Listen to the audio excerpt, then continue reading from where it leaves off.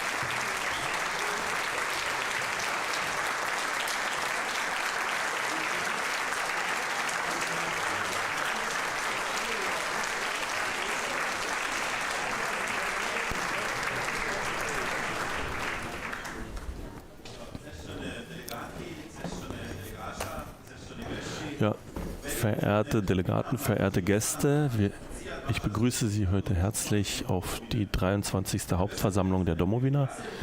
Ich freue mich persönlich sehr, dass das heute hier im sorbischen Nationalensemble ist, weil hier der Anfang war. Vor 25 Jahren habe ich hier nach meinem Schulwerdegang hier angefangen zu arbeiten als Techniker.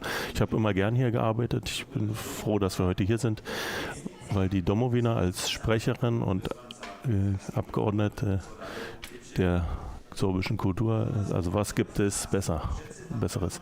Die Hauptversammlung ist für uns immer wieder die Möglichkeit, zurückzublicken, zu sehen, was wir gemacht haben, Berichte anzuhören und zu schauen, was unsere Prioritäten für die Zukunft sind. Und für uns ist es sehr wichtig, dass auch politische Gäste kommen. Deswegen freue ich mich, dass eine ganze Menge hier ist heute. Aber mir tut leid, eigentlich hat sich der Ministerpräsident angekündigt, aber leider ist er nicht hier heute. Ich habe aber gesagt, dass es okay, dass er macht 3 Millionen Sachen. Jan Buder freut sich schon. Sonst freue ich mich sehr, dass der Oberbürgermeister der Stadt Bautzen hier ist, Carsten Vogt. Guten Morgen.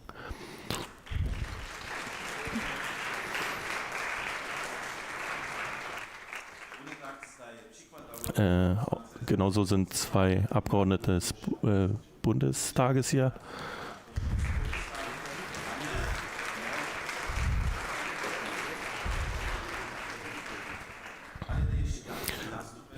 Aber auch mehrere Abgeordnete des Sächsischen Landtags sind zugekommen. Ich sage mal die Namen schnell.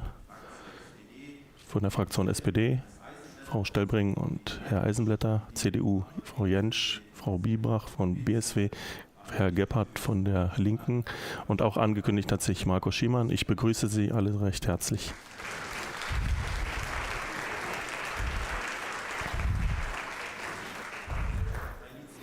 Ja, nicht weniger wichtig, aber auch sehr herzlich begrüßt Franziska Brech. Sie ist Vertreterin und Leiterin des im SMWK. Liebe Franziska, herzlich willkommen.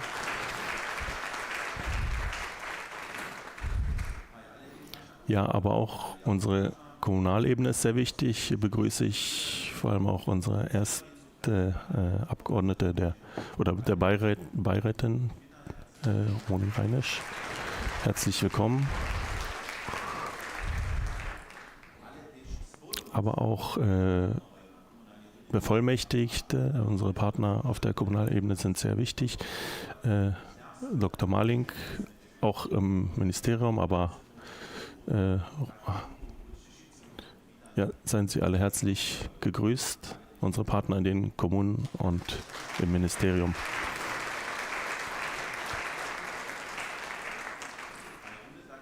Ja, genauso sind unter uns auch Mitglieder des Sächsischen Sorbenrats, des Brandenburger Beirats für sorbische Angelegenheiten, von der Stiftung, eine ganze Menge von Leuten, die Entscheidungen treffen und sich um das Wohl des Sorbischen kümmern.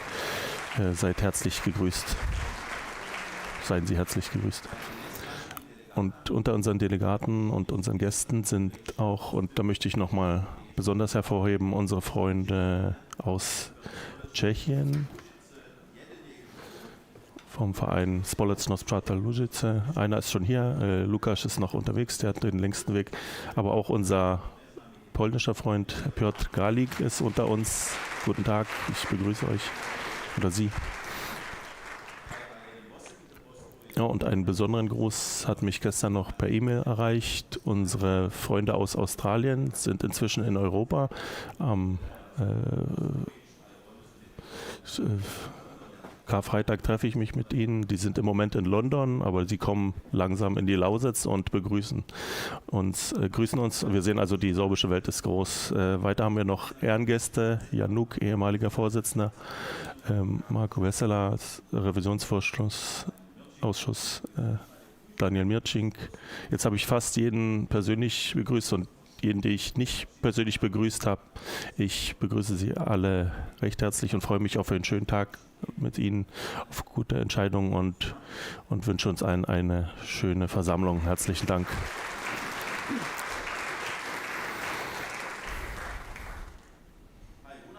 Ja, die Hauptversammlung hat verschiedene Aufgaben. Die schönste Aufgabe ist, das Buch zu öffnen, zu lesen. Wir haben eine Tagesordnung. Wir müssen natürlich die Realisierung unserer Arbeitsrichtlinien überprüfen, die Arbeit überprüfen, den Vorstand ablösen, die Richtlinien, unsere Sicht für die Zukunft ansehen. Wir müssen auch die Wahl durchführen, nicht nur des Vorstandes, aber auch des Bundesvorstandes, des Revisions- und Schlichtungskommission. Wir müssen heute wir müssen das Programm, müssen wir uns über das Programm entscheiden und abstimmen und unsere Satzung auch modifizieren. Also ich wünsche uns viel Energie heute.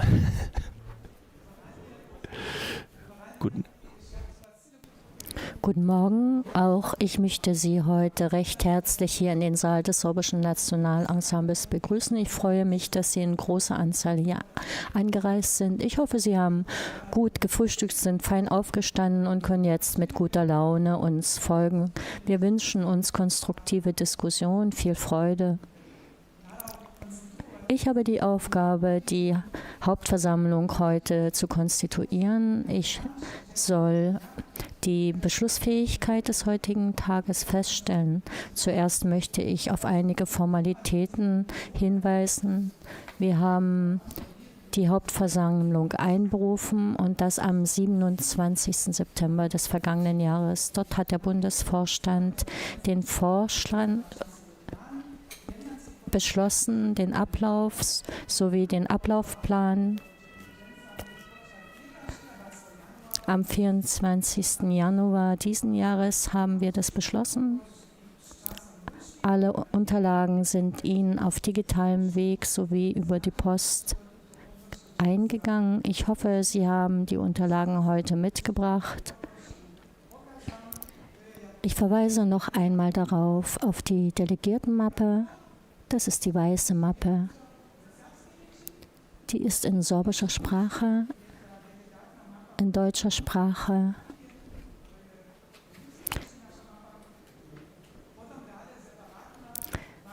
Separat gibt es eine bunte Broschüre, den Bericht des Bundesvorstandes der Arbeit in den Jahren 23-24.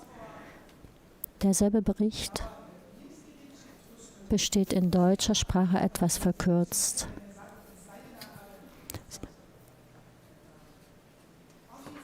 Die Sorbische ist die offizielle Variante, die deutsche ist nicht so schön gestellt. Weitere Unterlagen haben Sie bei der Registrierung erhalten. Das sind die Arbeitsrichtlinien. Ansonsten gehen Sie bitte noch einmal nachfragen oder kommen Sie hervor und holen Sie sie sich ab.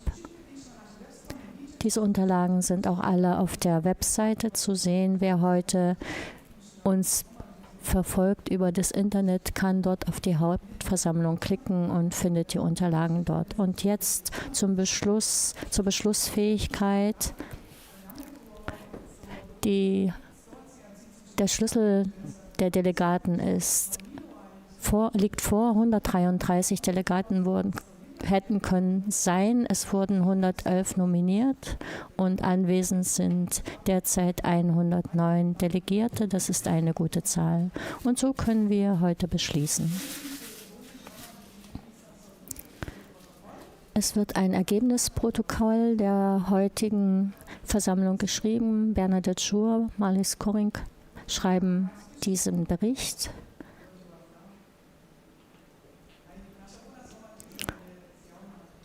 Unsere Hauptversammlung ist öffentlich. Deshalb wundern Sie sich bitte nicht, dass diese Veranstaltung heute gefilmt und dokumentiert wird. Wir haben heute einen Livestream, den finden Sie auch auf dem YouTube-Kanal. sowie auf unserer Startseite der Domowina. Wer heute spricht, möchte deshalb bitte ins Mikrofon sprechen. Die gibt es hier vorne, die Mikrofone am Pult sowie links und rechts. Wer nicht ins Mikrofon spricht, ist nicht zu hören.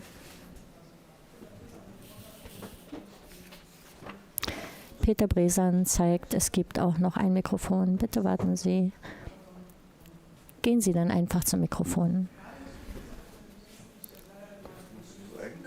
Wir wollen diese Veranstaltung auch mit Fotos dokumentieren.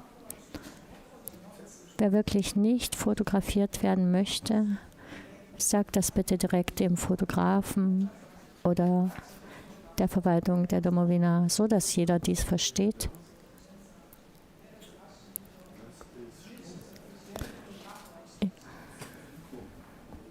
Ich hoffe, Sie haben sich heute alle gut angezogen, dass Sie auch fotografiert werden können. Der Fotograf ist nicht nur da, damit er die Hauptversammlung dokumentiert.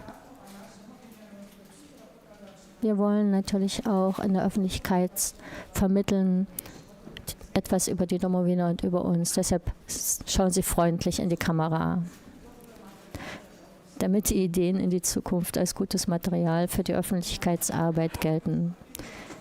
Die nächste Aufgabe ist, den Ablauf und Zeitplan zu verabschieden. Die finden Sie auf den Seiten in der Delegiertenmappe. Auf der Seite 4 und 5 Obersorbisch, Niedersorbisch, auf den Seiten 6 und 7. Und in der deutschen Mappe auf der Seite 2 und 3. Gibt es Fragen, gibt es Änderungsanträge oder Ergänzungen hinsichtlich des Ablauf- und Zeitplans?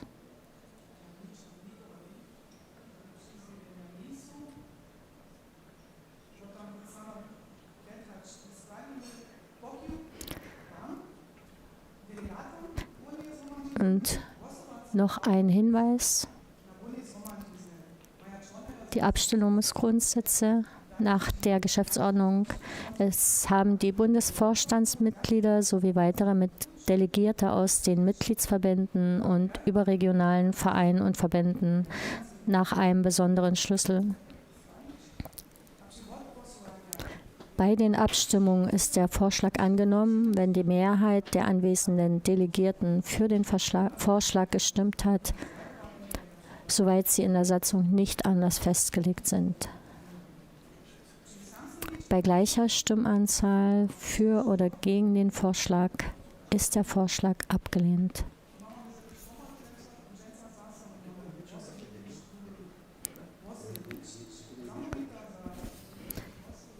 Hauptverantwortliche für die Stimmrechnung ist Katharina Jurk. Bitte halten Sie Ihre Karten so, dass sie gut zu erkennen sind. Weiterhin sind Katja Liesner jetzt.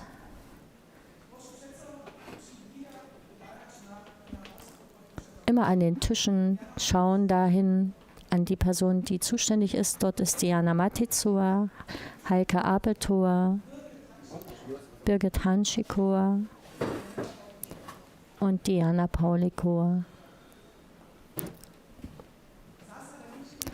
Der Rechnungsgrundsatz für diejenigen, wenn es offensichtlich ist, dass eine große Mehrheit für den Vorschlag stimmt,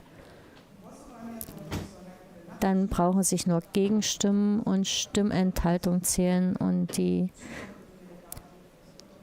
Differenz wird ausgerechnet der anwesenden Delegierten. Deshalb schlage ich vor, dass wir einen kleinen Test durchführen.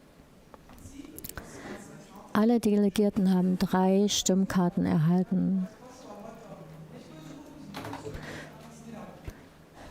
Hebt bitte jeder die Hand, der heute Morgen gefrühstückt hat. Da steht Ja oder Hi drauf. Also wer hat gefrühstückt, ja. Vielen Dank. Ich habe einige gelbe und einige rote gesehen. Für Ja, die roten Karten. Wer hat heute Morgen nicht gefrühstückt? Also Mittagessen ist erst 1:45 geplant. Und wer möchte nicht verraten, ob er gefrühstückt hat oder nicht, bitte hebt die Karte für Stimmenthaltung. Danke, Sie haben das gut verstanden. Und deshalb jetzt den ersten Beschluss. Wir beschließen den Ablaufplan. Wer ist für den Vorschlag des Ablauf- und Zeitplanes? Bitte die blaue Karte zu heben. Das ist die große Mehrheit. Vielen Dank. Wer ist gegen den Vorschlag? Ich sehe keine Karte. Wer enthält sich der Stimme? Auch niemand. Damit ist der Ablauf- und Zeitplan beschlossen. Vielen Dank. Der nächste Punkt. Die Feststellung, Beschlussführung der Beschlussfähigkeit. Auf den Seiten 8 und 9 finden Sie die Unterlagen in der Delegiertenmappe und in Obersorbisch 9 bis 11 Niedersorbisch und in den anderen Mappen auf den Seiten 4 und 5.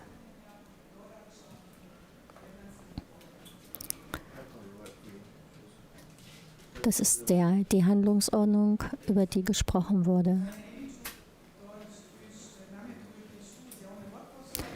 Ich schlage eine öffentliche Abstimmung vor. Wer ist für den Beschluss?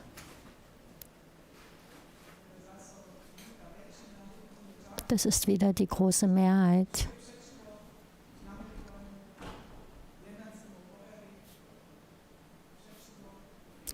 Wer ist dagegen? Keine Karte.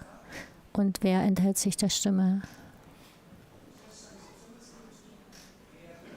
Geschäftsstein überlegt noch.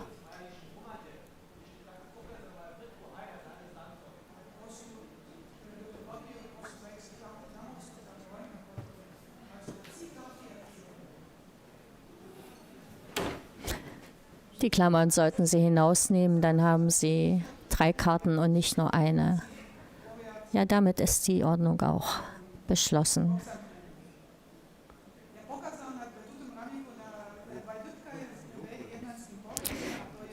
Ich verweise auf 2 Punkte dieses Beschlusses.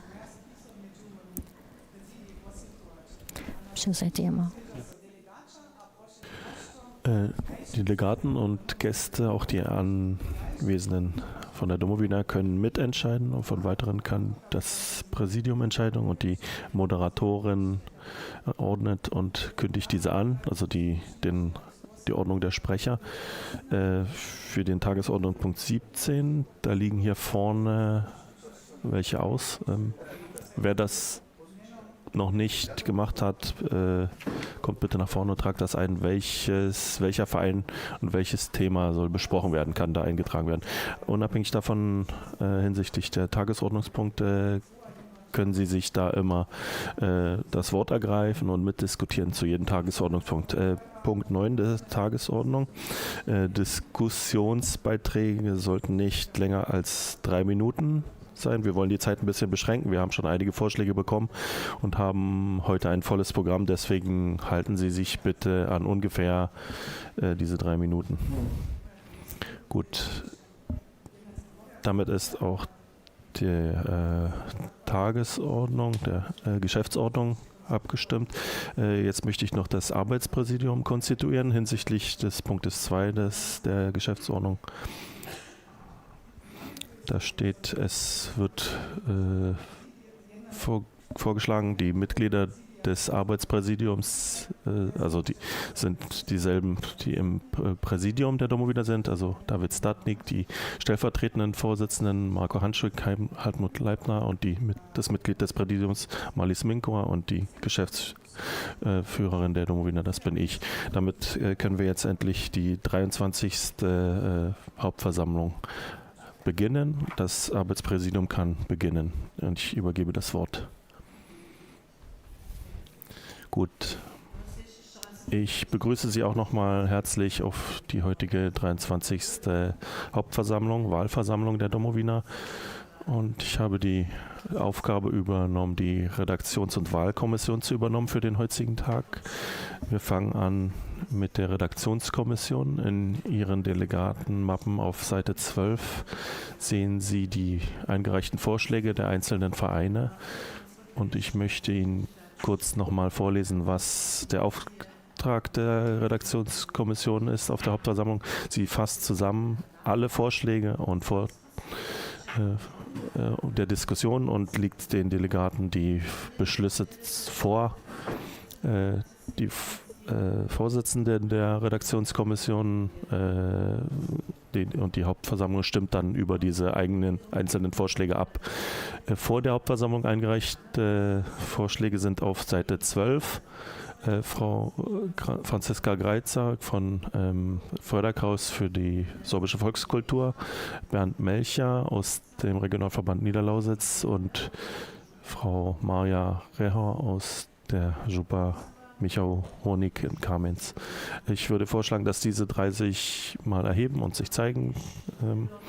Ich würde auch gleich fragen, ob Sie gewillt sind, in dieser Kommission mitzuarbeiten. Sind Sie gewillt? Ja. Vielen Dank. Dann würde ich auch gleich vorschlagen, dass wir da keine Zeit verschwenden müssen. Wir stimmen gleich im Block öffentlich ab, ob alle anwesenden Delegaten einverstanden sind, dass diese Personen die Redaktionskommission übernehmen.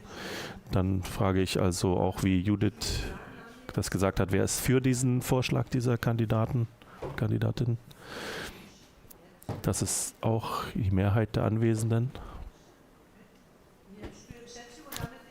Wer ist gegen den Vorschlag? Jetzt müsste eigentlich das Nein kommen, was da kurz zu sehen war. Es sollte eigentlich ein Ja sein. Und wer enthält sich der Stimme? Oh, Entschuldigung. Ja, die Kommission selbst. Dann meine ich, dass die Arbeit der Redaktionskommission beginnen kann. Sie haben schon Ihren Platz eingenommen. Ich wünsche viel Erfolg. Dann gehen wir weiter mit der Auswahl der Wahlkommission. Das ist auch in Ihren Delegatenmappen zu sehen. Auf der Hauptversammlung ist eine Wahlkommission notwendig. Nach der Geschäftsordnung ist Punkt 14 steht, die Wahl wird nach der Wahlordnung durchgeführt. Von den Ergebnissen wird ein Wahlprotokoll erstellt, die dann der Vorsitzende oder die Vorsitzende der Wahlkommission unterzeichnen muss. Heute werden wir auch in Punkt 8 noch über eine neue Wahlordnung sprechen oder abstimmen. In den Delegatenmappen Obersorbisch 102 bis 4, Niedersorbisch 105 bis 107 und in den deutschen Mappen auf den Seiten 43 bis 46. Nach diesem Entwurf hat die Wahlkommission die folgenden Aufgaben zu erfüllen. Die Wahlkommission hat die Wahl nach den Vorschriften vorzubereiten, durchzuführen, auch die Ergebnisse festzustellen. Dazu gehört auch, dass die Zahl der stimmberechtigten Mitglieder festgestellt wird und ob die Kandidaten wählbar sind. Die wahlbefähigten Mitglieder haben Recht, sich an der Diskussion zu beteiligen und Vorschläge einzubringen und auch sich an der Abstimmung zu beteiligen.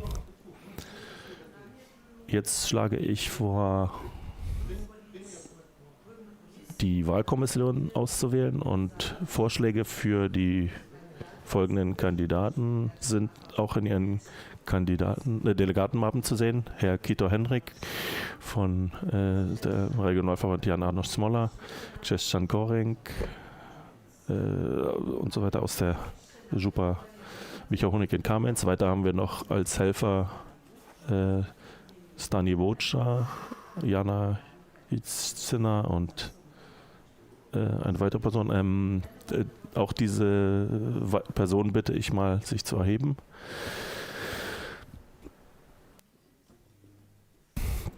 Sind das alles? Danica fehlt noch. Hier.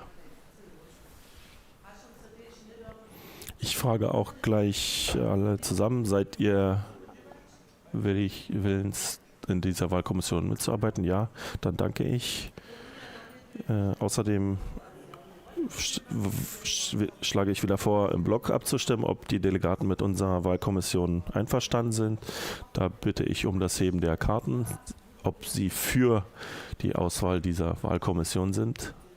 Das ist auch wieder die Mehrheit. Ich danke. Wer ist gegen den Vorschlag? Und Stimmenthaltungen? 1, 2 Stimmenthaltungen. Okay, in Ordnung. Also schlage ich vor, dass Sie sich auch, also auch dort links, dass die Wahlkommission sitzt. Sie bleiben da, wo Sie sind. Dann wählen Sie dort Ihren Vorsitzenden und ich wünsche viel Erfolg. Dann gebe ich an Hartmut weiter. Ja, herzlichen Dank. Es ist jetzt Zeit für das Großwort. Ich übergebe das Wort dem Gastgeber der Stadt Bautzen. Das ist der Oberbürgermeister, Herr Carsten Vogt, bitte.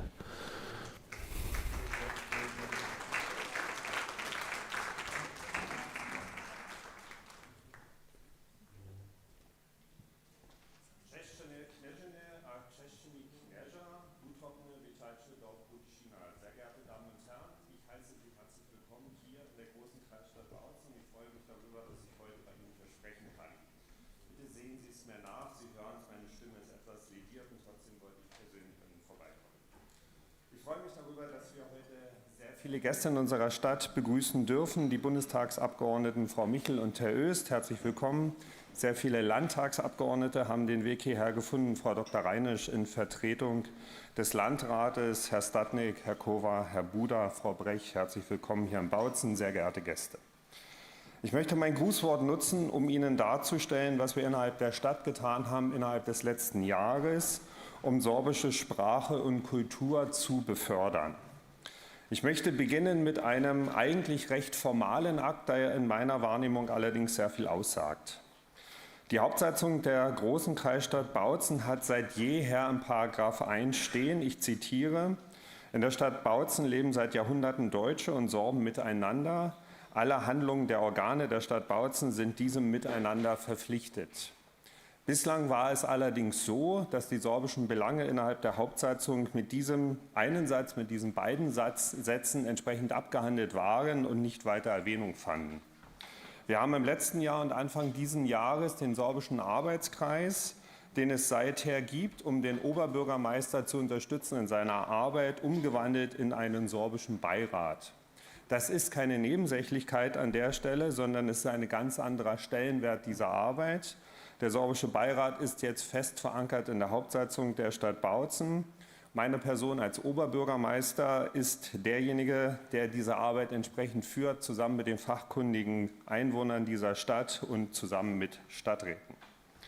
Wir haben darüber gesprochen, natürlich, was wir gestalten wollen in Zukunft, welche Arbeitsaufgaben wir uns dort an der Stelle geben. Nach wie vor stellt das Thema der Bildung für uns einen Schwerpunkt dar und Sie wissen auf der anderen Seite auch, welche Problemlagen auch wir damit haben, diejenigen zu finden, die beispielsweise weitere Sprachangebote gegenüber Kindern und Jugendlichen unterbreiten können. Wir haben uns dazu entschieden, das ist ein guter Ort, um das zu kommunizieren. Wir sind hier im sorbischen Nationalensemble, das ist für mich immer verbunden mit der sorbischen Hochkultur an dieser Stelle. Und wir haben uns dazu entschieden, dass wir sorbische Kultur auch in die Breite bringen wollen innerhalb unserer Stadtgesellschaft. Sie wissen vielleicht darum, dass wir jedes Jahr ein angestammtes Stadtfest haben, den sogenannten Bautzener Frühling. 25 wird es noch nicht sein, aber 26 wollen wir dort Kulturangebote in sorbischer Sprache unterbreiten. Mit anderen Worten Rock- und Popmusik. Und das ist nicht negativ gemeint, sondern das soll niederschwellig sein, damit einfach mehr Menschen mit der sorbischen Sprache und Kultur für sich Begegnung haben, auf unterschiedliche Art und Weise und damit sorbische Sprache und Kultur lebendig wird innerhalb unserer Stadt.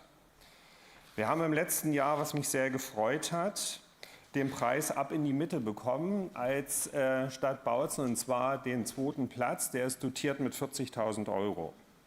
Wir haben diesen Preis bekommen an der Stelle, weil wir uns entschieden haben, dass wir sorbische Sagenfiguren in das Stadtbild einbringen wollen.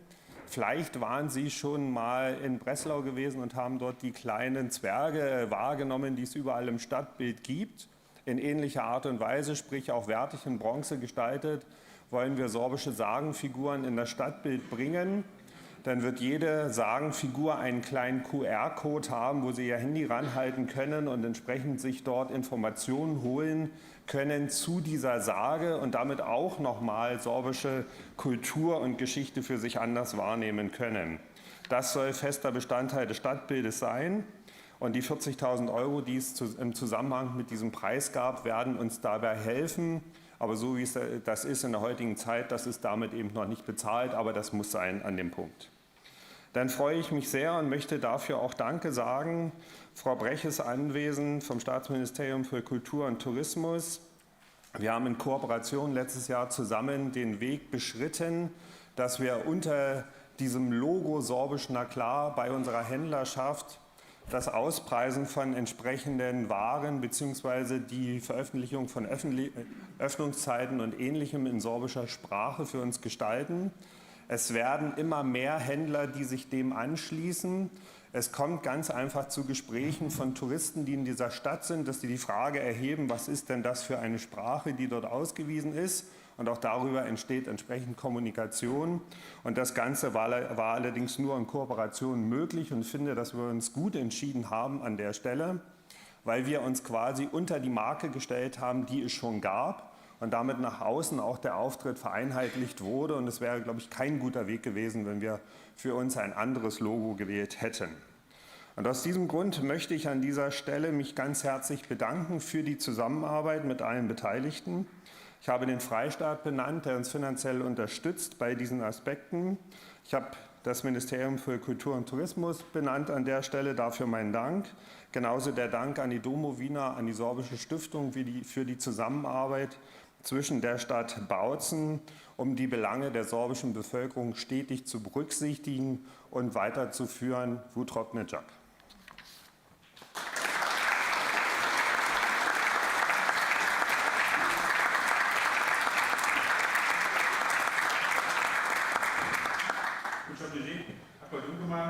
Herzlichen Dank. Als nächstes haben wir die Grußworte des Ministerpräsidenten des Freistaats Sachsen, Michael Kretschmer, vorliegend. Wie wir schon gehört haben, musste er kurzfristig absagen. Ein Gruß oder den Gruß von ihm wird uns jetzt Frau Franziska Brech vortragen. Bitte. Dobre ranje, vážený kněže Statnico, lieber David, sehr geehrte Damen und Herren Abgeordnete, Herr Oberbürgermeister, Frau Dr. Reinisch, sehr geehrte Damen und Herren. Ja, Sie haben es gehört von David Statnik schon. Michael Kretschmer musste leider absagen. Er wird in Berlin gebraucht, nämlich bei den Koalitionsverhandlungen. Er bedauert es sehr, doch dass Sachsens Stimme in Berlin gehört wird, ist auch gut für uns als sorbisches Volk und auch für seine politische Vertretung, die Domowina. Damit einen herzlichen Gruß von Michael Kretschmer und alle guten Wünsche für diese Hauptversammlung und die weitere Tätigkeit der Domowina. Sie haben im Wahlkampf im vergangenen Jahr gefordert, dass der Zuschuss zur Stiftung für das sorbische Volk erhöht werden muss. Das werden wir nun angehen und umsetzen. Der Bund hat uns vorgeschlagen, seinen Zuschuss an die Stiftung für das sorbische Volk im kommenden Jahr maßvoll zu erhöhen. Die Staatsregierung ist bereit, entsprechend zu steigern und ich denke, Brandenburg wird es ebenso handhaben. Die Verhandlungen stehen nun also an, aber ich bin frohen Mutes. Das ist dann ein starkes Bekenntnis zum sorbischen Volk, denn Sie wissen, dass der Freistaat in diesem und im kommenden Jahr jeweils 2 Milliarden € einsparen muss. Und auch die neue Bundesregierung wird das müssen, denn die Mittel aus dem Sondervermögen sollen zusätzliche Investitionen ermöglichen. Gleichzeitig stagniert die Wirtschaft und die Steuereinnahmen und auch in Berlin wird über Einsparungen nachgedacht. Die zusätzlichen Mittel für die Stiftung und damit für die sorbischen Institutionen, Vereine und Verbände werden angesichts dessen ein wichtiges Signal sein. Und es kommt ein weiteres hinzu. Im kommenden Jahr soll es losgehen mit dem Bau des Sorbischen Wissensforums am Lauenareal.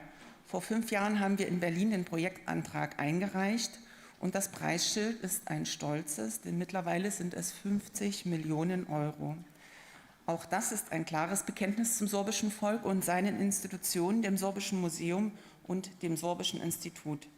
Mein Dank an dieser Stelle der Stiftung, dem Oberbürgermeister, aber auch dem Landratsamt für das gemeinsame konstruktive Wirken in dieser nicht immer einfachen Sache und in diesem Projekt.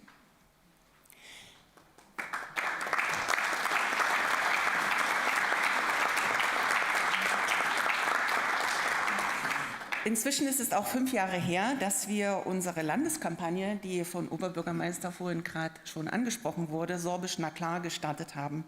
Mittlerweile sind ihre Internetauftritte die reichweitstärksten im sorbischen Bereich und sie machen zum Beispiel mit dem Podcast sichtbar, dass es junge Sorben hinaus in die Welt und dann wieder zurück in die Heimat zieht. Die Forschungszentren, die wir gerade in der Oberlausitz aufbauen, werden in einigen Jahren sicherlich dazu beitragen, dass Wissenschaftlerinnen und Wissenschaftler mit sorbischen Wurzeln heimatnah forschen können. Vor allem aber ist die Idee dahinter, aus Forschungsergebnissen sollen wirtschaftliche Impulse für die Region werden, für Start-ups, für den etablierten Mittelstand, für das Handwerk, für die Industrie und auch für den Dienstleistungsbereich. Und wenn es der Region insgesamt gut geht, dann geht es auch und besonders dem sorbischen Volk gut. Die Bewahrung der sorbischen Tradition, Sprache und Kultur ist nämlich kein Selbstläufer. Es braucht einen langen Atem, sie zu fördern und ein vertrauensvolles Zusammenarbeiten von Domowina, Stiftung und Freistaat. Ein gutes Beispiel dafür ist unser Maßnahmenplan zur Ermutigung und Belebung des Gebrauchs der sorbischen Sprache. Vor 12 Jahren haben wir ihn das erste Mal aufgelegt und seither immer wieder überprüft und weiter nötig überarbeitet. Das wollen wir gemeinsam mit Ihnen auch weiter tun und dafür werben, die sorbische Sprache im Alltag häufiger zu gebrauchen. Der sächsischen Staatsregierung ist es auch daran gelegen, dass in den sorbischen Schulen genügend sorbischsprachige Lehrerinnen und Lehrer unterrichten. Nun liegt das allein nicht in unserer Hand. Es kommt darauf an, junge Sorbinnen und Sorben für ein Lehramtsstudium zu begeistern. Dafür möchten wir mit dem Institut für Sorabistik an der Uni Leipzig ein neues Konzept entwickeln. Sie alle sind herzlich eingeladen, sich dabei einzubringen. Das Gleiche gilt für die Debatte, wie man die Rechte des sorbischen Volkes stärken kann. Wir möchten dies gern aufgreifen und einen strukturierten Dialogprozess starten. An seinem Ende sollen Empfehlungen für die Staatsregierung und auch den sächsischen Landtag stehen. Und ich bin schon sehr gespannt auf den Prozess und auf die Wortmeldung und auf die Ergebnisse. Ich möchte an dieser Stelle im Namen von Michael Kretschmer sehr herzlich danken. Den Freistaat und die Domowina verbinden seit 30 Jahren eine enge und vertrauensvolle Zusammenarbeit. Wir haben gemeinsam mit Brandenburg und dem Bund die Stiftung für das sorbische Volk ins Leben gerufen und bis heute arbeiten wir Hand in Hand, wenn es gilt, die sorbische Sprache und Kultur zu bewahren. Meine Damen und Herren, ich möchte ein paar wenige Jahre vorausblicken auf das Jahr 2029. Dann feiert der Freistaat 1100 Jahre Sachsen seit der Gründung der Mark Meißen. Und wir als Haus, das SMBK, bereitet dazu eine neue Landesausstellung vor. Das wird bei dem einen oder anderen Erinnerung an die erste sächsische Landesausstellung im Kloster St. Marienstern in Panschwitz-Kuckau wecken. Sie blickte anlässlich des 750-jährigen Jubiläums des Zisterzienserinnenklosters weit zurück. Tausende von Besuchern sahen damals eine Tafel mit dem wichtigen Hinweis: Der erste Sachse war ein Sorbe. Dieses Geschichtsbewusstsein spiegelt sich auch in den besonderen Bestimmungen unserer Landesverfassung, dass Landtag und Staatsregierung die sorbische Minderheit schützen und ihre Kultur und Sprache fördern wollen. Um zu unterstreichen, wie ernst es die Staatsregierung damit ist, wird es künftig an herausgehobener Stelle eine Landesbeauftragte für die Angelegenheiten des sorbischen Volkes geben. Das Kabinett wird diese Ernennung voraussichtlich am 15. April beschließen und damit auch eine weitere Forderung aus ihren Reihen umsetzen. Und ich freue mich, dass ich dann diese Aufgabe übernehmen und noch enger als bisher sowieso schon mit Ihnen zusammenarbeiten darf.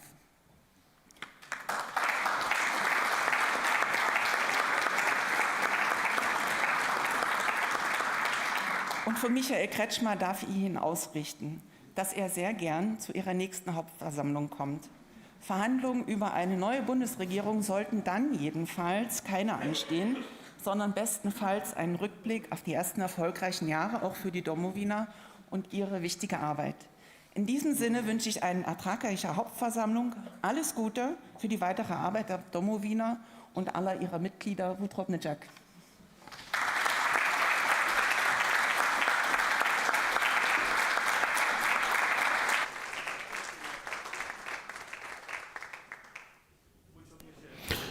Ja, ich bedanke mich herzlich dem Oberbürgermeister und Frau Brech für die Grußworte. Weitere Ehrengäste hatten die Möglichkeit, ihre Grußworte schriftlich einzureichen. Diese Grußworte sind auf der Webseite der Domowiner zu finden und sind heute auch auf den Tischen ausgelegt. Darunter sind auch 3 in der sorbischen Sprache. Wir freuen uns, dass uns Alexander Dirks geschrieben hat, der Präsident des Landtags Sachsen, Karen Ley, Bundestagsabgeordnete von der Linken, Katrin Michel, Bundestagsabgeordnete SPD, Florian Öst, Bundestagsabgeordneter CDU, Elaine Jentsch, Abgeordnete des Sächsischen Landtags,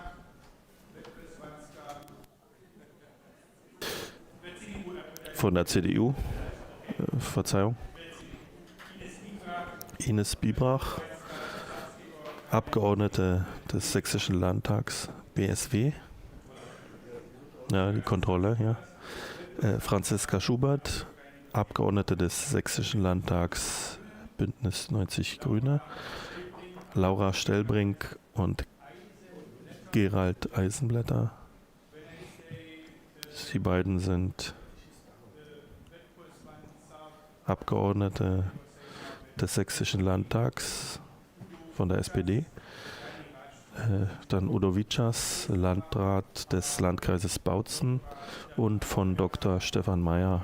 Er ist Landrat des Görlitzer Landkreises. Jetzt kann ich Sie informieren, dass wir inzwischen 111 Delegaten sind, und damit übergebe ich das Wort dem Vorsitzenden für die Berichte.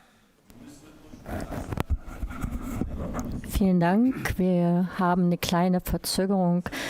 Uns gehört dazu ein Bericht. Wir möchten gern auf die aktuelle Lage des sorbischen Volkes hinweisen. Wir wollen reflektieren, was in den beiden vergangenen Jahren uns besonders beschäftigt hat. Und einer hat uns sehr oft beschäftigt. 100.000. 100.000 Sprechende, nicht Neusprechende, wie unlängst auf einer Diskussion.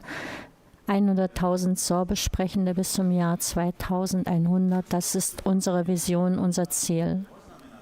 Oftmals höre ich die Frage, was bedeutet denn diese 100.000? Wie wollen Sie das erreichen oder ihr das erreichen? Und es gibt auch oftmals kritische Fragen. Jedoch, wir müssen auch anerkennen, so eine Zahl muss nicht die Kultur und das ganze Volk abzeichnen. Sie muss uns sagen, was wir wollen. Sie soll uns eine Orientierung sein und uns ein Ziel geben. Eines ist uns klar, das müssen wir uns auch anerkennen, auch wenn wir bei den verschiedenen Vorträgen sagen, was funktioniert. Wir müssen aber auch sagen, irgendwann werden wir wohl keine sorbische Sprache mehr haben. Obgleich viele Bemühungen da sind, die Staat und Politik haben, droht sie zu verschwinden, wenn wir nicht entschlossener handeln, entscheidender, gemeinsam, politisch, gesellschaftlich und individuell. Wir sehen ein Feld, das uns sehr wichtig ist, was neben der Familie sehr wichtig ist für die Sprachräume, und das ist unsere Bildung. Wir haben in der Bildung verschiedene Schwerpunkte. Wir haben verschiedene Beispiele in der Lausitz, wie in Radibor an der Grundschule, wo der Sprachraum zu verloren droht. In Hochkirch haben wir keine Vitalgruppe mehr. In Vetschau an der Schule muss wegen fehlendem Personal der Unterricht ausgesetzt werden. Oder am niedersorbischen Gymnasium in Cottbus, wo das sorbische Profil verloren zu droht wegen zusätzlicher Klassen. Mit dem Blick auf die derzeitige Situation hat der sorbische Schulverein 8 konkrete Punkte benannt, die in Sachsen umgesetzt werden sollen. Und die Punkte, die besonders auf Sachsen ausgerichtet sind, können genauso auf Brandenburg übertragen werden. Wie ist das, wenn ein Kind sorbischer Herkunft seine Sprache nicht sprechen kann? Es befremdet, es entfremdet. Es gibt einen Verlust der Identität, der Identifizierung und dem Zugang zur eigenen Muttersprache.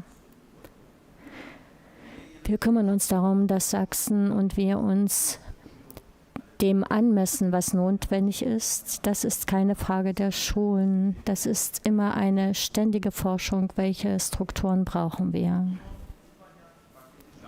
Neben der Bildung ist ein weiteres Feld. Das sind die Finanzen. Neben der Schule sind unsere sorbischen Institutionen und Projekte, unsere ehrenamtliche Basis, eine wichtige Säule zur Erhaltung der sorbischen Sprache. An dieser Stelle vielen Dank. Wir wissen, dass wir in der Politik Partner haben, die uns helfen. Aktuell bemühen wir uns um das künftige Finanzierungsabkommen.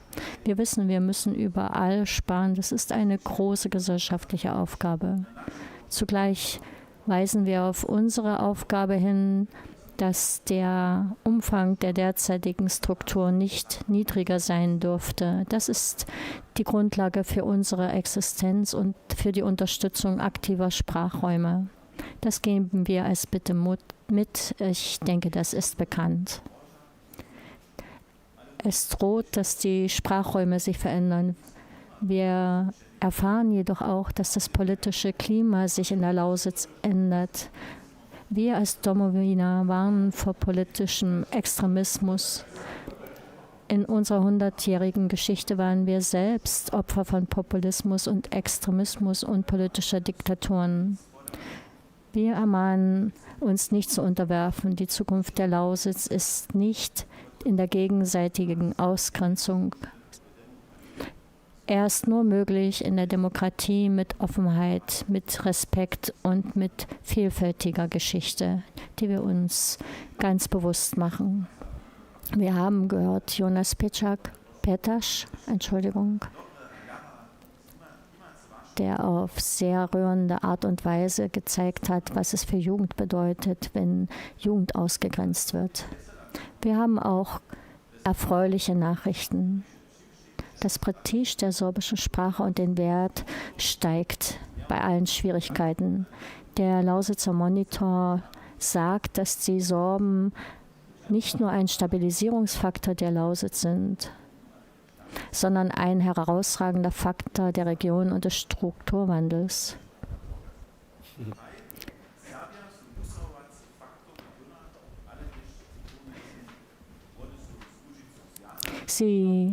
Die Sorben sind mit der Lausitz verbunden, sie bleiben hier und kehren auch oft zurück.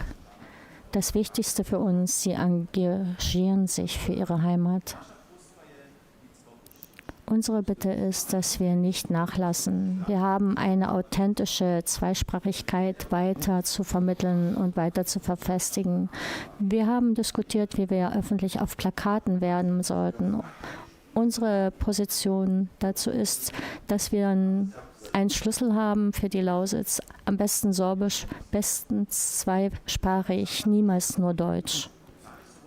In öffentlichen Einrichtungen sollten wir uns bemühen, dass die sorbische Sprache selbstbewusster und ganz normal ist. Wir wollen uns dafür einsetzen. Die Gleichrangigkeit beider Sprachen bedeutet für uns die Gleichrangigkeit des Sorbischen und des Deutschen, und das müssen wir verfestigen.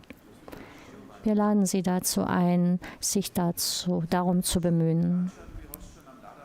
Ja, sehr geehrte Delegierte, verehrte Gäste, wir haben viel Arbeit, vor allen Dingen, wenn wir in den Bericht schauen, was wir getan haben und wir tun müssen. Ich möchte mich an dieser Stelle herzlich bedanken, all denen, die ehrenamtlich in den Gremien des Bundesvorstandes und der Ausschüsse arbeiten. Ich danke auch jedem Einzelnen in unseren Vereinen, in unseren Regionalverbänden, die die Basis unseres Wirkens schaffen. Ich danke allen Erziehern und Lehrern in den Kindertagesstätten, in den Schulen, die täglich die sorbische Sprache belehren. Neben der Familie ist die Bildung die beste Möglichkeit, die sorbische Sprache zu vermitteln. Ich danke ebenfalls den Vertretern der Politik, die helfen, die notwendigen Bedingungen zu schaffen. Der Bericht spricht auch davon, dass wir die Rolle als Sprecherin der Sorben weiter zu festigen. Die Domowina ist aktiv in der politischen Diskussion in der Basis und stellt sich den Bedingungen im Volk. Die Grundlagen sind Verantwortung, Offenheit und Verbindlichkeit. Die Domowina ist das Herz des sorbischen Volkes. Wenn wir uns um gute Bildung bemühen, tun wir das nicht für uns, jedoch für das gesamte sorbische Volk. Wenn wir uns um die Finanzen des sorbischen Volkes kümmern, tun wir dies nicht für uns, auch ebenfalls für das ganze Volk. Was ist das Wesentliche bei dem, für das gesamte sorbische Volk zu wirken? Was verbindet uns? Es ist unsere Sprache, ungeachtet aller Schwierigkeiten. Die Sprache ist das Wichtigste, was uns übertragen worden ist. Nicht das Einzige, aber das Wichtigste. Wir müssen und wir wollen sie auf jeden Fall erhalten. Für uns ist klar, solange die Sorben Sorbisch sprechen, bleibt unsere Identität. Ohne Sprache ist die Kultur auch einiges Tages verloren. Wie schlimm wäre es, wenn die Sorben sich ihre Sprache verhindern würden, wenn sie sich in die Zukunft ohne ihre Muttersprache begeben würden. Deshalb fordern wir und wir stehen auch danach, dass das Bildungssystem unseren Bedürfnissen angemessen wird. Wir brauchen einen Dialog, auf den wir zeigen müssen, was sind die Verpflichtungen des Staates, was sind unsere Erwartungen.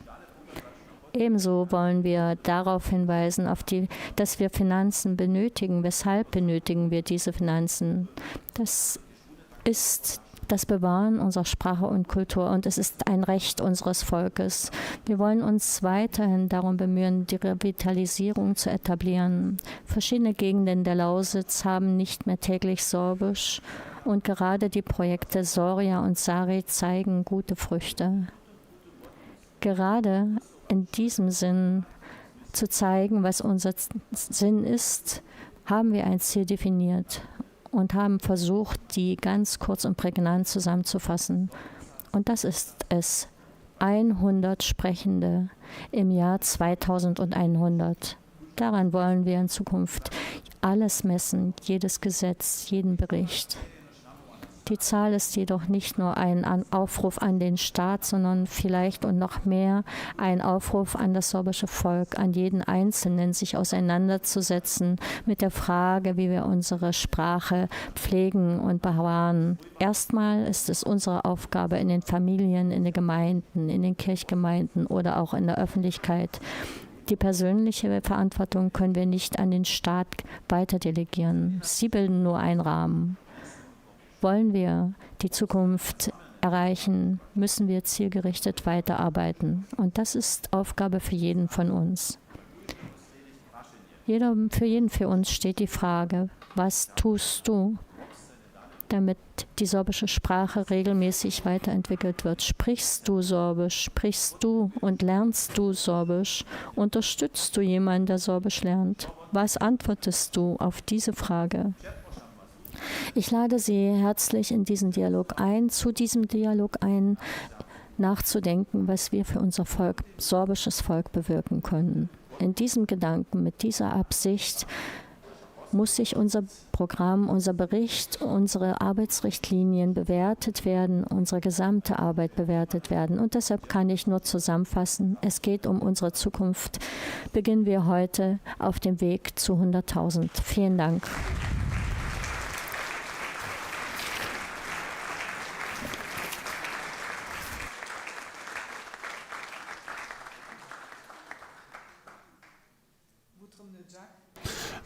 Herzlichen Dank dem Vorsitzenden David Stadnik für den Bericht und auch die Einführung in den Bericht des Bundesvorstands.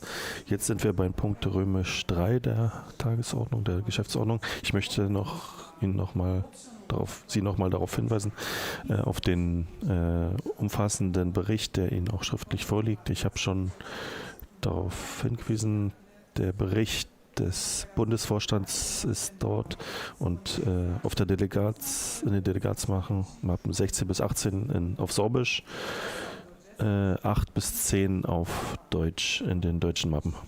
Da finden Sie noch die Übersicht der Sitzungen unserer Gremien. Die deutsche Variante ist etwas gekürzt, da können Sie nochmal schauen. Gleichzeitig möchte ich Sie darauf hinweisen, auf den Finanzbericht. Dieser Finanzbericht befindet sich auch in der Delegatenmappe, in der weißen Mappe auf den Seiten 20 bis 30 und in den deutschen Mappen auf 11 bis 15.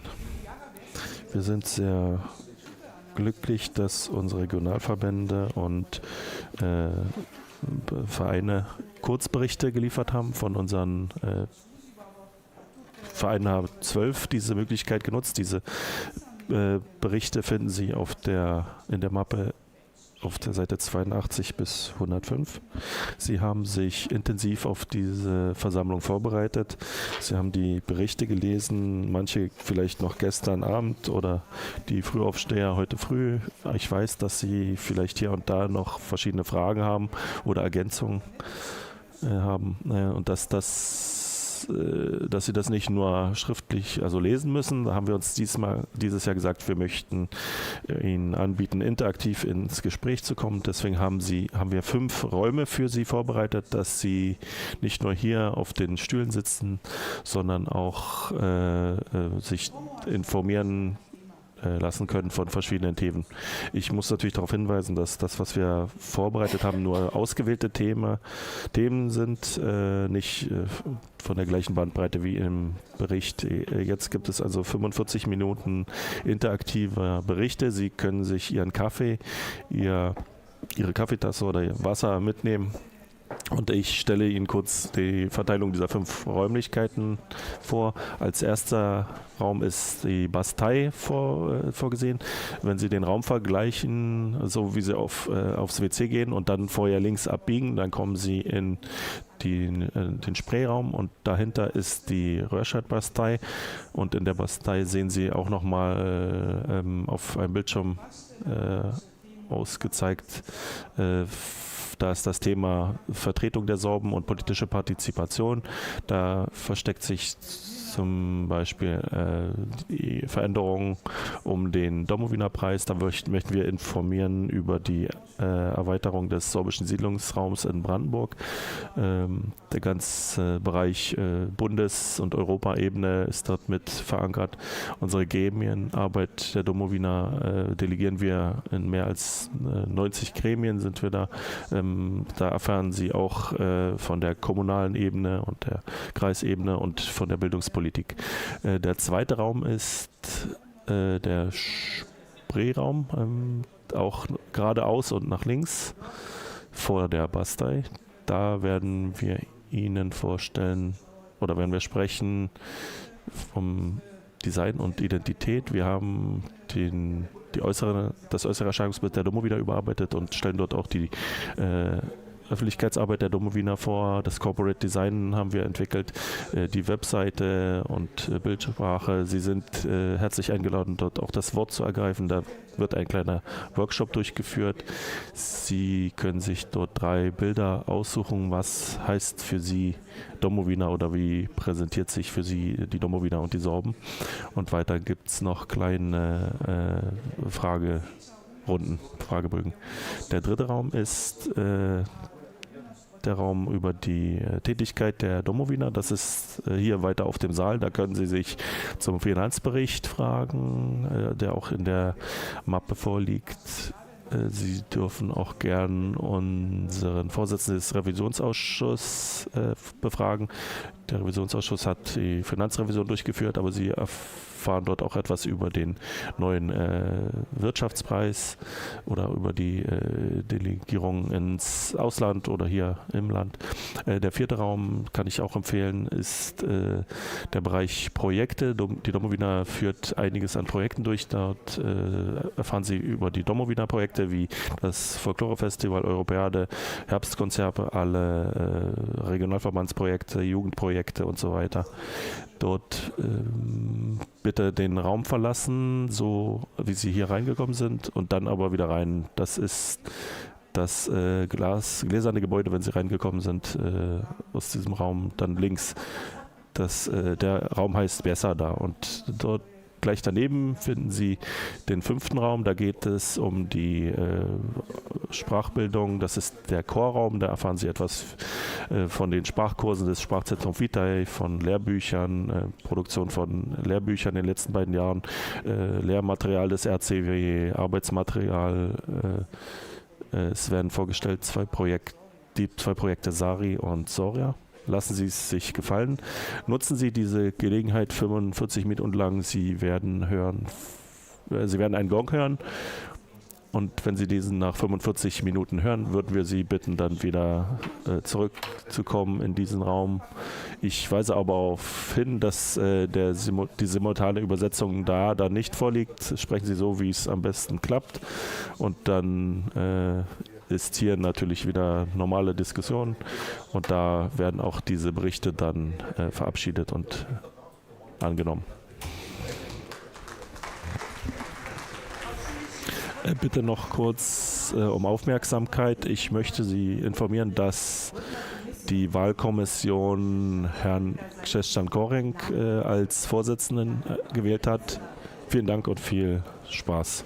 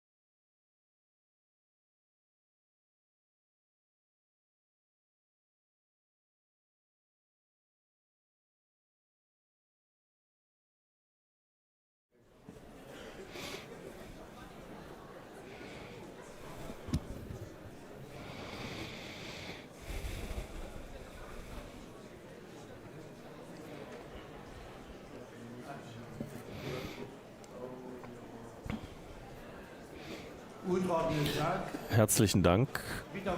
Ich begrüße Sie hier wieder in dem Saal. Ich hoffe, dass die Entscheidung, den Finanzbericht auf diese interaktive Weise zur Verfügung zu stellen oder vorzustellen für die weitere Diskussion, für Fragen, auch zu diesen beiden Berichten wird noch später Gelegenheit sein.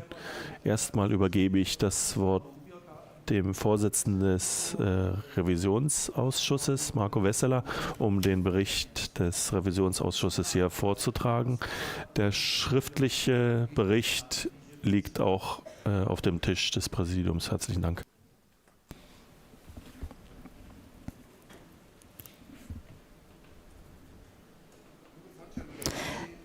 Liebe Schwestern, liebe Brüder, sehr geehrte Delegierte und Gäste der Hauptversammlung der Domowina. Im Artikel 12 der Satzung der Domowina ist geregelt, dass der Revisionsausschuss regelmäßig die Verwendung des Vermögens und der Finanzen der Domowina sowie deren ordnungsgemäße Buchung prüft und seinen Bericht der Hauptversammlung vorlegt. Auf der 21. Hauptversammlung in Schleife wurde Florian Bresan, Tadi Züsch, Jan Kliemann, Alfons Korrenk und mich in den Revisionsausschuss gewählt. Die Prüfung zu den Haushaltsabrechnungen 2023 und 2024 erfolgten dieses Jahr am 20. März und am 2. April. Der Ausschuss hat die Aufträge im Auftrag geprüft, die Abrechnung und Einhaltung des Haushaltsplanes, die Einnahmen und Ausgaben auf der Grundlage der Haushaltspläne und der Abrechnungen der Domowina und ihrer Abteilung Vitae-Sprachzentrum, die Handkasse, den Stand der Konten am Jahresanfang und Jahresende, das Inventarverzeichnis, das Vermögen der Domowina und die Einhaltung der Finanzordnung. Auf Basis der Aufgaben des Ausschusses wurde ein umfassendes Prüfungsgespräch durchgeführt. Zu verschiedenen frei gewählten Bereichen hat der Ausschuss Erklärungen und Unterlagen eingefordert und geprüft. Ebenso standen die internen Abläufe und entsprechenden Nachweise zur Einhaltung der Vorschrift beim Umgang mit den Finanzen im Fokus. Die entsprechenden Finanzordnungen sollten auch laufend aktualisiert und an die Bedürfnisse und Bestimmungen angepasst werden.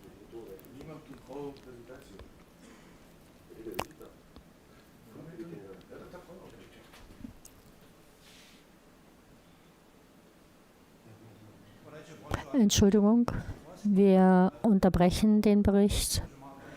Vielleicht kann Marco Wesseler den Bericht später zu beenden. Er muss sich erst einmal kurz setzen. Entschuldigung.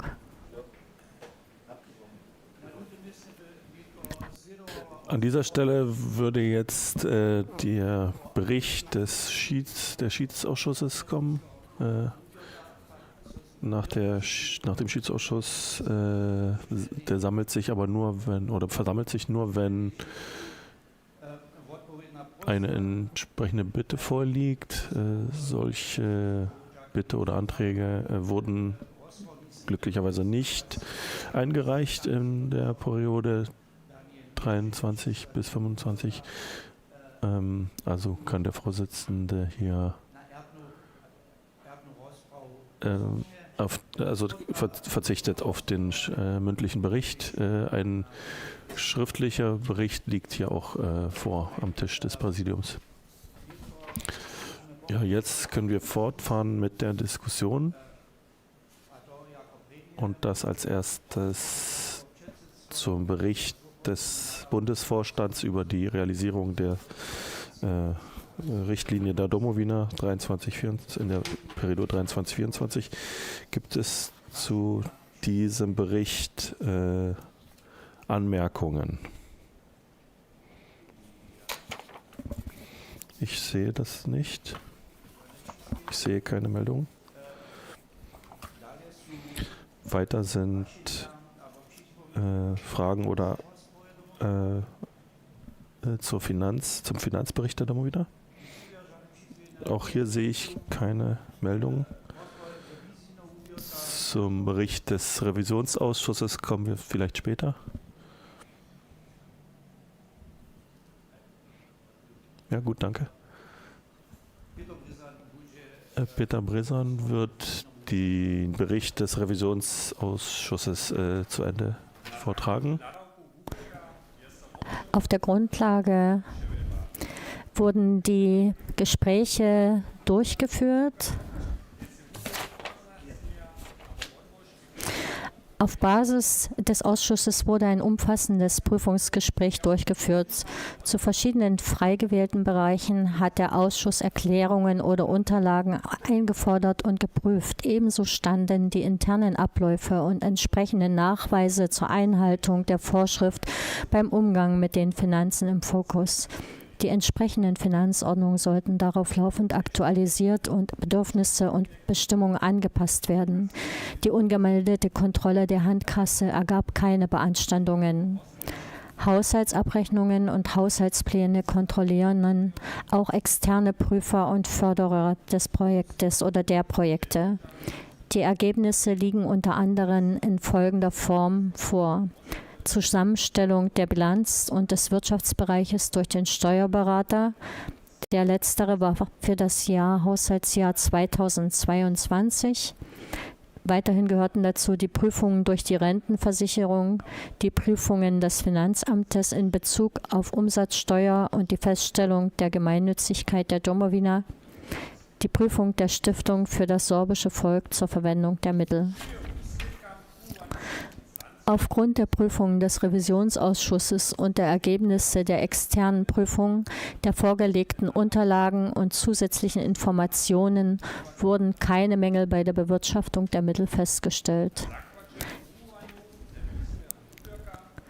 Die Stellenpläne der Domowina und des RCW wurden mit geringen Abweichungen eingehalten.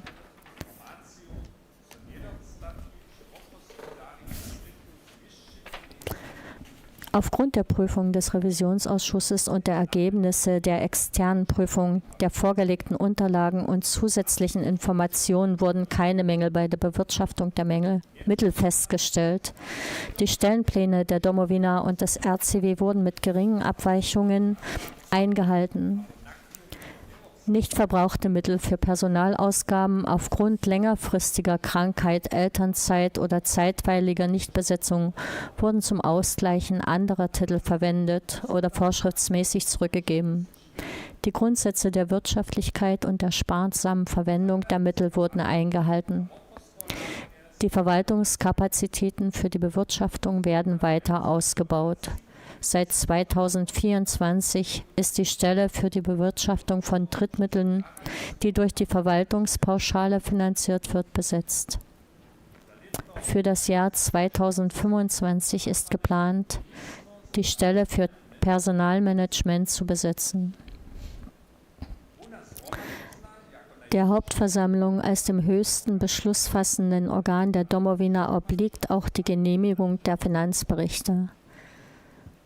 Im Hinblick auf die mittelfristige Finanzplanung und den Finanzierungsbedarf wird die Domowina zukünftig ihr Finanzportfolio unter Verweis auf Artikel 15 der Satzung entsprechend breit aufstellen müssen. Gemäß Satzung Artikel 15 bestreitet die Domowina ihre Finanzierung aus Zuwendungen, aus Einnahmen von Veranstaltungen, aus Sammlungen und sonstigen Einkünften, aus Spenden, aus Gebühren, aus Beiträgen von Einzelmitgliedern, aus Beiträgen der Regionalverbände und Mitgliedsvereine, Verbände für gemeinsame Vorhaben der Domowina. Die gesteigerten Anforderungen im Umgang mit öffentlichen Zuwendungen in Bezug auf Transparenz, Unabhängigkeit und Effizienz werden weitere Investitionen in die professionelle Bewirtschaftung der Mittel, die Evaluation der Realisierung ihrer Ziele, Wissenstransfer und die Digitalisierung von Prozessen erfordern. Wir wünschen den Verantwortlichen auf diesem Weg gutes Gelingen. Herzlichen Dank an die Mitglieder des Revisionsausschusses. Ich danke euch für eure kompetente und ausdauernde Arbeit in der Legislaturperiode 2021-2025. Und auch vielen Dank an den Vorsitzenden des Revisionsausschusses, Marco Wesseler. Herzlichen Dank an Peter Brisand, dass er hier kurzfristig eingesprungen ist. Und Marco, würdest du eventuell für Anfragen zur Disposition stehen, falls es Anfragen gibt zum Bericht des Revisionsausschusses? Ich sehe da jetzt keine Meldung. Ich danke Ihnen. Dann können wir, also eine kurze Anfrage an die Redaktionskommission. Gab es bei den Diskussionstischen Vorschläge für Veränderung oder Ergänzung dieser Berichte? Wurden die da eingegeben? Nein, es wurde nichts eingegeben. Dann kann ich feststellen, dass für den Bericht des Bundesvorstandes der Tätigkeit der Domowina keine weiteren Vorschläge vorliegen, sodass wir diesen Bericht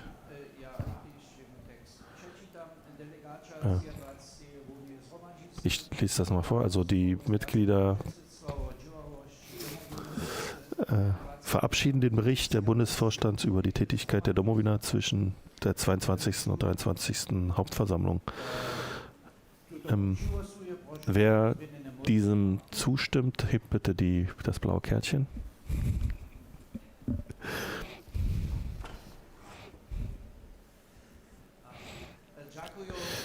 Vielen Dank. Gibt es Gegenstimmen? Gibt keine. Gibt es Enthaltungen? Auch keine. Also ist dieser Tätigkeitsbericht einstimmig verabschiedet. Ein weiterer Bericht ist der Finanzbericht. Da liegen auch keine Anfragen oder Ergänzungsvorschläge vor. Also können wir diesen Bericht verabschieden. Die Delegaten der 23. Hauptversammlung befürworten den Finanzbericht zu den Jahren 2023 und 2024. Wer dafür ist, hebt bitte das blaue Kärtchen. Vielen Dank, das ist die Mehrheit. Wer ist dagegen? Wer enthält sich der Stimme? Ich sehe keine weißen Karten. Vielen Dank.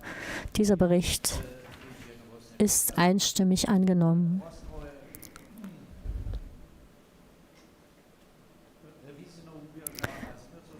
Die Berichte der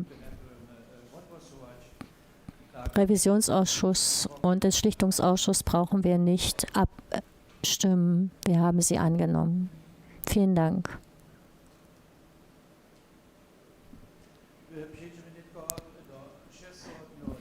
Wir kommen zum 6. Punkt, Entlastung des Bundesvorstandes der Wahlperiode 21 bis 25.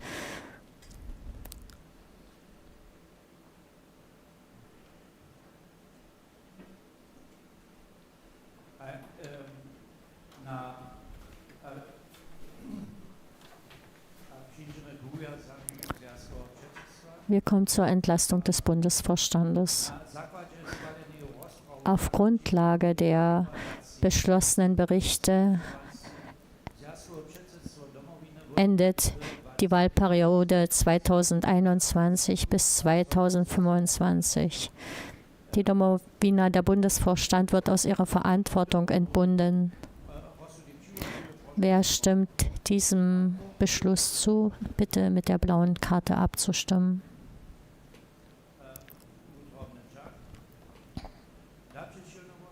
Gibt es gegenteilige Stimmen? Ich sehe keine rote Karte. Stimmenthaltung gibt es auch keine. Wir stellen fest, der Bundesvorstand ist aus ihrer Verantwortung entbunden. Ich bedanke mich allen Mitgliedern des Bundesvorstandes für ihre fleißige Arbeit und für ich wirken in der letzten Wahlperiode.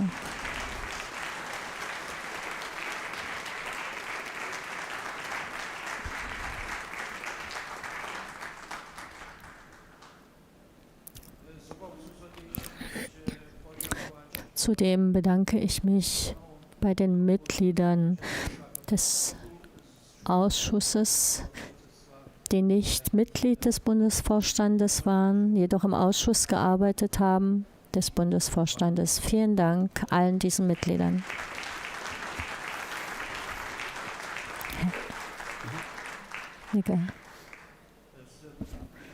Damit übergebe ich das Wort an Hartmut.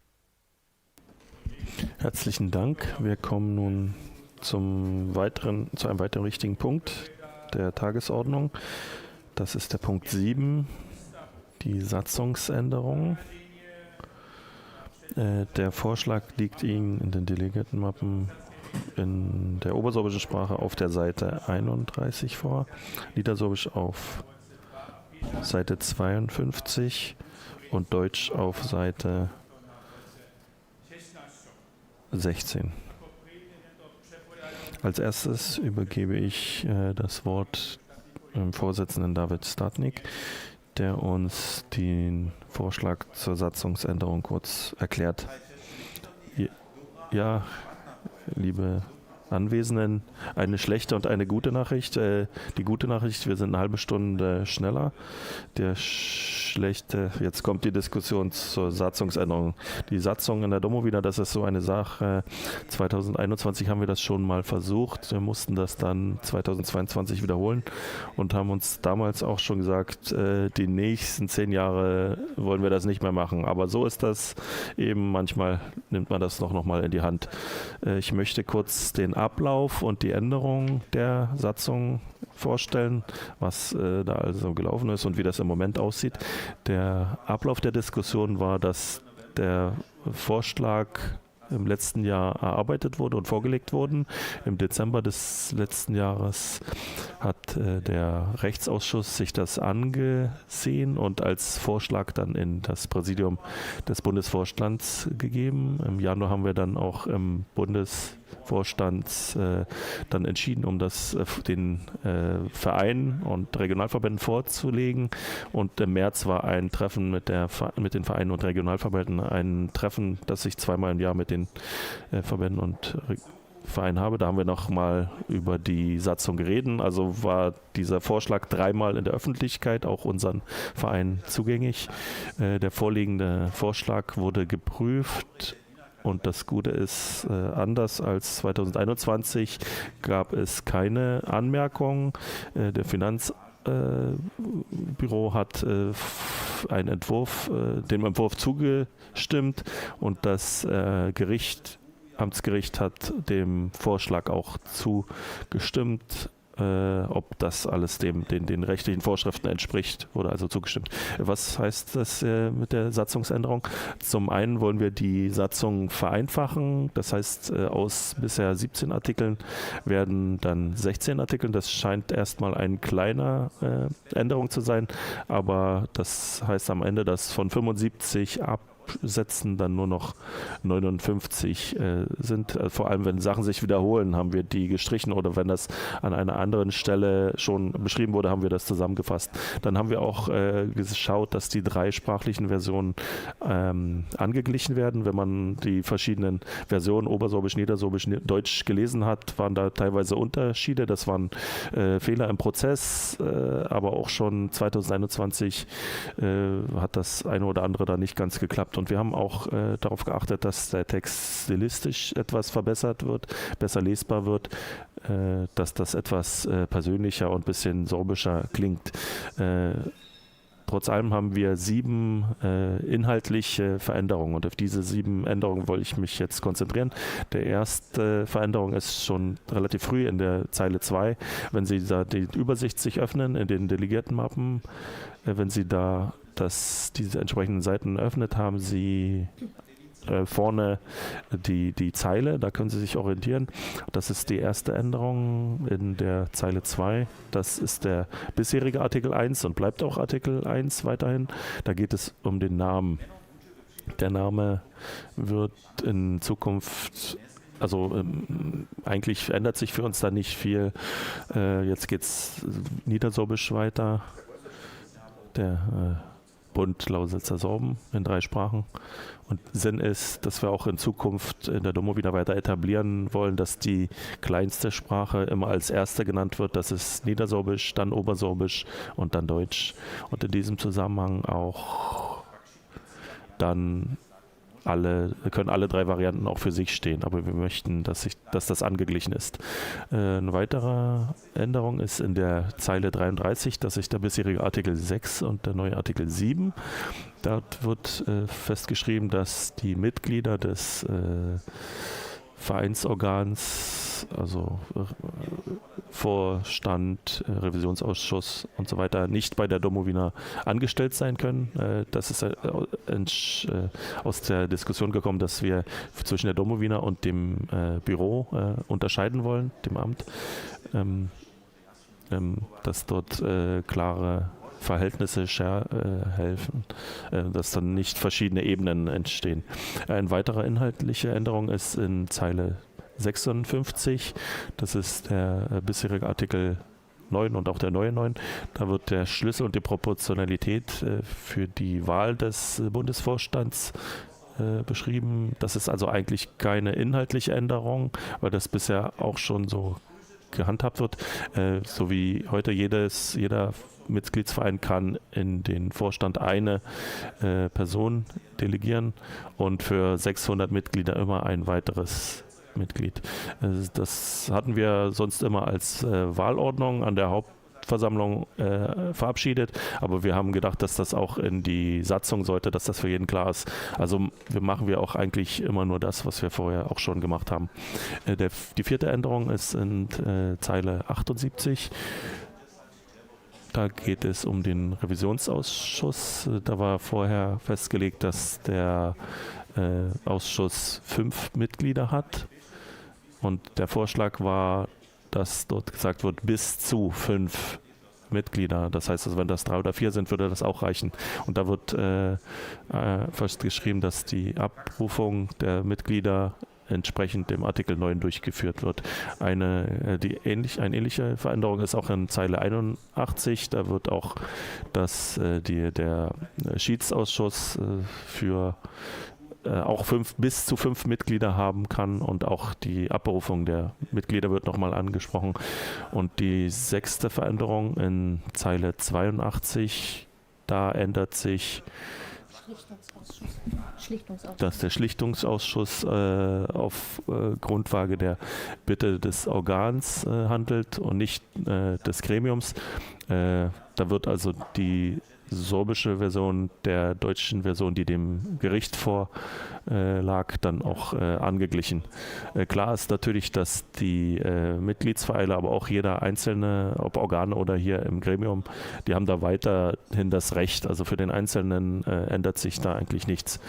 Und die letzte inhaltliche Veränderung ist in Zeile 86. Da wird die Ordnung gestrichen, dass die Domowina nicht Träger von Institutionen ist. Also in der Vergangenheit war sie das eigentlich auch nicht. Also sie kann Träger von Institutionen sein und wie die Ordnungen dann geordnet sind, wie sie eine Trägerin ist oder zum Beispiel des Ensembles oder von den Srpske noviny, dann würde das in entsprechenden Verträgen festgeschrieben werden. Aber wir haben eine unabhängige Zeitung und eine Stiftung, die sehr gut arbeitet und deswegen denke ich, dass das auch so erstmal bleiben wird und deswegen müssen wir das nicht in der Satzung schreiben. Da müsste also die Srpske noviny keine Angst haben. Gut, das sind also erstmal alle Änderungen und in diesem Zusammenhang möchte ich die Diskussion eröffnen. Ja, herzlichen Dank. Ich weise Sie darauf hin, dass die Vorlage zu den Beschlüssen auf der Seite 6 und 90 auf Obersorbisch ist und 99 in der niedersorbischen Variante. In den deutschen Mappen ist die Vorlage auf der Seite 40. Ich möchte darauf hinweisen, dass die Satzung nur die Hauptversammlung verändern darf. Ich frage nun die Delegaten, ob grundsätzliche Fragen bestehen zum gesamten Vorschlag.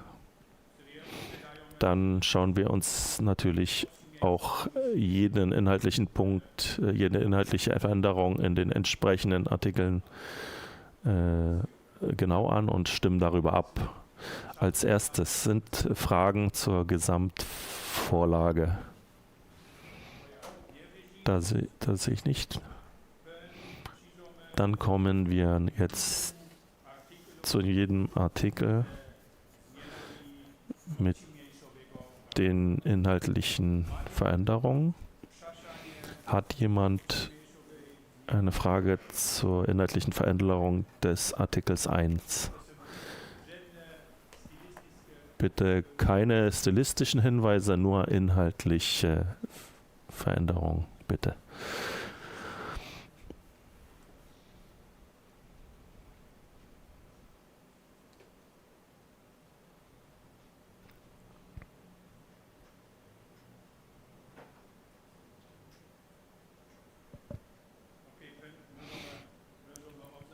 Gut, dann können wir beschließen,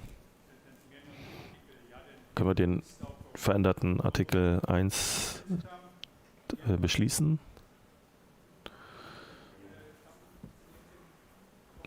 Da zeigt sich jemand. Zum Mikrofon bitte. Horst Adam hat sich zu Wort gemeldet.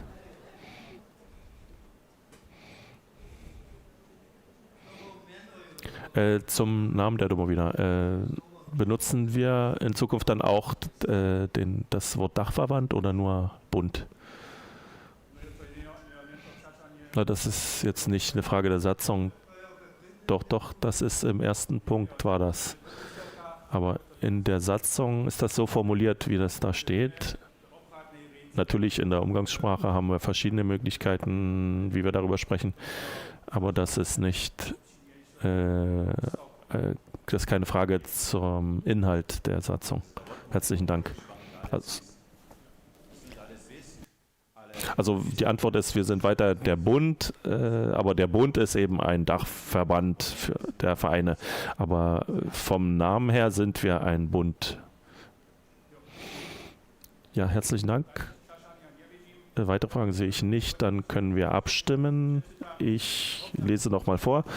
Der Beschluss zu den Veränderungen des Artikels 1 zur Satzung der Domowina in niedersorbischer Sprache. Die Delegaten der Hauptversammlung der Domowina befürworten die vorgeschlagenen Änderungen von Artikel 1 der Satzung der Domowina.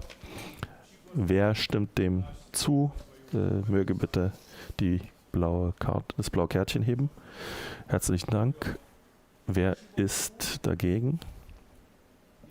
Niemand. Und wer enthält sich der Stimme? Auch niemand. Dann ist der erste Artikel einstimmig angenommen. Jetzt ist der nächste Punkt die Veränderung des Artikels 7. Hat dazu jemand Anmerkungen, Kommentare und so weiter? Das sehe ich nicht. Dann können wir abstimmen. Den Artikel 7. Die Delegierten der 23. Hauptversammlung der Domowina befürworten die vorgeschlagenen Änderungen von Artikel 7 der Satzung der Domowina. Wer ist dafür? Herzlichen Dank. Dagegen?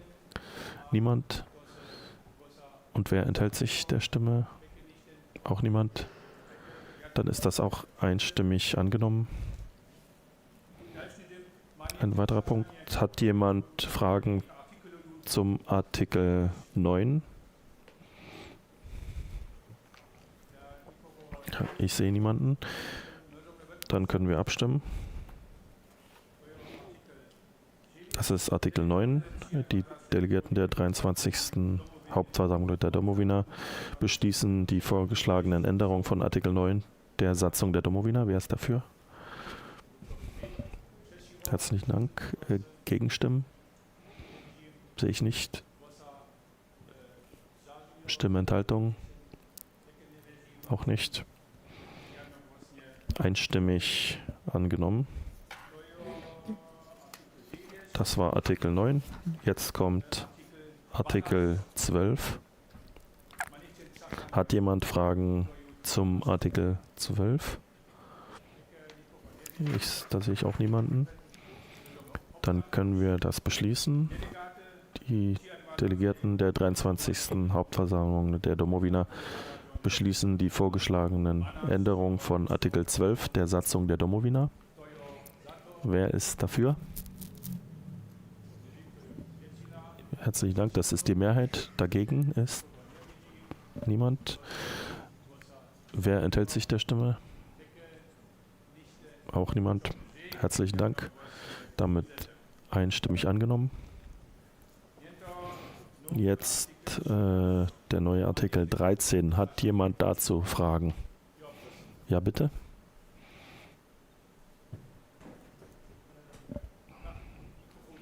Zum Mikrofon bitte.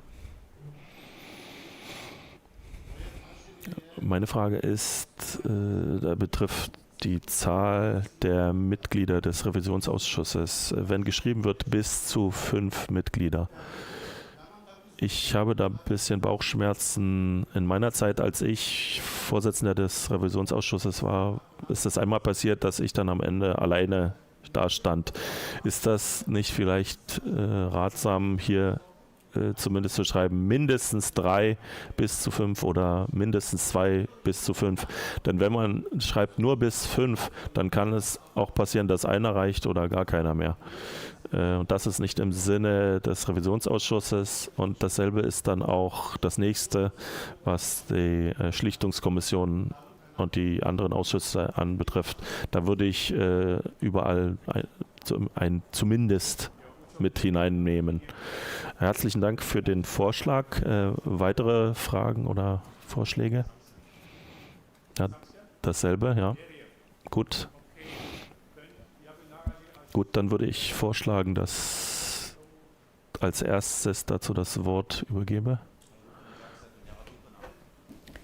Ja, danke für diesen sehr guten Vorschlag. Wir haben uns in die Augen geschaut.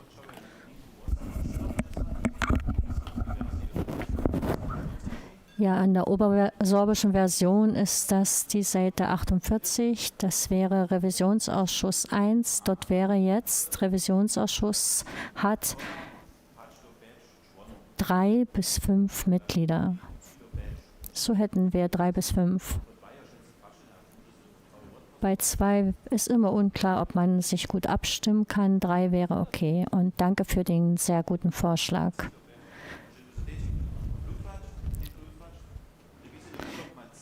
Der Revisionsausschuss hat 3 bis 5 Mitglieder, wäre der neue Vorschlag.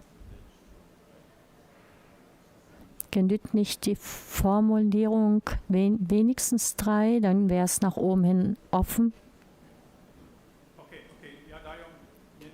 Okay. Gut, ich gebe jetzt den Vorschlag zur Abstimmung. Wie die genaue Formulierung dann aussieht, müssen wir dann sehen. Aber generell ist der Vorschlag klar, also 3 bis 5 Mitglieder im Ausschuss. Das sehe ich auch. Gibt es weitere Vorschläge, weitere Fragen? Ich sehe nichts. Dann gebe ich jetzt als erstes diesen zusätzlichen Vorschlag zur Abstimmung. Wer stimmt jetzt diesem Vorschlag, dass der Revisionsausschuss mindestens 3 bis zu 5 Mitglieder hat? Möge bitte das blaue Kärtchen heben. Ja, das ist die Mehrheit. Wer ist gegen diesen zusätzlichen Vorschlag? Niemand. Und wer enthält sich der Stimme? 2 Enthaltungen sehe ich hier. Herzlichen Dank. Dann können wir den insgesamten Artikel 13 abstimmen. Mit dieser zusätzlichen Änderung, die wir gerade beschlossen haben. Die Delegierten der 23. Hauptversammlung der Domowina beschließen die vorgeschlagene Änderung von Artikel 13 der Satzung der Domowina. Wer dafür ist, hebt bitte das blaue Kärtchen. Herzlichen Dank. Wer ist dagegen? Niemand. Und wer enthält sich der Stimme? Eine Enthaltung. Dann ist das angenommen. Jetzt kommen wir zum Artikel 14. Hat jemand dazu eine Frage oder Vorschläge?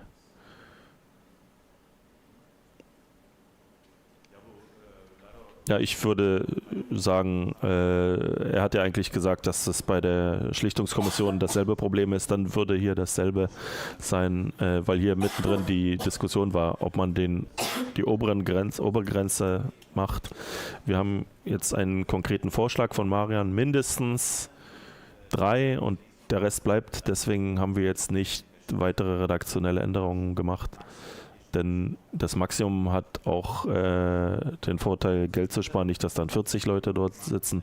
Auch bei der Schlichtungskommission, also die hat dann mindestens 3 bis 5 Mitglieder, wäre dann die neue Formulierung. Ja, herzlichen Dank.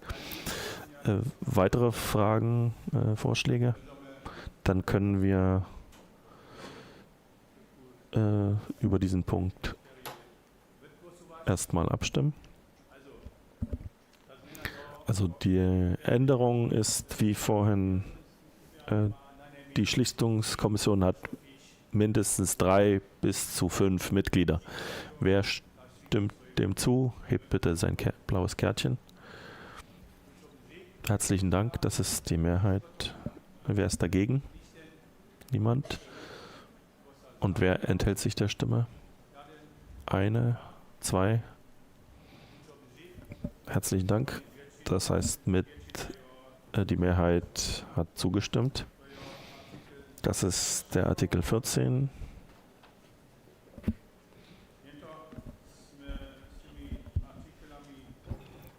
Jetzt sind wir mit den Artikeln fertig und müssen noch die Satzung als Gesamtheit beschließen mit allen Änderungen. Das heißt, auch mit diesen inhaltlichen Änderungen und die redaktionellen Änderungen, die wir jetzt nicht beschlossen haben. Für den Beschluss der Satzung brauchen wir 2/3 der Stimmen der anwesenden Delegaten und Delegatinnen. Jetzt gebe ich das zum Beschluss. Ich trage vor, die Delegaten oder Delegierten der 23. Hauptversammlung der Domowina beschließen die Satzung der Domowina. Wer ist dafür?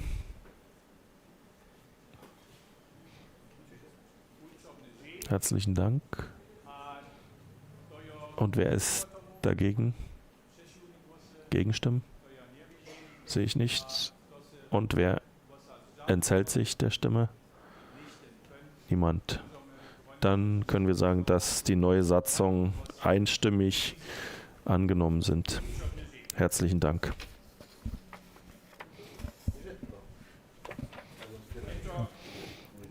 Jetzt müssen wir noch das weitere Vorgehen einrichten. Möchten wir dem Bundesvorstand die Vollmacht für das weitere Vorgehen geben, wie nun damit jetzt umgegangen wird. Das muss weitergegeben werden ans Gericht und ans Finanzamt und so weiter. Das ist jetzt der 8. Beschluss, der in den Mappen steht. Ich lese das vor in der niedersorbischen Sprache. Die Delegierten der 23. Hauptversammlung der Domowina spricht dem Bundesvorstand eine Verantwortung zur Anpassung der Satzungsänderungen in obersorbischer, niedersorbischer und deutscher Sprache aus, soweit dies für die Eintragung der Satzungsänderung in das Vereinsregister nach den Richtlinien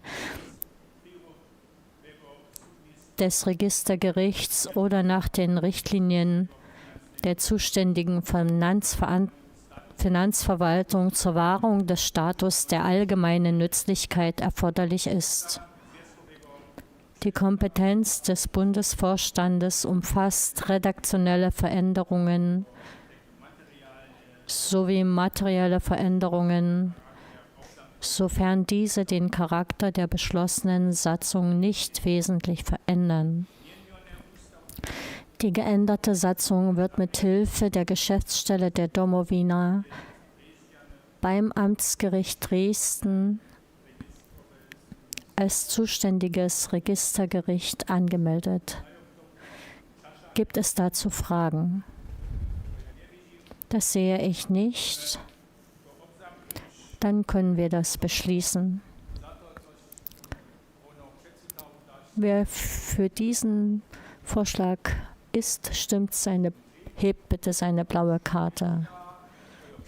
Das ist die Mehrheit. Wer ist dagegen? Niemand. Und wer enthält sich der Stimme? Auch niemand. Dann ist das beschlossen.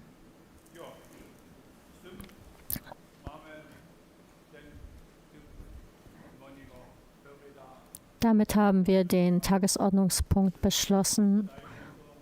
Und mir scheint, ich übergebe das Wort an Marko Hančík. Wir kommen zum 8. Tagesordnungspunkt, Vorstellung der Wahlordnung der Domowina und Verabschiedung.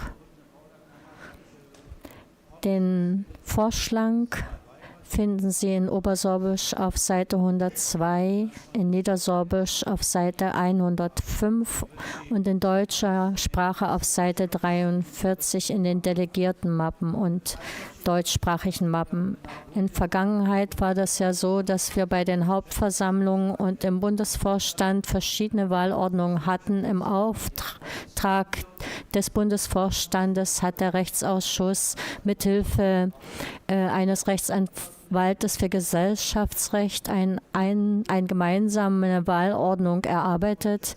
Diese Wahlordnung hat der Bundesvorstand im Juni des vergangenen Jahres verabschiedet und für die Wahlen des sächsischen Sorbenrates angewendet. Das kurz zum Hintergrund der neuen Wahlordnung. Und jetzt übergebe ich das Wort dem Vorsitzenden der Wahlkommission, Krzeszczan Koreng, damit er Ihnen die Wahlordnung näher vorstellt. Vielen Dank, liebe Delegierte, und Ihnen liegt die neue Wahlordnung vor. Ich möchte auf verschiedene Dinge eingehen, die neu eingearbeitet wurden. Bitte folgen Sie mir mit dir gemeinsam diesen einzelnen Änderungen. Bitte gehen Sie zum Paragraph 1.2. In ihm steht, die Angestellten der Domowina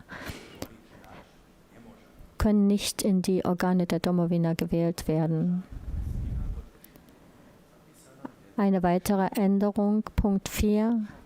Die Kandidaten müssen klar schriftlich schreiben, dass sie einer Partei und Kirche nicht angehören, wenn sie sich gegen die freiheitlich-demokratische Rechtsordnung richten und gegen Grundrechte und Menschlichkeitsrechte wenden und sowie der Verständnis zwischen den Völkern.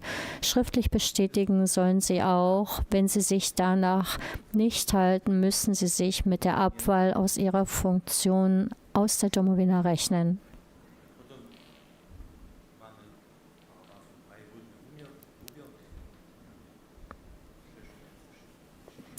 Dann haben wir den Paragraphen zum Wahlausschuss, entsprechend unseren Aufgaben.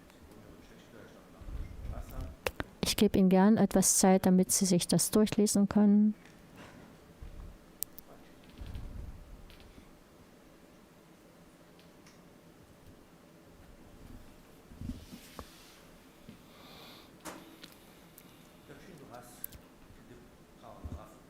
Ich komme zum Paragraph 3.1. Die Wahlen werden in geheimer Wahl abgehalten.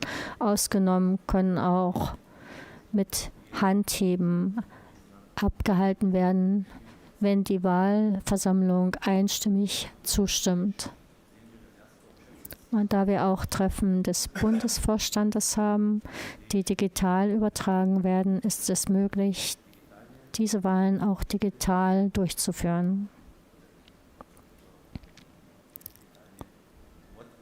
Und dann wird dort auch digital abgestimmt. Die Ergebnisse sieht jedoch nur der Wahlausschuss.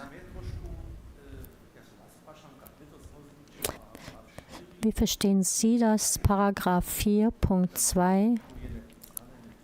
Ich sehe dort eine Doppelung eventuell.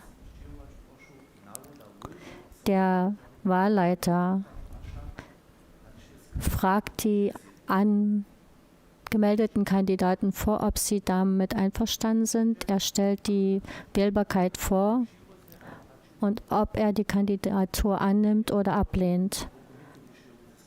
Hat er das nicht, wenn er mit der Kandidatur einverstanden ist, bereits getan, oder sehe ich das anders?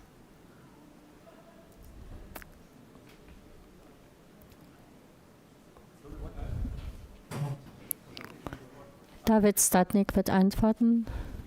Ja, Sie sehen, das ist ein Text, der ist juristisch entstanden und der Jurist hat uns darauf hingewiesen, das sind 3 verschiedene Dinge. Das ist einmal erst die Frage an ihn. Die Frage muss gestellt werden, ob der Kandidat kandidieren möchte. Als nächstes wird festgestellt, ja, er möchte kandidieren. Und wenn er dann gewählt ist, wird festgestellt, du bist gewählt. Und dann wird gefragt, nimmst du die Wahlen an? Und dann wird festgestellt, ja, er hat die Wahl angenommen. 5 Schritte zu einem Ja.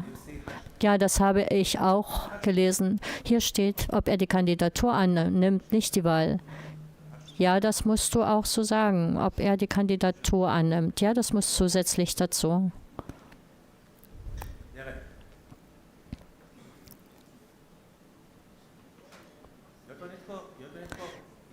Gut, ist das jetzt klar, so wie das David erklärt hat? Ja, ich schreite voran. Paragraph 6. Das Prozedere der Wahl. Der gewählte Kandidat, der mehr als die Hälfte der abgegebenen gültigen Stimmen erhalten hat. Für heute sind es 56 Stimmen, die notwendig sind.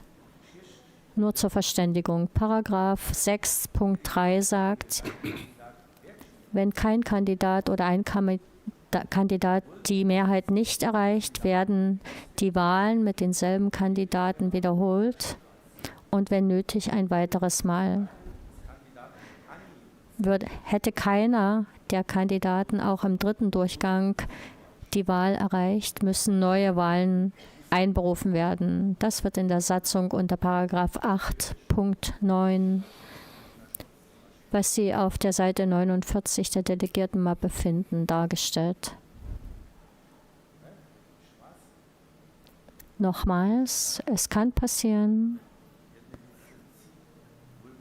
dass wir zu einer Sache 3 Wahlen haben, damit heute die Zahl 56 erreicht wäre.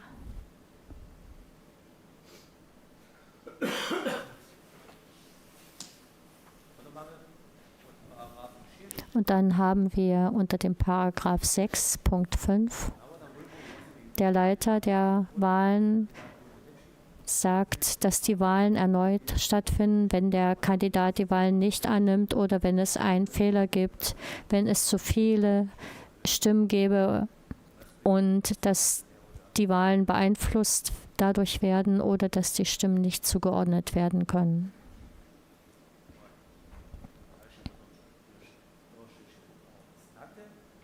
Alles Weitere ist bekannt.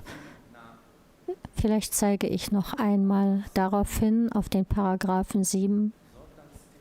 Dort steht im Punkt 3,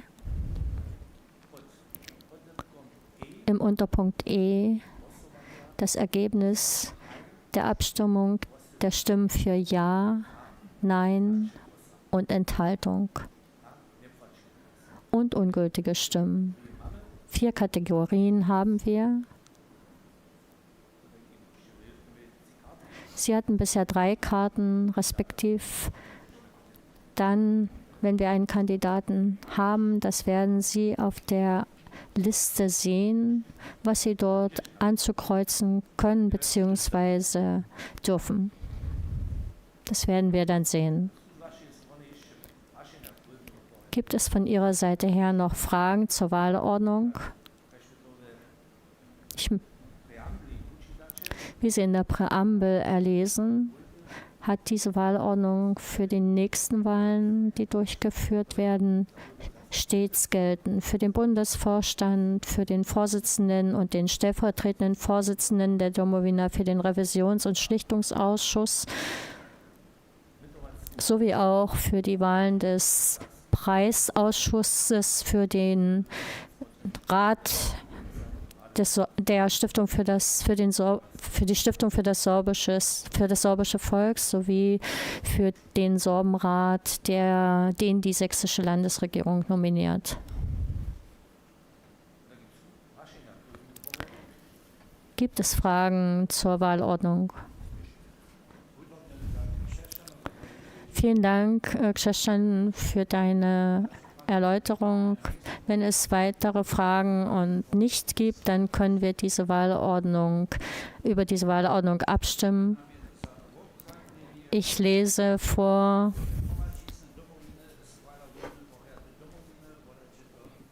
Die Delegierten der 23. Hauptversammlung der Domowina verabschieden die Wahlordnung der Domowina.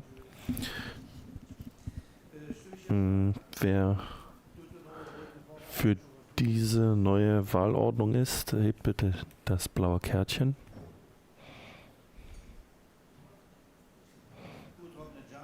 Herzlichen Dank.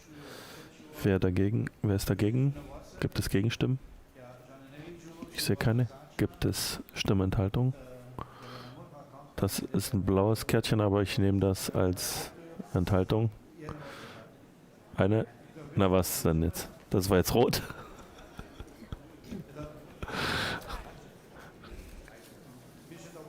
War das eine Enthaltung oder eine Gegenstimme?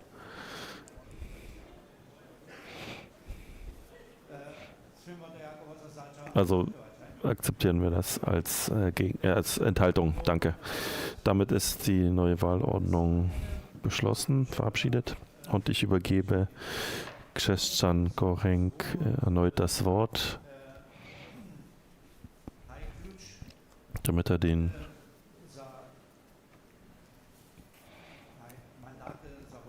Schlüssel für die Mandate für die Wahl zum Bundesvorstand hier vorstellt. Ja, liebe Delegaten und Delegatinnen, es geht darum, dass die Zahl der Mandate der Regionalverbände und des Vorstands der Domowina immer wieder präzisiert wird. Und den diesjährigen Vorschlag finden Sie als Vorschlag des Bundesvorstands vom 23. Januar 2025 auf der Seite 13 der Delegiertenmappe auf Deutsch, in der deutschen Mappe auf Seite 6.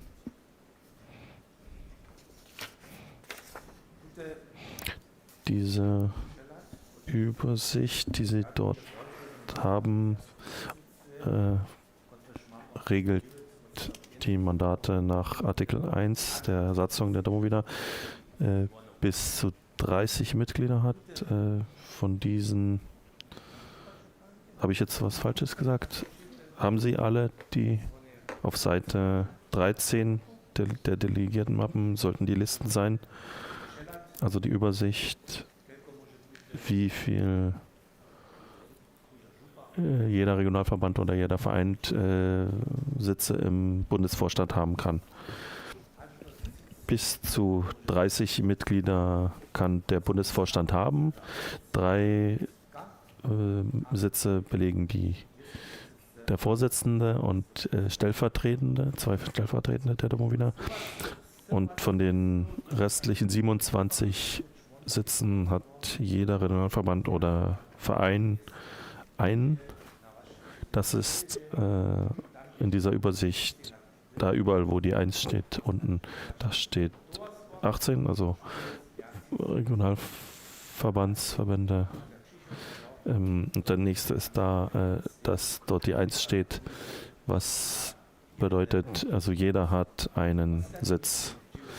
Es bleiben noch 9 Sitze und diese 9 Sitze verteilen sich nach einem bestimmten Schlüssel und so, dass größere Regionalverbände und Vereine zusätzliche Sitze bekommen. Ich beziehe mich auf die aktuellen Mitglieder, 30. November 2024. Das sieht vor, dass jeder Verein, der mehr als 600 Mitglieder hat, ein weiteres Mandat oder einen weiteren Sitz dort zugeteilt wird. Das sehen Sie da in der Übersicht. Regionalverband Niederlausitz hat 2683 Mitglieder am 30. November 2024, hat also ein festes Mandat plus 4 weitere. Und so ist das auch beim Regionalverband Micha-Honig, der ein festes Mandat hat und noch 2 zusätzliche. Und auch der Verein Methodius Vereine hat auch noch ein weiteres Mandat. Das heißt, dass der Bundesvorstand heute nach dieser Wahlversammlung maximal 28 Mitglieder haben kann. Gibt es dazu Fragen? Dieser Schlüssel liegt jetzt vor. Und falls dazu keine Fragen sind, danke für die Ausführung. Und dann können wir diesen aktuellen Schlüssel, der Mandatsschlüssel der Wahlmandate verabschieden. Der Vorschlag für den Beschluss lese ich vor. Jeder Mitgliedsverein der Domowina hat unabhängig von der Anzahl der Mitglieder Anspruch auf ein Mandat im Bundesvorstand. Für jede 600 Mitglieder obliegt dem Regionalverband ein weiteres Mandat, siehe beiliegende Liste. Wer stimmt diesem Vorschlag zu? Hebt bitte das blaue Kärtchen. Danke. Gibt es Gegenstimmen? Ich sehe keine. Gibt es Stimmenthaltungen? 2 Stimmenthaltungen. Herzlichen Dank. Damit ist die Wahlordnung und der Mandatsschlüssel angenommen. Und ich übergebe das Wort. Ich übergebe das Wort an Marlies Münkower. Danach, nachdem die neue Wahlordnung beschlossen ist, wird Herr Krzysztof Koring, Vorsitzender der Wahlordnung. Wir begeben uns jetzt zur Wahl des Vorsitzenden der Domowina, der Vorsitzenden der Domowina. Ich mache darauf aufmerksam, dass Sie die aktuellen Kandidatenlisten vor sich liegen haben. Die Listen, die auf Seite 123 in der Mappe stehen, sind nicht mehr aktuell. Die aktuellen müssten Sie bereits haben, beziehungsweise müssten hier vorne im Präsidium liegen.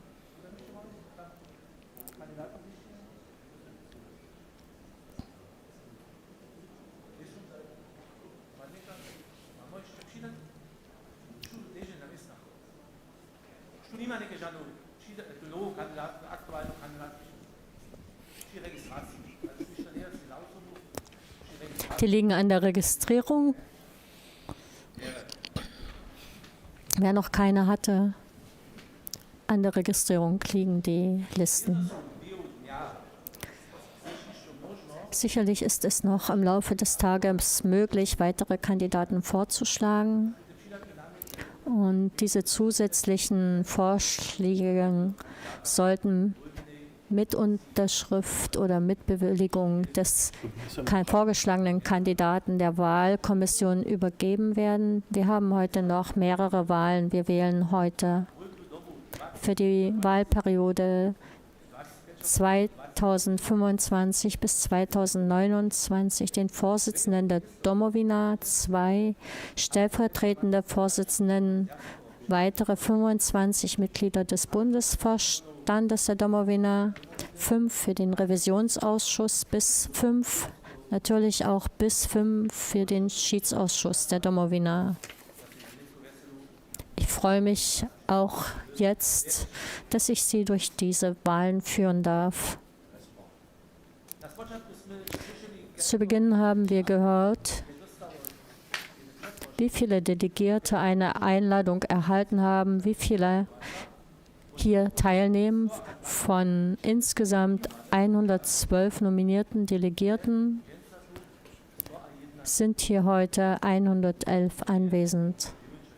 Das sind 99,1%. Das heißt, wir dürfen und können wählen. Die Hauptversammlung ist wahlberechtigt in diesem Punkt 4. Alle Wahlen werden nach Paragraph 3 als geheime Wahlen durchgeführt. Wer das noch möchte, darf sich das auf Seite 2 in der Delegiertenmappe in der deutschen auf Seite 43 durchlesen. Wir kommen zu den Wahlen des Vorsitzenden. Bisher haben wir auf der Kandidatenliste des neuen Vorsitzenden, der Vorsitzenden David Statnik, als einzigen Kandidaten stehen. Ihn unterstützt die Regionalverband Bautzen, Kamenz, Niederlausitz, der Sorbische Schulverein und SKI in Berlin als eingetragene Vereine. Haben Sie, Delegierte, noch weitere Vorschläge für die Position des Vorsitzenden, der Vorsitzenden? Ich stelle fest, dem ist nicht so. Eine schriftliche Bestätigung von David Statnik für die Kandidatur als Vorsitzender für die Wahlperiode 2025 bis 2029 liegt vor. David, wenn du noch etwas sagen möchtest zu deiner Kandidatur. Ich habe jetzt noch 40 Minuten Zeit. Ich danke für die wirklich hervorragende Arbeit. Wenn ich zurückdenke, vor 25 Jahren hatte das hier begonnen, 2011 bei der Domowina, damals als ehrenamtlicher Vorsitzender. Ich danke Jan Nuck, der mir das damals ermöglicht hat, der mich angesprochen hat. Er war sehr froh, dass er jemanden gefunden hat, der das weitermacht. Er hat sich auch gefreut darüber und er hat so vielen Menschen gesagt, ihr müsst jemanden finden. Ich danke herzlich für das Vertrauen von ihm zu mir und vom Bundesvorstand an mich. Ich danke dem Präsidium. Das ist eine hervorragende Arbeit, auch in unserem Verband. Ich danke meiner Familie, vor allen Dingen meiner Ehefrau, die natürlich auch alle in so ein Amt gewählt sind. Und ich würde mich sehr freuen, wenn Sie mir Ihr Vertrauen für weitere 4 Jahre aussprechen könntet. Und ich möchte Ihnen sagen, dass ich meine gesamte Kraft in dieses Amt stecken möchte, auch in Zukunft. Danke.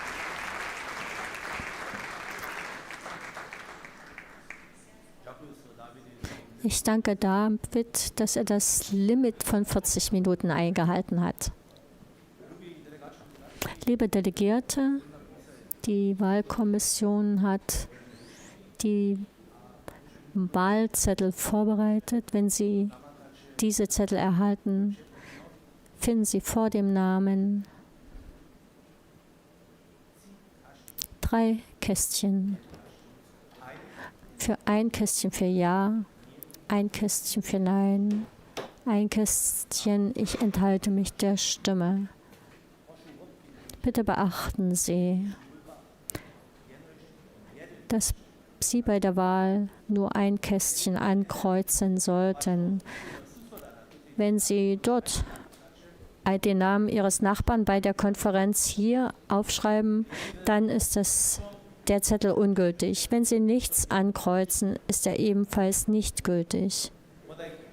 Das heißt ungültig. Bitte konzentrieren Sie sich, an welcher Stelle Sie Ihr Kreuz setzen, ob bei Ja, Nein oder ich enthalte mich der Stimme. Ich bitte, dass die Wahlkommission jetzt die Wahlzettel austeilt und ich bitte Sie, unseren Leuten mitzuteilen, wenn sie kein Delegat sind. Zeigen Sie einfach eines der 3 Kärtchen, ob Sie Delegierter sind und Delegierte oder nicht. Danke.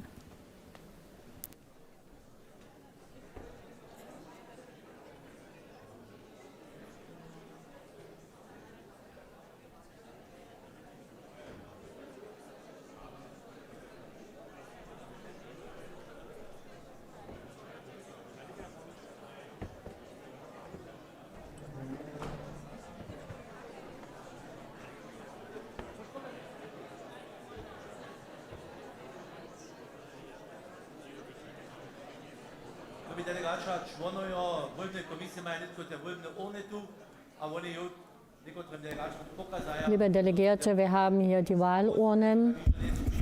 Liebe Delegierte, wir haben hier die Wahlurnen. Wir zeigen Ihnen, dass diese Wahlurnen leer sind und damit dort nicht schon etwas drin ist.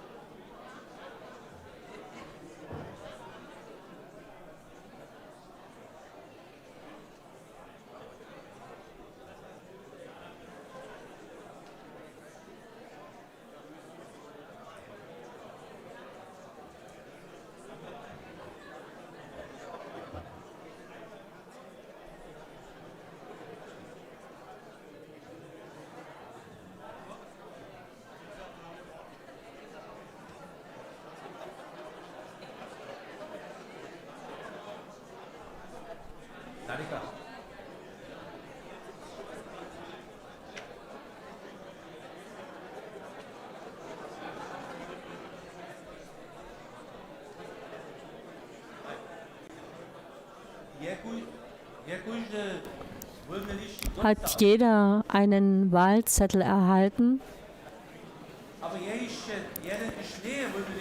Gibt es noch jemanden, der keinen erhalten hat? Danke, Herr Schiemann.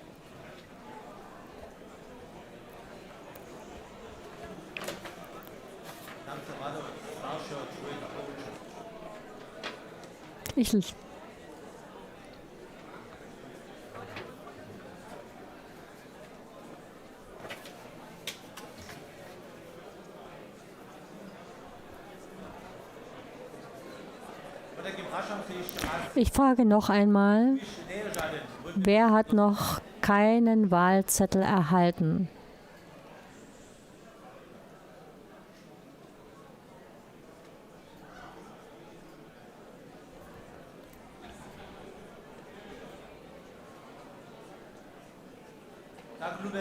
So, liebe Delegierte,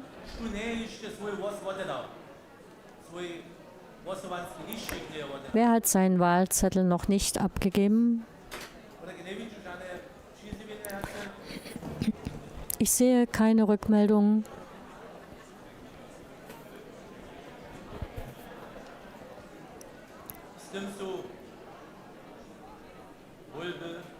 Damit sind die Wahlen abgeschlossen.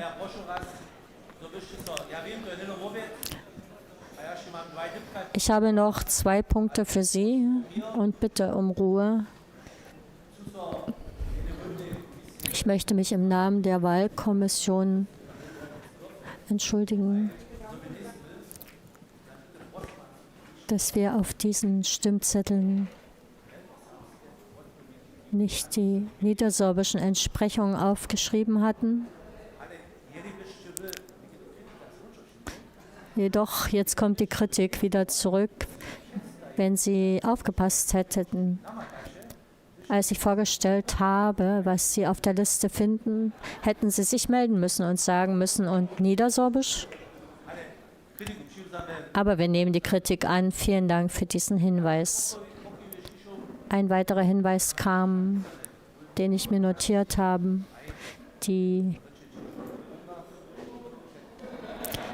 Wir reden nicht mehr über Urnen, wir bleiben bei Wahlkästen.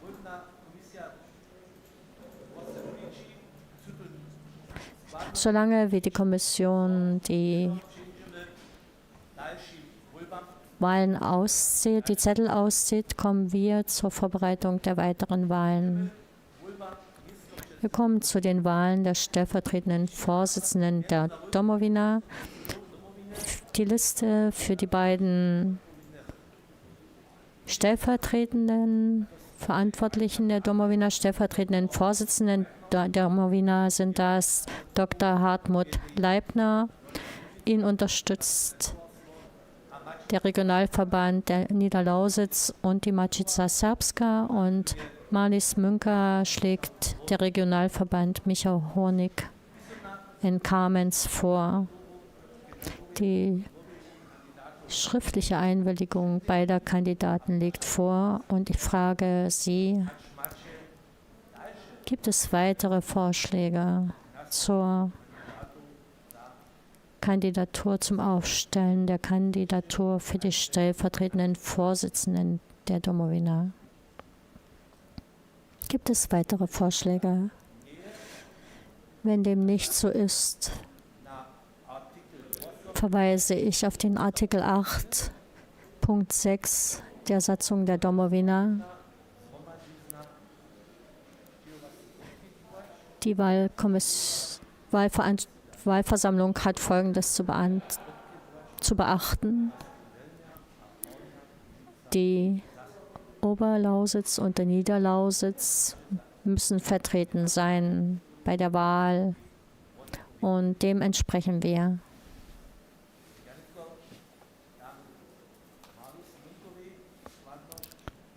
Ich gebe Marlies Münkowa die Möglichkeit und dann auch Herrn Dr. Leibner die Möglichkeit, sich zur Kandidatur kurz zu äußern.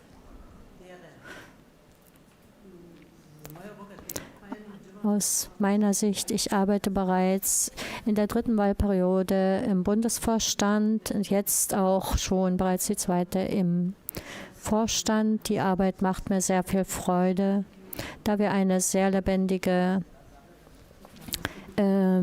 Diskussion führen im Präsidium. Hat man mich gefragt, Marko Hančík gibt seine Verantwortung ab und man hat mich gefragt, ob ich das Amt übernehmen möchte und ich freue mich sehr über diese neue Herausforderung. Also Frau Marlies Munkova war bereits 2 Perioden im Präsidium tätig. Ja, das war meine erste Legislaturperiode in diesem Amt. Wir haben sehr viel erreicht im Präsidium, im Bundesvorstand. Und ich denke, dass es sehr konstruktive Arbeit war und ich würde sehr gern damit fortfahren. Vor allem auch zum Besten der Niederlausitz ist es mir wichtig, dass auch die Niederlausitz da gut vertreten ist. Am Anfang habe ich so gedacht, oh je, alles auf Obersorbisch, aber ich denke, dass ich mich da gut genug eingearbeitet habe und würde gerne in diesem Gremium und diesem Amt fortfahren. Herzlichen Dank.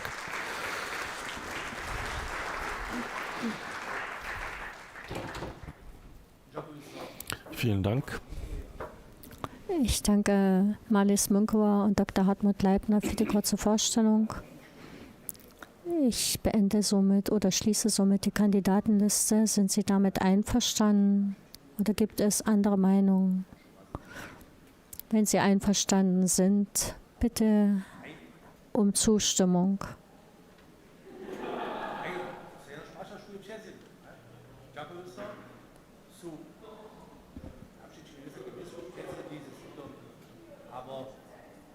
Gibt jemanden, der sich enthält oder auch dagegen stimmt? Das ist auch nicht der Fall. Gut. Ich möchte kurz erläutern die Besonderheiten dieses Wahlaktes. Die Satzung der Domowina sehen 2 stellvertretende Vorsitzende vor. So hat jeder Delegat 2 Stimmen. Er darf 2 Kandidaten oder auch nur einen ankreuzen.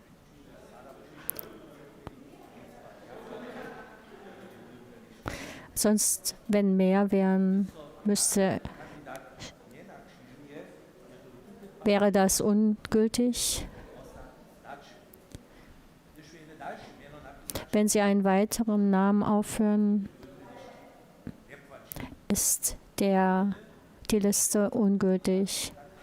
Gewählt ist der Kandidat oder die Kandidatin, wenn sie über die Hälfte der möglichen Stimmen erreicht hat. Das heißt, heute 56 Stimmen. So wie bereits bei der Wahl des Vorsitzenden der Domowina.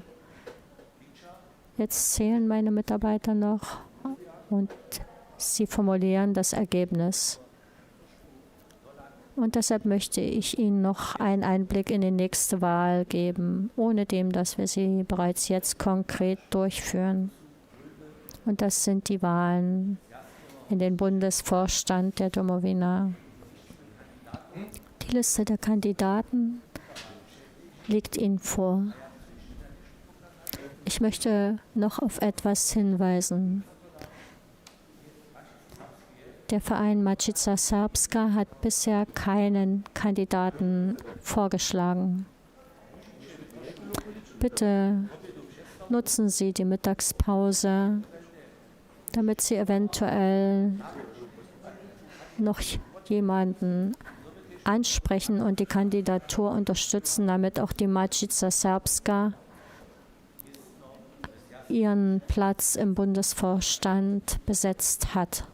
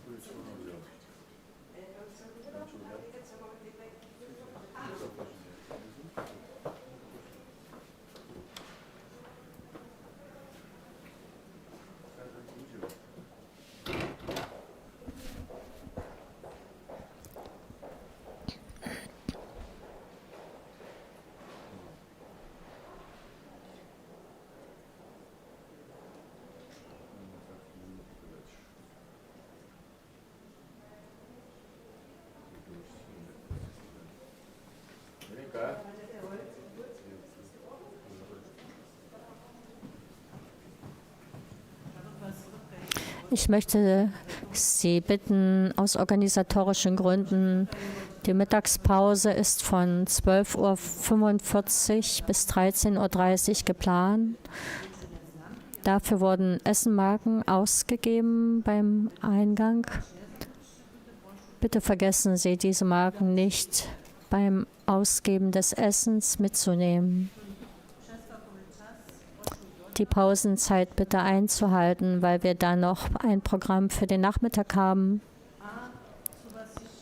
Und ich möchte Sie darauf hinweisen,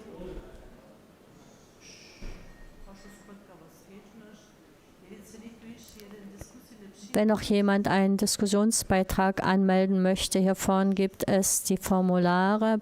Bitte wagen Sie. Bitte, Ksheshan, liebe Delegierte, von 111 Delegierten hat 108 seine Stimme abgegeben.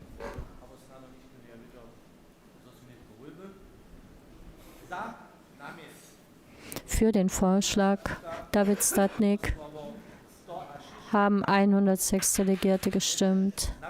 Es gab eine Gegenstimme und eine Stimmenthaltung. Es gibt ein 98,15%. Ein historisches Ergebnis hat David Statnik erreicht. Ich frage David Statnik,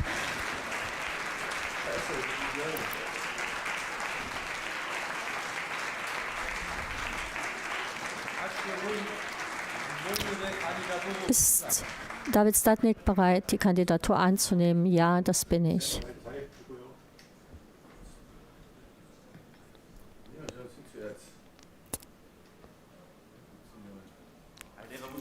Ja, herzlichen Dank.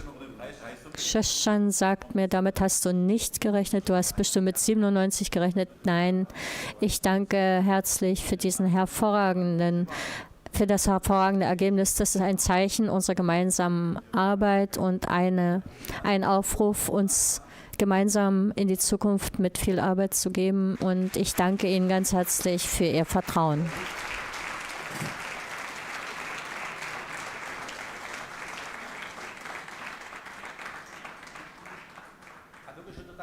Und weil das so gut gelaufen ist mit dem Vorsitzenden, möchten wir gleich voranschreiten mit der Wahl der stellvertretenden Vorsitzenden.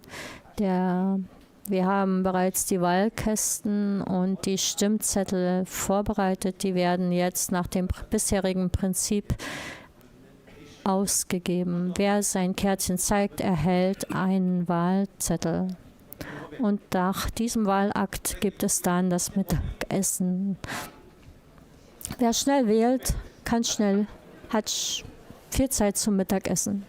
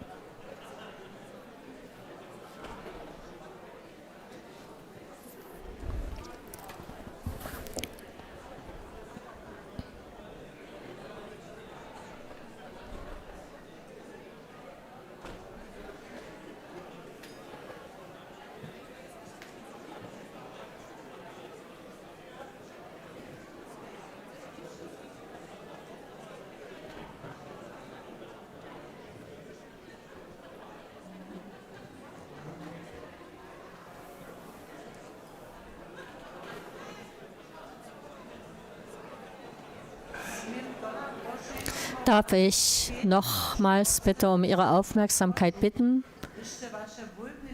Wenn Sie Ihre Wahlzettel abgegeben haben, kommt sofort die Pause. Wer noch Fragen hat zur Essensmarke, darf gern herkommen. Und ansonsten, wenn Ihre Wahlzettel abgegeben sind, Ihre Stimmzettel, wird Pause gegeben. Ja, Fahrtkosten, wer hierher gefahren ist, dürfen noch vor der Tür links abgerechnet werden. Vielen Dank und guten Appetit.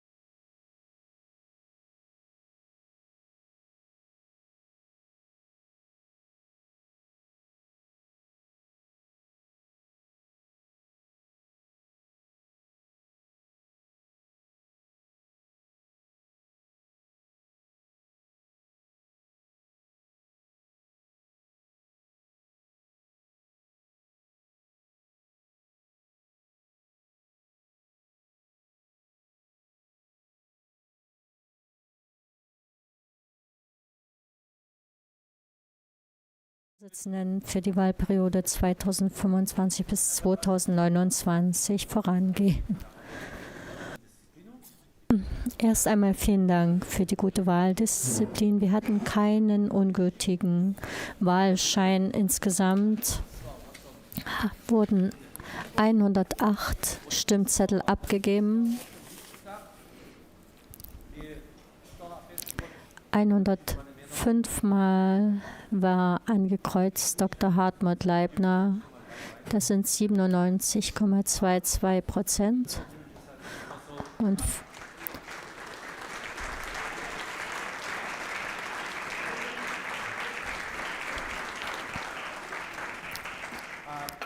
94 Stimmen für Marlies Münkower, was 87,03%.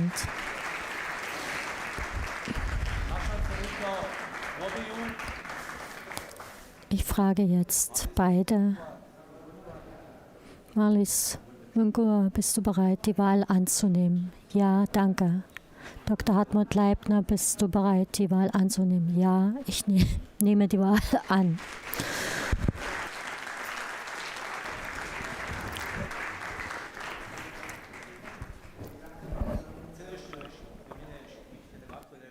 Im Namen aller Delegaten und Delegaten wünsche ich viel Erfolg.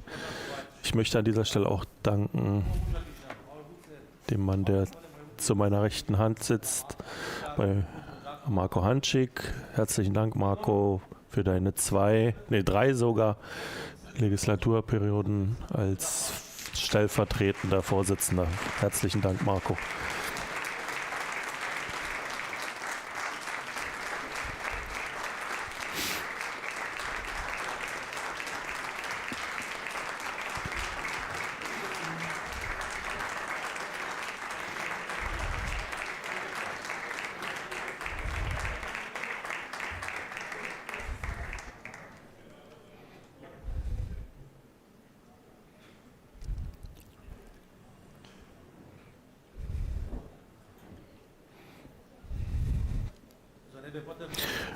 Damit es danach da nicht zum Streit kommt, soll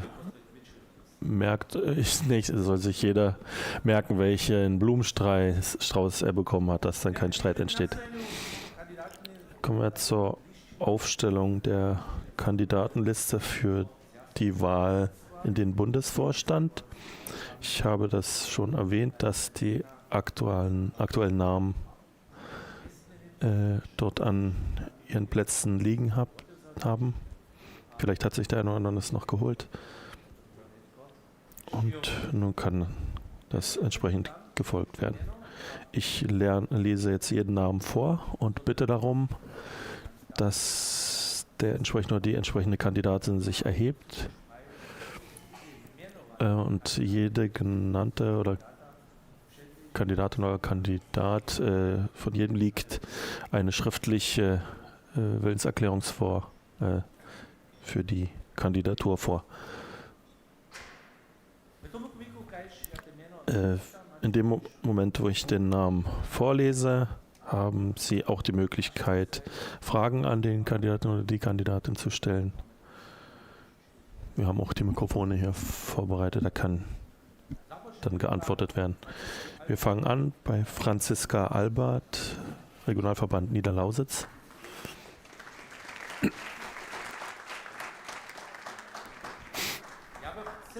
Ich würde einfach bitten, wenn jemand eine Frage hat, einfach melden. Sonst kann sich wieder setzen. Weiter kandidiert Maximilian Hasatzky, der ist heute leider nicht hier. Er hat seinen Willen für die Kandidatur ausgesprochen. Und wenn er gewählt würde er die Wahl auch annehmen. Als nächstes steht hier auf meiner Liste Angela Schurmann.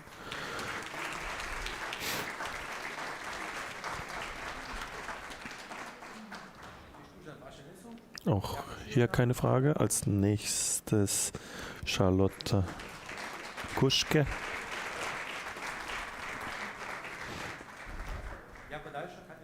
Als weitere Kandidatin steht hier auf meiner Liste für den Niederlausitz Mira Lubian. die aber auch nicht anwesend ist. Dann kommen wir zum Regalverband André Seeler Hoyerswerda. Joachim Glücklich.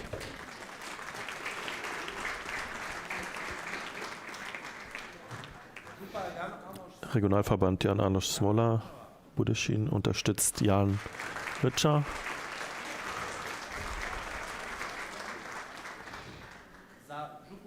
Für den Regionalverband Micha Honig Kamenz treten an Diana Wotscher.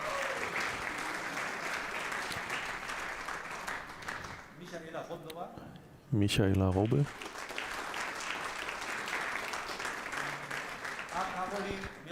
Und Caroline Mirsch. Carolina, entschuldige bitte. Das A ist runtergefallen. Für den Regionalverband Jakus Lorenz Zaleski, Kati Struck.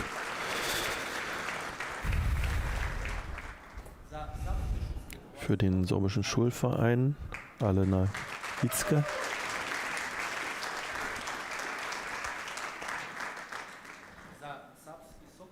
Für den Serbski Soko Tomasz Suchi.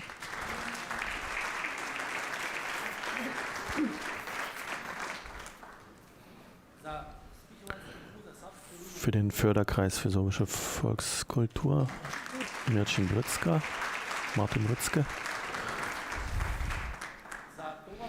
Für den Förderverein fürs sorbische Nationalensemble Eva Maria Czornak.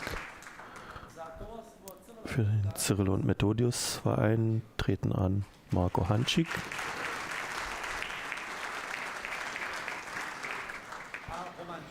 Und Roman Giswok.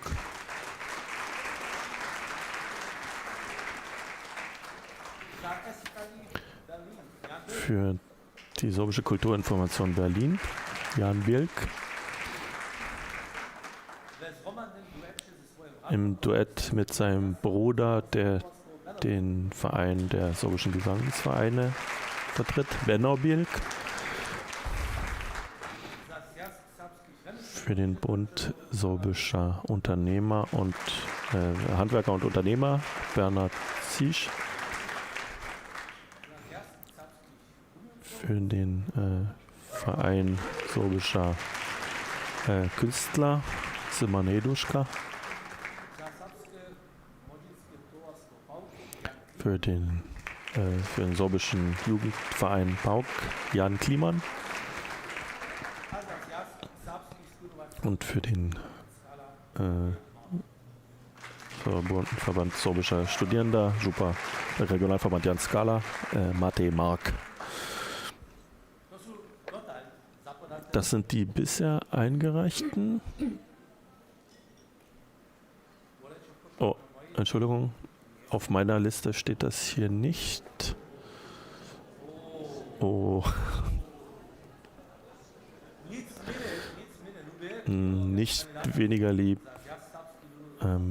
ist angetreten für den sorbischen Kulturtourismusverband Boschi Benada.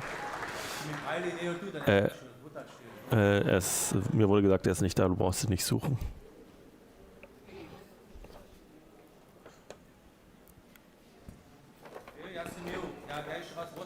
Ich wiederhole nochmal für die Niederlausitz Franziska Albert.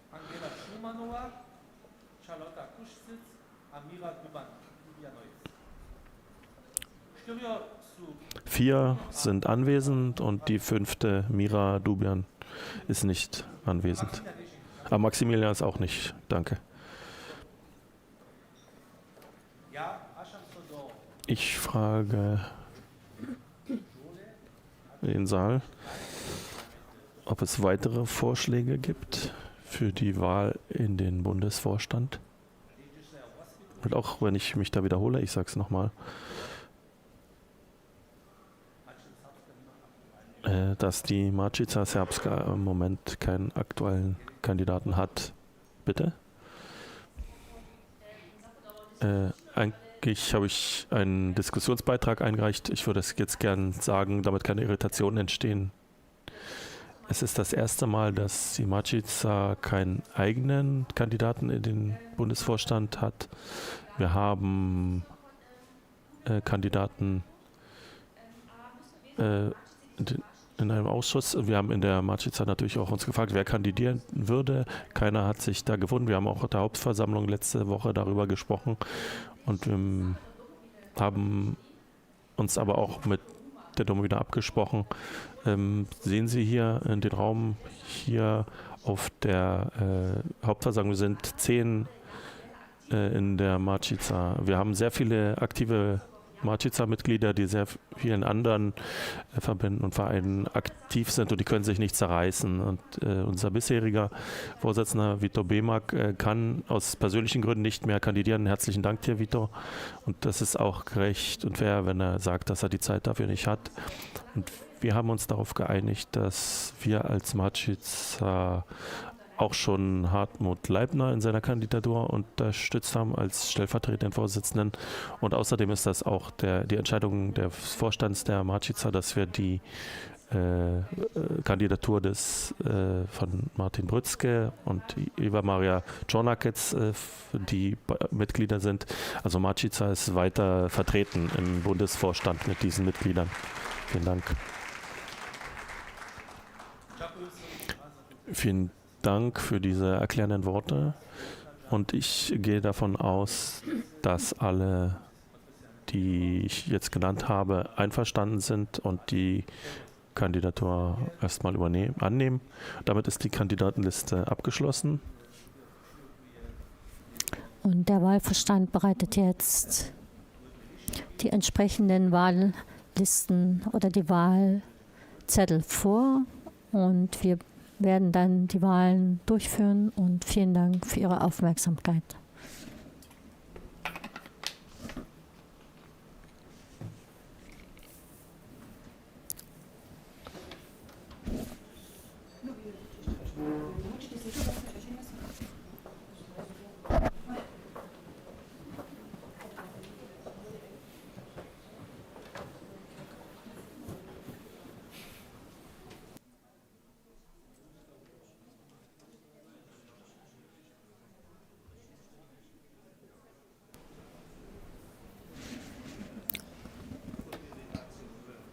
Verzeihen Sie die Irritation im Präsidium. Wir gehen weiter mit dem Punkt 12, mit dem Beschluss des neuen Programms der Domowina. Das neue Programm, das Ihnen in den Delegiertenmappen vorliegt, Obersorbisch auf Seite 110, Niedersorbisch auf Seite 114 und in deutschsprachigen Mappen auf Seite 48. Diesen Entwurf des Programms wurde im erweiterten Ausschuss für innere Demokratie und sorbische Zivilgesellschaft erarbeitet. Der Vorsitzende dieses Ausschusses ist Damian Dürlich und ich übergebe ihm jetzt das Wort, damit er das neue Programm hier vorstellt.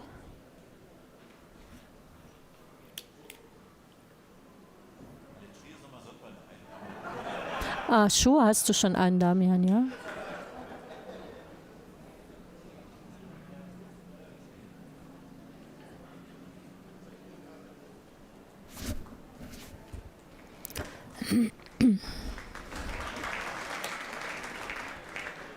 Tja, den Scherz konnten wir jetzt leider nicht hier hören.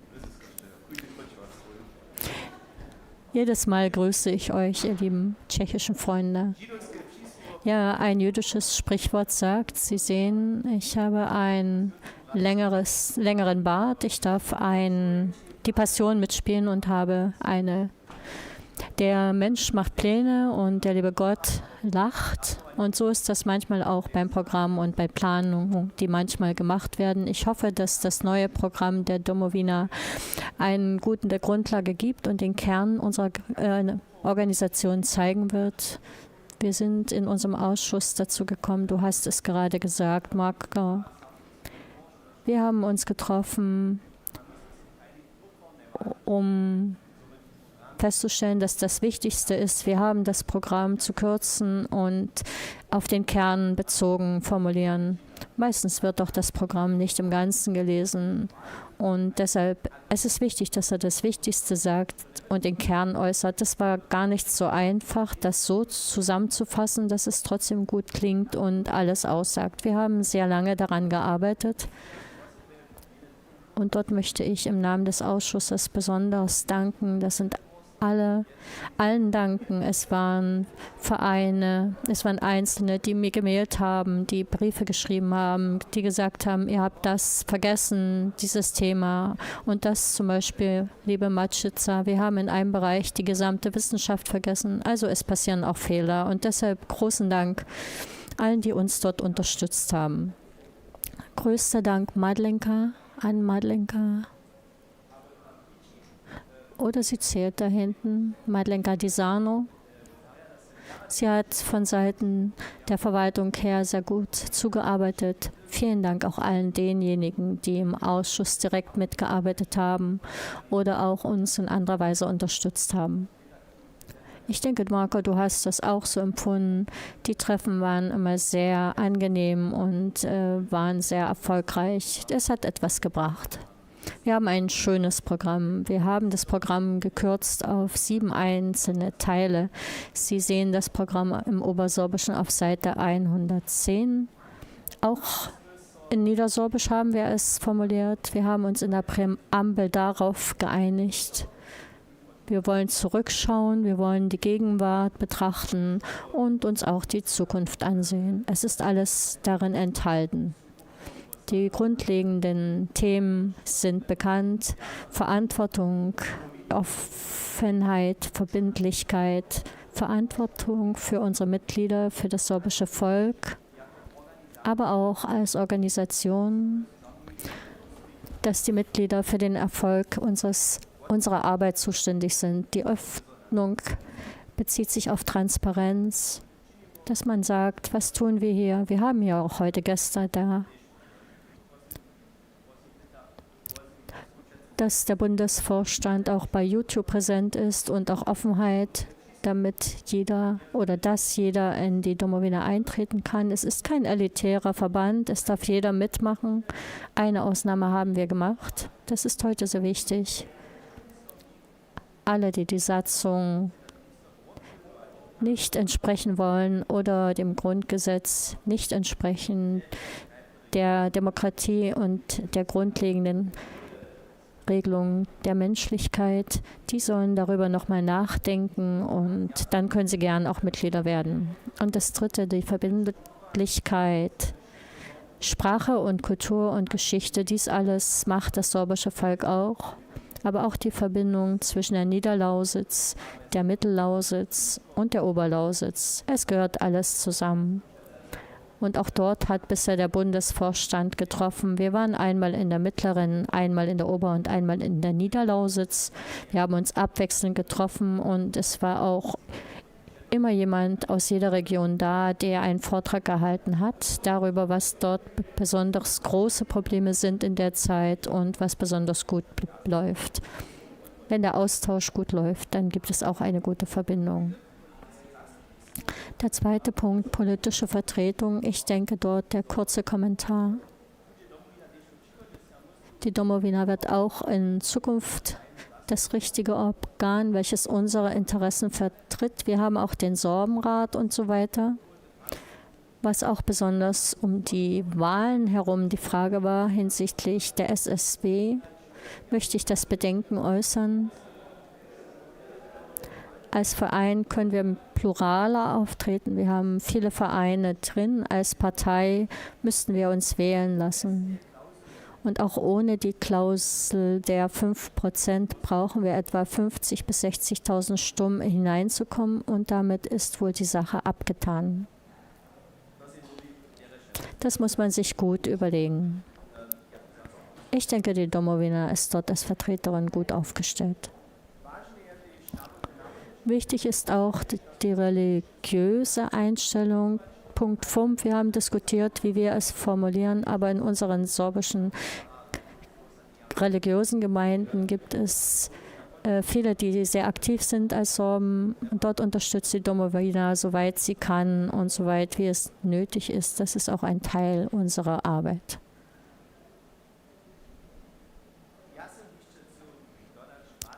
Ich möchte noch ergänzen den Dank für eine schöne gemeinsame Arbeit im Ausschuss und auch im Bundesvorstand. 2 Perioden durfte ich mitmachen. Ich danke für Ihr Vertrauen. Ich trete jetzt für den Schlichtungsausschuss an.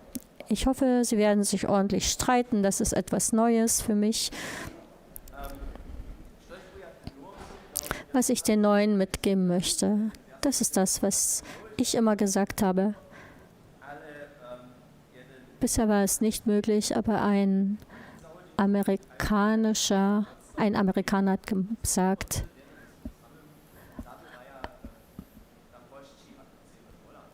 bis zu 100 vertragen sich ganz gern, sonst gibt es nur Störungen. Wir sind bei der Domowina ein Unternehmen noch unter 100 Leuten.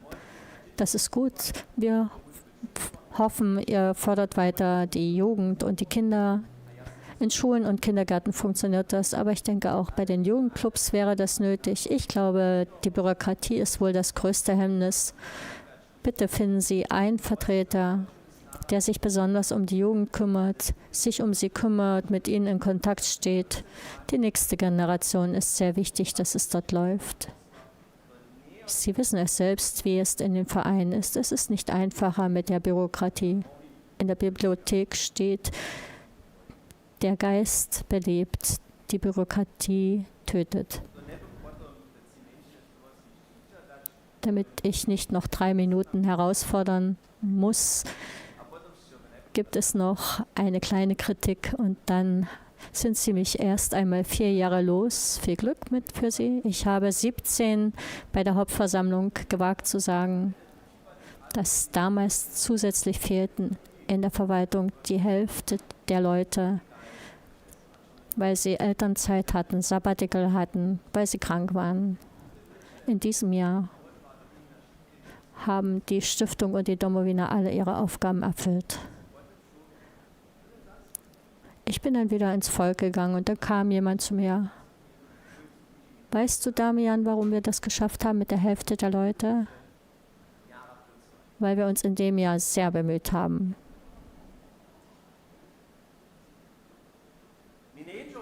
Mir geht es nicht darum, ich habe es bereits einige Male gesagt, jemanden die Arbeit zu nehmen oder jemanden schlecht zu machen. Darum geht es mir nicht.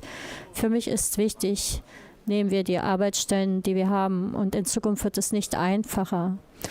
Die Jahre des Geldes sind vorbei. Schauen Sie, wo Sie die Menschen einsetzen, dass sie wirklich unten ankommen bei den Vereinen. Denken Sie darüber nach. Es geht nicht darum, jemanden Arbeit zu nehmen. Es geht darum, Arbeit gut zu ordnen. Das letzte noch ein lustiger Kommentar.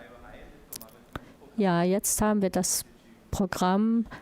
Gott hilft, dass Sie dem entsprechen. Und wenn Sie alles erreicht haben, was Sie geplant haben, hast du dir noch nicht genügend vorgenommen. Deshalb hoffe ich, genügend Mühe und genügend Arbeit für uns alle. Ich wünsche uns und Ihnen viel Freude bei der Arbeit, viel Erfolge, damit alle zufrieden sein können mit ihrem Verein, mit der Verwaltung. Und deshalb bitte stimmen Sie unserem Programm zu und noch einmal vielen Dank und vielen Dank für das Vertrauen und vielen Dank für die Mitarbeit.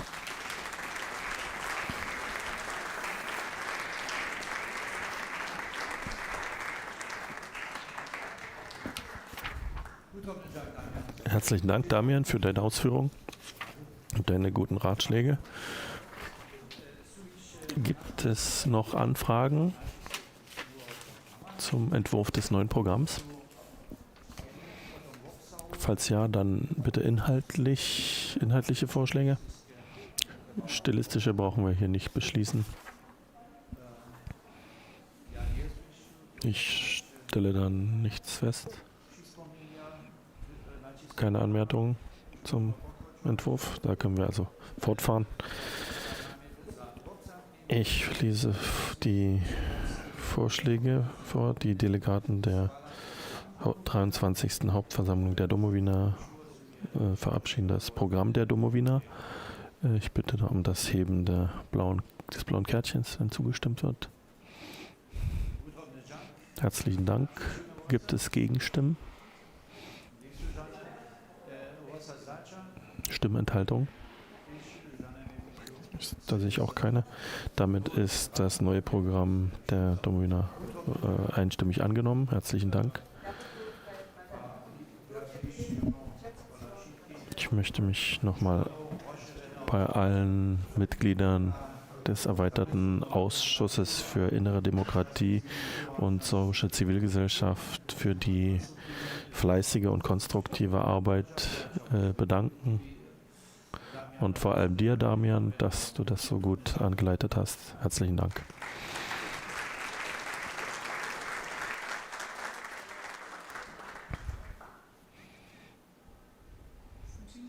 Damit kommen wir nach dem Plan zum Tagesordnungspunkt 3, die Wahl der Bundesvorstandsmitglieder.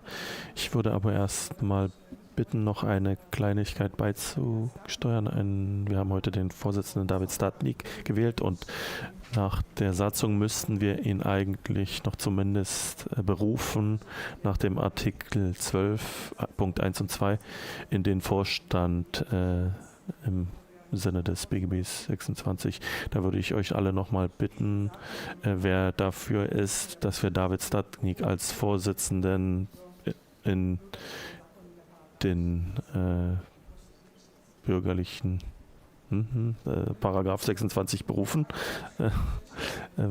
Das war die Mehrheit. Wer ist gegen den Vorschlag? Sehe ich keinen. Gibt es Enthaltungen? Dann herzlichen Dank Ihnen. Und bevor Krzeszan das Wort erhält, einen kleinen Witz. Sie sehen wahrscheinlich, dass wir sehr gut vorbereitet sind. Wir haben ja eine große Liste aller Punkte, wie wir hier so moderieren sollen. Ein kleinen Witz. Erstmal Madlena Tisanova für diese 21-seitige Arbeit. Aber warum sage ich das? Weil manchmal kleine Fehler reinrutschen. Und jetzt habe ich hier sitzend die Moderatorin bittet, gibt sich an den Vorsitzenden der Wahlkommission. Also ich weiß nicht, wie ich das machen soll, aber ich gebe jetzt das Wort weiter. Das sind die kleinen Geheimnisse, die nur die kennen, die das geschrieben haben. Also dann habe ich jetzt wieder das Wort und ich bin übergeben oder was? Du hast dich übergeben. Gut. Also wir haben jetzt diese Kandidatenliste aufgestellt mit 24 Kandidaten und Kandidatinnen. Das heißt, dass jeder hat die Möglichkeit, 24 Kreuze zu machen. Ich appelliere, dass Sie Ihre Kreuze nutzen, 24 Stück, möchte aber sagen, dass jeder Kandidat kann nur eine Stimme von Ihnen bekommen. Wenn Sie da 2 Kreuze, also vor dem Kästchen oder danach oder nur einen, also am besten in den Kästchen ankreuzen und dann ist das fertig. Sie dürfen natürlich auch weniger ankreuzen, aber denken Sie daran, in den Bundesvorstand ist nur derjenige gewählt, der aktuell haben wir 105 Delegierte, das heißt, derjenige bräuchte mindestens 53 Stimmen. In diesem Augenblick 53 Stimmen, um in den Bundesvorstand gewählt zu werden. Wenn Sie einen Namen dazu schreiben oder etwas durchstreichen, ist der Wahlzettel ungültig. Und damit ist das alles jedem also klar, was zu tun ist, weil das so viele Namen sind, weil das so viele Zettel sind. Schlage ich vor, dass wir den Delegierten die Möglichkeit geben, diesen Raum auch zu verlassen, damit sie auch irgendwo in Ruhe zu Hause, draußen die Liste da ankreuzen können Und wir suchen dann oder wir positionieren uns dann entsprechend mit den Wahlkästchen, damit dort der Stimmzettel abgegeben werden kann. Vielleicht ist das dem einen oder anderen zu nah, dass der Nachbar da sieht, wer angekreuzt wird oder wer nicht angekreuzt wird. Das mal nur als Vorschlag. Sie sind da hoffentlich einverstanden. Also dann, dass die Stimmzettel ausgeteilt werden.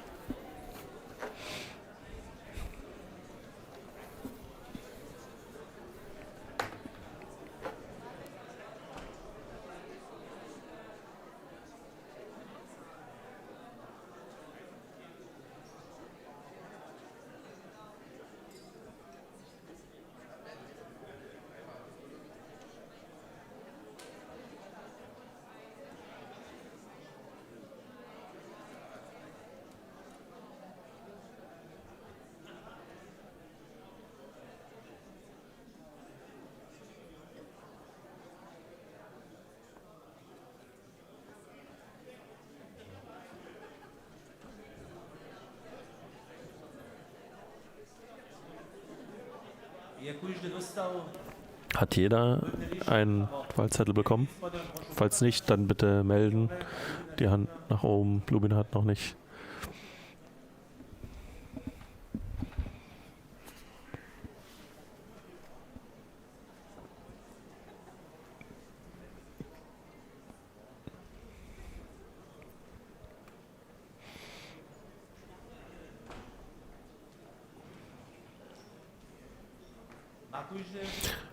Hat jeder einen Stimmzettel bekommen? Oder wie Marco Schimann vorhin gesagt hat, wer hat noch keinen?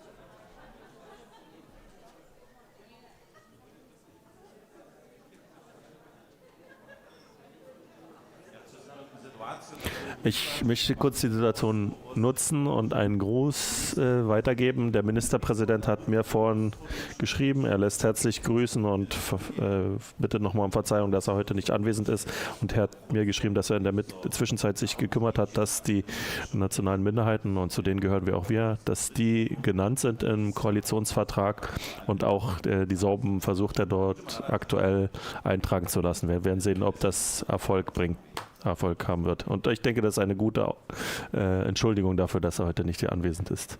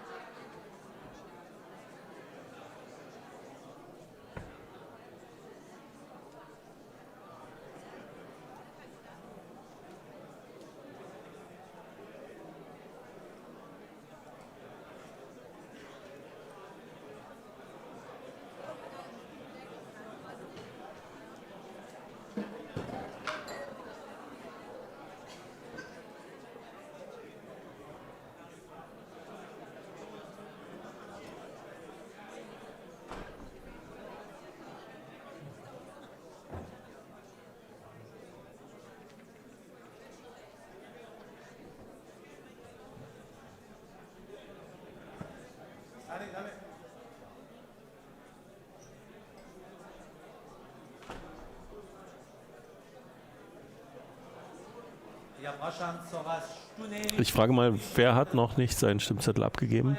Wer hat noch den Stimmzettel?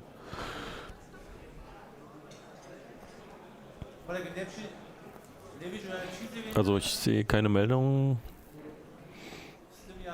Dann gehe ich davon aus, dass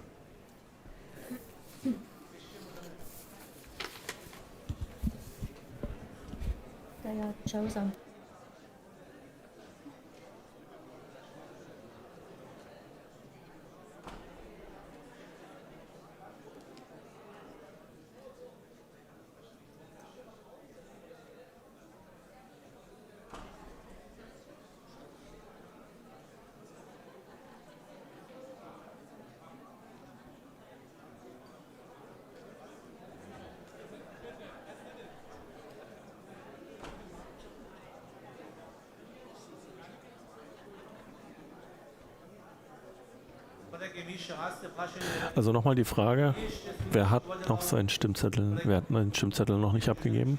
Ich sehe keine Meldung, damit sind alle Stimmzettel abgegeben und ich bitte mal, dass die Wahlkommission zum Auszählen geht und ich bitte nochmal um Aufmerksamkeit hier im Saal für die letzten beiden Wahlen. Die Hälfte. Jetzt sind nur noch 2, die Hälfte des Berges ist erklommen. Wir kommen zur Aufstellung der Kandidaten für die Wahlen des Revisionsausschusses. Nach der Satzung des Artikel 13 der Domowina Punkt 1 hat der Revisionsausschuss bis zu 5 Mitglieder zu haben. Bisher liegen uns 4 Anmeldungen vor. Die schriftliche Bereitschaft liegt vor.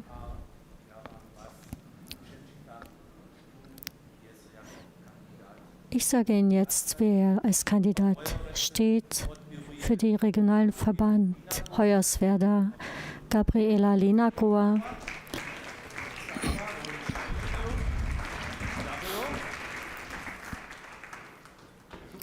Für den Regionalverband Micha-Honig Kamenz Jan Kliemann, der ist nicht da.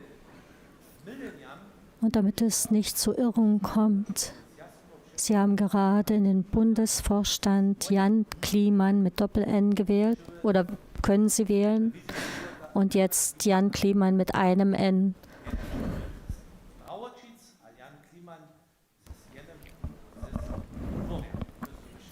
Der eine kommt aus Höflein, der andere aus Brautitz.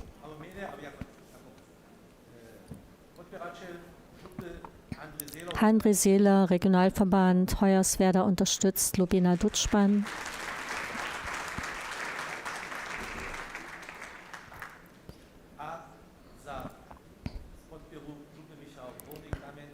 Und der Regionalverband Micha-Honig Kamenz ist es Tadi Zisch, der auch nicht da ist.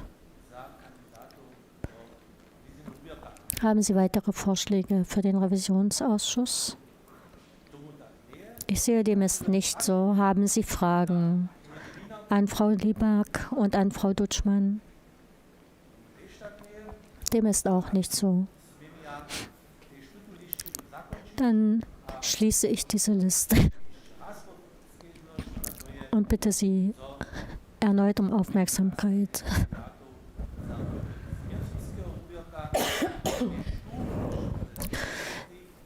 Wir erfahren jetzt die Liste zum Schlichtungsausschuss. Dieses Gremium kann bis zu 5 Mitglieder haben. Wir haben 6 Kandidaten. Die schriftliche Bereitschaft liegt vor.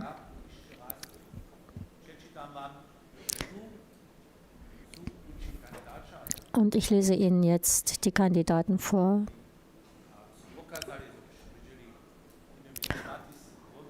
Und Sie werden gleich sehen, wenn Sie sich erheben,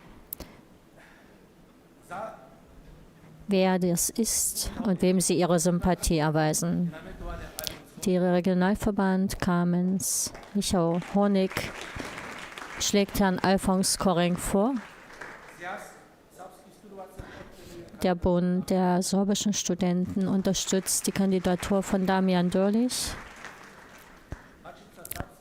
Die Matica Serbska unterstützt Dr. Annette Bresanec, die nicht anwesend ist. Ebenfalls unterstützt die Matica Serbska Dr. Daniel Mirčink.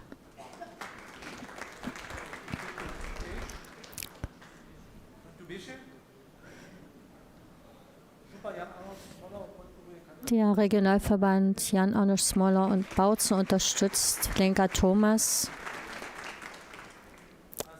Und der Verbund sorbischer Studierenden unterstützt Jonas Nowak.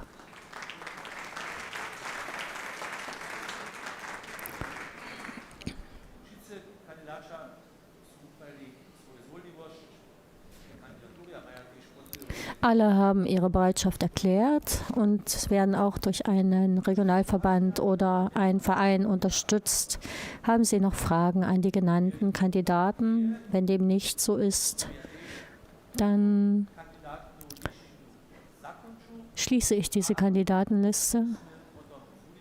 Und wenn wir mit der Auszählung der Mitglieder des Bundesvorstandes fertig sind, dann schreiten wir mit den Wahlen des Revisionsausschusses und des Schlichtungsausschusses voran. Vielen Dank für Ihre Aufmerksamkeit. Vielen Dank an Krzeszan Korenc. Wir kommen zum nächsten Tagesordnungspunkt. Solange die Wahlkommission die Stimmen zählt, haben wir für Sie einen kleinen Film vorbereitet. Den haben wir im vergangenen Jahr aufgezeichnet. Wir haben auch als Domowina immer Herausforderungen und suchen nach Nachwuchs. Und das betrifft die Verwaltung, aber auch die ehrenamtliche Ebene. Das ist kein Film, wo wir die Domowina vorstellen, sondern es ist ein Film, in dem haben einige ihre Bereitschaft erklärt, ihre Arbeit in der Domowina zu erläutern und zu erklären. Ich hoffe, die Technik ist soweit, dass wir den Film zeigen können.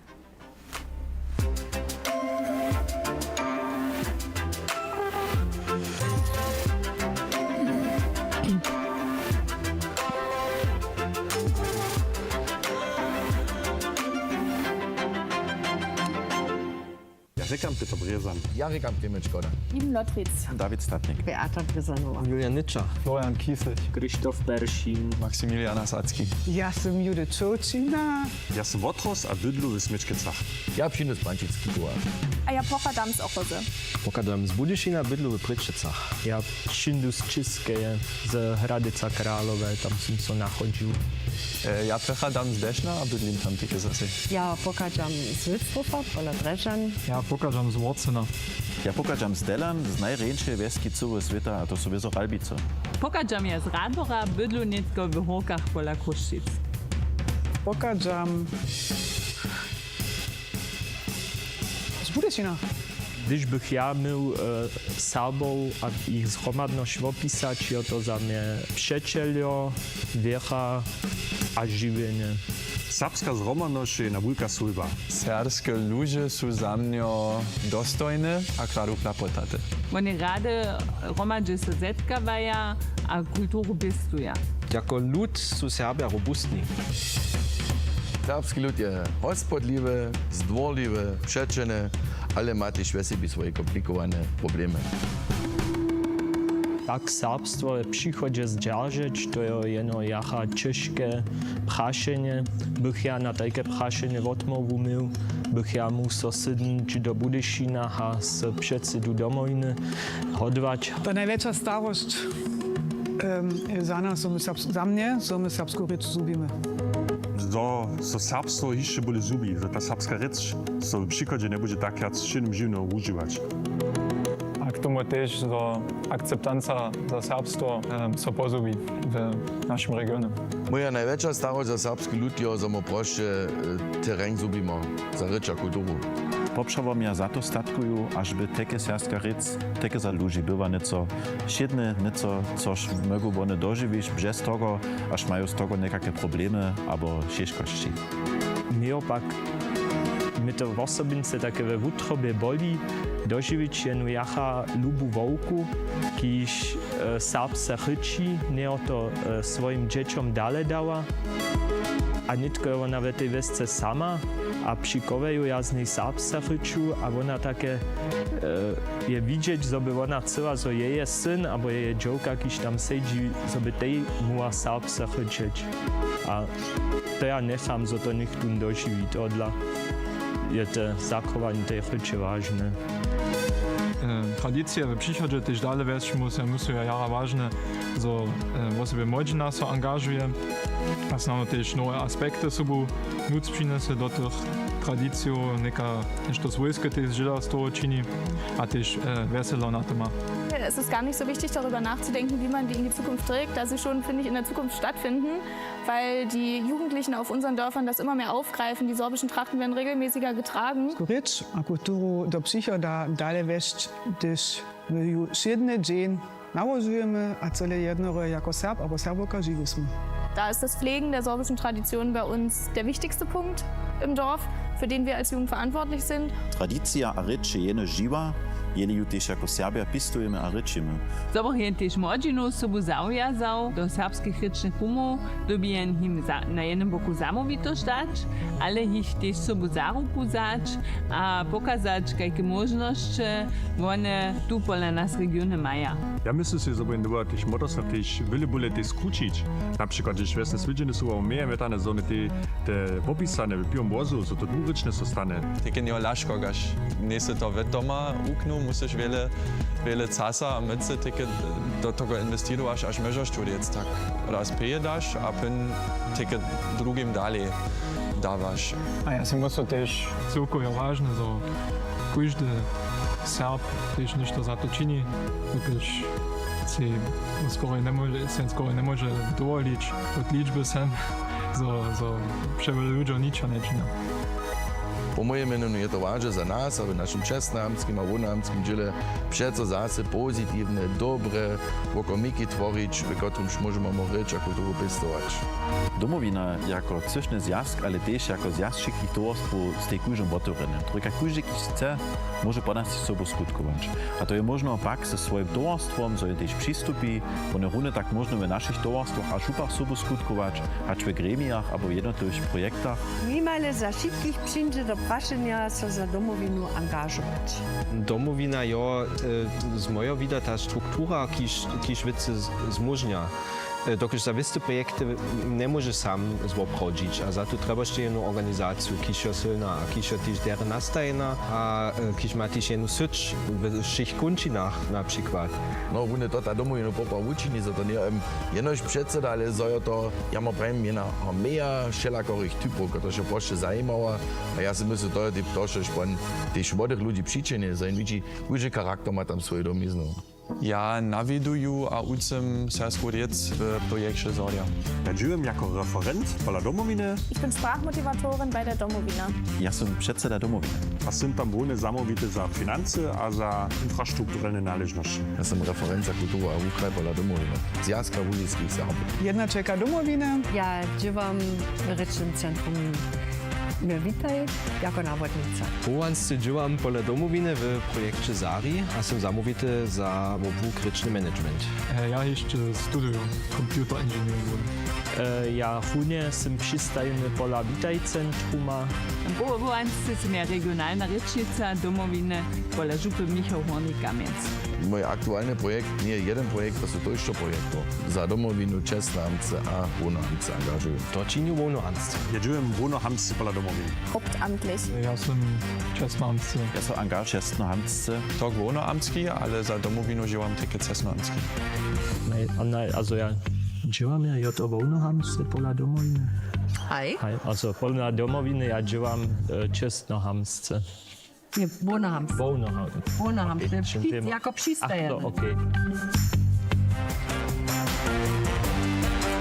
To je moje wonohamskie dzieło. Toż ma zajem za Serbo, a za Serboku jeszcze czynić, może pola domowiny sobie czynić. Co je na Czesnohamce albo Wonohamce.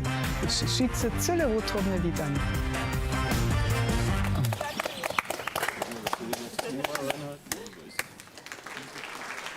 To je moje najlepsze słowo. Moje najlepsze serbskie słowo je tupiwojčka. Šitajka rana. No, a dobra. To je cool słowo. Proszę do już tak klinči. Tupiwojčka je cool. Niewiericka. Moje najlepsze serbskie słowo je domyślasz. Łokaszina. Je sprawić. Niż to zase do poradka stajeć. Pinkać. Wewerčka. Kak? Wewerčka. Wiewiaczka. Dokaż so mi ten diminutiv lubi jako osobitość w serbskiej ryczy. Also ja, wyprawa, ja nie mam żadne najlepsze serbskie słowo, ale my siedzimy tu w przyrodzie, ja widzę klon, ja widzę dub, dzieło lipa. No, no, ty się spode siedzieć. A ja sam co słońce być. Janike są tam że ty pracą na stole.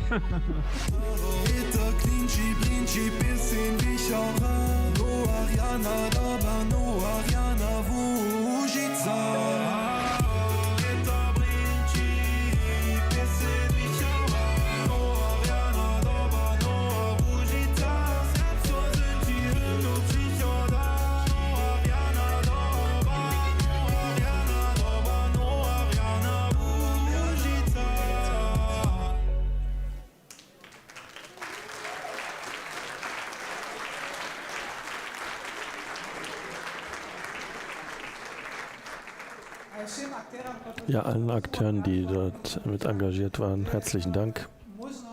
Das ist vielleicht eine Möglichkeit, weiter zu werben für die Domowina, liebe Delegaten, wenn Sie weitere Ideen haben, wie wir Nachwuchs werben können. Melden Sie sich bei uns, egal ob beim Bundesvorstand, bei der Geschäftsführung, Büro. Wir brauchen Nachwuchs. Wir hoffen, dass wir können mit diesem Film dann auch in Social Medias werben, auch mit anderen kleinen Filmen. Ja, das ist vielleicht dann so die Zukunft. Jetzt aber wieder zurück zur Arbeit. Wir kommen zum Punkt 14, Vorstellung und Verabschiedung der Arbeitsrichtlinie der Domowina für den Zeitraum 2025 bis 2027. Der Entwurf der Arbeitsrichtlinien liegt vor als Tischvorlage. Das ist dieses Dokument. Ich hoffe, dass Sie das alles haben. Falls nicht, dann ist das Dokument lag auch im Foyer vor. Ich stelle das erstmal vielleicht kurz vor oder sage was zum Prozess. Der erste Entwurf dieser Richtlinien oder der Diskussion oder die Diskussion für die neuen Richtlinien fing schon im November 2024 an. Da hatten wir eine Beratung der Vorsitzenden der Mitgliedsvereine und Regionalverbände. Da hatten wir ein Treffen, wo wir gesprochen haben darüber, welche Themen in den Arbeitsrichtlinien wichtig sind. Und im Januar hat sich dann das Präsidium mit den Arbeitsrichtlinien beschäftigt und gab dann diesen ersten Entwurf auch in den Bundesvorstand am 24. Januar. Und der Bundesvorstand hat dann auch vorgeschlagen, eine öffentliche Diskussion zu beginnen bis in den Februar. Da konnte jeder, also Mitglied und Nicht-Mitglied, konnte dort Vorschläge einbringen. Die wurden beachtet. Wir hatten verschiedene Vorschläge bekommen von Seiten von Vereinen und Regionalverbänden, auch aus dem Präsidium. Und am Ende, am 14. März, hat der Bundesvorstand den Vorschlag, diesen Entwurf, den wir jetzt hier vorlegen. Das ist jetzt der Entwurf. Ich hoffe, dass Sie damit zufrieden sind. Ich weise darauf hin, dass diese Arbeitsrichtlinien auf der Grundlage unseres neuen Programms basieren. Das Programm, Sie wissen, besteht aus 7 Arbeitsbereichen. Darauf haben wir das aufgebaut. Insgesamt sind das 45 konkrete Arbeitsrichtlinien aus diesen 7 Kapiteln. Und ich würde Sie fragen, oder anders, ich bin mir sicher, dass nicht alle Punkte eingebunden sind. Jeder von Ihnen wird vielleicht zusätzliche Punkte finden, aber ich denke, dass das eine gute Übersicht bildet und außer dieser Arbeitsrichtlinien sind natürlich immer weitere Beschlüsse notwendig und da wird sich auch der Bundesvorstand im Laufe der 2 Jahre dann mit beschäftigen.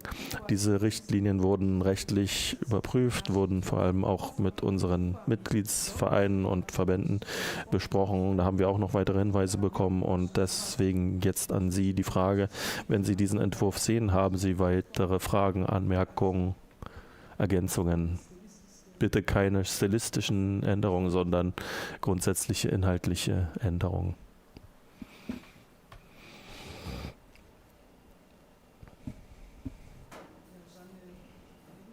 Ich sehe keine, ich gebe noch 30 Sekunden. Nicht, dass am Ende niemand sagt, dass wir kein Interesse an einer Diskussion gehabt hätten.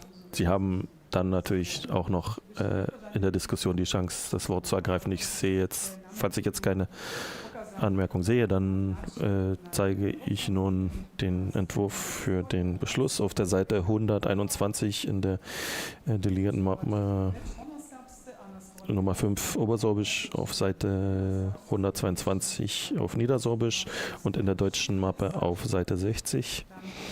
Da sehen Sie den Beschlussvorschlag. Ich lese vor: Delegierte der 23. Domowiner Hauptversammlung befürworten und Arbeitsrichtlinien im Zeitraum 2025 bis 2027. Der Bundesvorstand hat die Aufgabe, mithilfe seiner Ausschüsse die Erfüllung und Abrechnung der Aufgaben zu koordinieren. In Vorbereitung auf die 24. Hauptversammlung der Domowiner im Jahr 2027 soll der Vorschlag für neue Arbeitsrichtlinien ausgearbeitet werden. Gibt es dazu Fragen? Ich sehe keine, also bitte ich um das Heben der Hand. Wer für den Vorschlag ist, so wie ich ihn vorgetragen habe. Ja. Ach, das Kärtchen heben bitte. Das ist die breite Mehrheit. Wer ist gegen den Vorschlag? Ich sehe niemanden. Wer enthält sich der Stimme? Eine Stimmenthaltung, ja. Dann herzlichen Dank. So sind die Arbeitsrichtlinien, so wie sie vorliegen, beschlossen. Herzlichen Dank Ihnen. Im Punkt 15 muss nicht viel gesagt werden. Bis zum 31.01.25 wurden keine zusätzlichen Vorschläge zur Hauptversammlung eingereicht. Deshalb ist es nicht nötig, an dieser Stelle abzustimmen. Punkt 16 sagt aus, dass wir die Wahlen für den Revisions- und dass wir die Ausschüsse wählen. Schlichtungsausschuss und Revisionsausschuss ist bisher noch nicht erfolgt. Ich habe schon die Beschwerde gehört, dass heute wenig Zeit für Diskussion ist, aber jetzt ist die Möglichkeit dafür. Sie hatten die Möglichkeit, sich zu melden über solche Formulare für die Diskussionsbeiträge. Bisher haben wir 6 Meldungen. Ich sage jetzt, dass jeder Sprecher nur 3 Minuten hat. Achten Sie bitte auf die Zeit. Ich werde die Sekunden zählen. Ich bitte den Redaktionsausschuss um Registration entsprechender Vorschläge und Hinweise. Jetzt in der Reihe dieser Meldungen spricht zu uns als erster Marco Koa.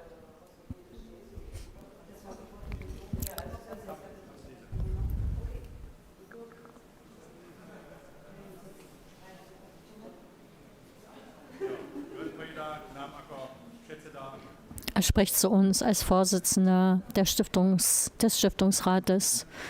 Mit Sicherheit werde ich mich nicht an 3 Minuten halten können. Ich lese langsam, damit die Leute die Chance haben zu übersetzen. Es sind 1,5 Seiten. Ich weiß, das sind mehr als 3 Minuten. Sehr geehrte Delegierte, liebe Gäste, In dieser Zeit, vor 2 Jahren, hat der Bundesvorstand der Domowina uns das Vertrauen ausgesprochen und uns ausgewählt als Teil des sorbischen Volkes im Rat für sorbische Angelegenheiten. Wir haben die Hälfte unserer Legislativperiode erreicht. Der Stiftung, die bereits über 30 Jahre ein anerkanntes Instrument des Bundes und der Länder Sachsen und Brandenburg ist und das aus Steuergeldern. Für die neuen Ratsmitglieder ist es nicht einfach. Die Materien der Themen sind umfassend und sehr komplex. Und fast alle haben ihre Geschichten, die der Einzelne auch kennenlernen sollte oder kennen sollte. Aus dieser Legislative haben wir mit den Vorangegangenen einen großen Vorteil. Neben dem Jan Buda, dem Chef der Stiftung, haben wir auch Felicitas Birkhofen. Diese Arbeit hilft bei unserer Arbeit und hilft bei der Erhöhung der Qualität. Bisher haben wir uns in den 24 Monaten 21 Male getroffen. Wir hatten als Vorsitzender doppelt so viele Termine und wir bereiten das nächste Finanzierungsabkommen vor nach der Zeit 25 und auch das Lausitzer Areal beschäftigt uns sehr. Verschiedene Szenarien haben wir für nötig, damit wir auf Resultate der Gespräche reagieren können, damit wir das auch den Verantwortlichen sagen können. Regelmäßige Konsultation mit dem parlamentarischen Beirat der Domowina, mit den Sorbenräten werden eingerichtet. Die Stiftung hat von Beginn ihres Bestehens definierte Aufgaben, die im Staatsvertrag bis heute in den Status sich zeigen. Wir haben die sorbische Sprache und Kultur, die Identität des sorbischen Volkes zu pflegen und zu fördern. Hinsichtlich dieses Auftrages ist jede Institution und jeder Projektträger Helfer, uns zu unterstützen. Und für diese Unterstützung, die wir auch gerne finanziell unterstützen, sind wir dankbar. Die Förderung der 8 sorbischen Institutionen macht 77% der Förderung aus und damit den größten Teil. 2025 waren das 21,3 Millionen Euro gewesen. Vor 10 Jahren waren es noch 14,2 Millionen Euro. Also eine Hälfte mehr im Laufe der letzten 10 Jahre. Hauptgründe dafür sind die hohen Tarife, aber auch die Finanzierung neuer Aufgaben respektive bestehender. Das manifestiert sich unter anderem in den zusätzlichen Stellen, die 2020, 2021 bis 2025 begrenzt wirken. Die Projektförderung demgegenüber macht aus 2015 waren es 1,1 Millionen Euro, vorher waren es 2,3 Millionen Euro. Das ist eine Förderung von 100%. Die Zahl der eingereichten Projekte ist gestiegen auf unterdessen 170 pro Jahr. Im Wesentlichen sind es sorbische Vereine, die Projekte durchführen, vor allen Dingen Sie, die hier auf der Hauptversammlung des Bundesvorstands des Bundes der Lausitzer Sorbenvereins sind. Von 2022 gibt es Fördermittel, die wir bekommen, irgendeines Gesetzes. Insgesamt stehen uns dort mit 19 Millionen Euro für Projekte und 42,5 in Sachsen bis 2038 zur Verfügung. Auch hier haben wir mit den Projekten wie Soria, Sare, Experiment und Lucia, da konnten wir auf die Beine helfen. Träger dieser lang währenden Projekte sind sorbische Institutionen sowie sorbische Vereine. Wir fragen uns sehr oft, wie wir ihre Arbeit noch besser unterstützen können. So sind im vergangenen Jahren noch einige Änderungen passiert. Wir wollen im Stiftungsrat eine Richtlinie im Mai beschließen. Bereits von 2018 sind zusätzliche Stellen entstanden im Pool von Projektmanagern, die Vereine unterstützen, administrativ und organisatorisch. Ein Wettbewerb von Ideen, welches dieses Jahr zum 3. Mal stattfindet, ermutigt Einzelne und Vereine unbürokratisch Projekte unterstützt bekommen, die innovativ sind. Obwohl sich die Verwaltungsvorschriften in Sachsen 2024 verändert haben und damit auch die Ausreichung von Mitteln, haben wir uns die bisherige Praxis erkämpft, dass eine Vorfinanzierung nicht notwendig ist. Damit gibt es keine zusätzliche Belastung. Die Mitarbeiterinnen der Verwaltung haben Veranstaltungen durchgeführt mit Videos, in denen sie erläutern, wie das funktioniert. In der neuen Richtlinie wird stehen, dass unter 1.000 € wichtige Projekte ohne festgestellte Termine bearbeitet werden. Dann können auch kurzfristige Projekte unterstützt werden. Das war bisher eine Kritik, dass außerhalb dieses Rahmens etwas mit Stiftungsmitteln realisiert hätte werden können. Die Stiftung für das sorbische Volk sollte auch in Zukunft dort helfen, wo es notwendig ist. Dafür wird eine laufende Austauschmöglichkeit sein, zu der wir einladen. Und die nächste Hauptversammlung der Domowina ist sicherlich ein Meilenstein zu diesem Austausch. Herzlichen Dank. Das waren 6 Minuten. Damit hatte Christian Korenk nun die Möglichkeit, die Auszählung zu beenden, und ich gebe nun das Wort an den Vorsitzenden der Wahlkommission. Ja, liebe Delegierte, wir haben gerechnet und haben ausgerechnet, haben ein Ergebnis. Ich nenne nun die Namen, nenne die Zahl der Stimmen und sage dann, bitte dann darum, dass gleich die Kandidatin und der Kandidat seine Bereitschaft erklärt mit einem klaren Ja oder und dann auf das Podest. Ja, können wir auch Ja sagen? Ja, dürft ihr, Franziska. Ich war noch nicht fertig mit meiner Ankündigung. Ja, das weiß ich. Aber ich nehme das an, diesen Hinweis. Also, Kathi Struck, 91 Stimmen.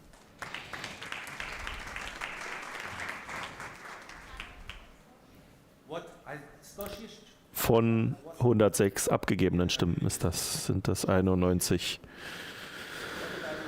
106 abgegeben und sie hat erreicht 91 Stimmen. Franziska Albert, 101 Stimmen. Ja, bitte aufstehen. Und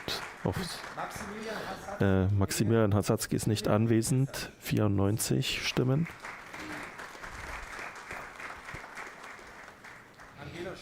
Angela Schumann, 89 Stimmen.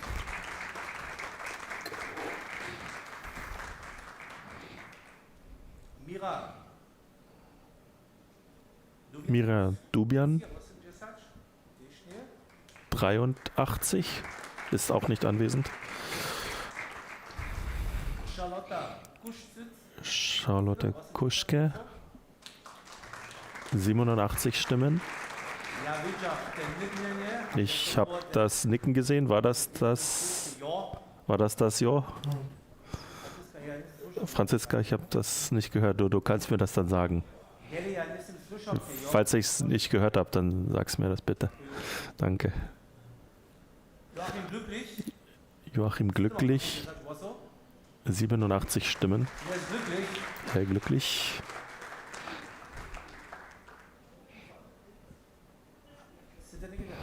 Hast du jetzt Ja gesagt? Ja.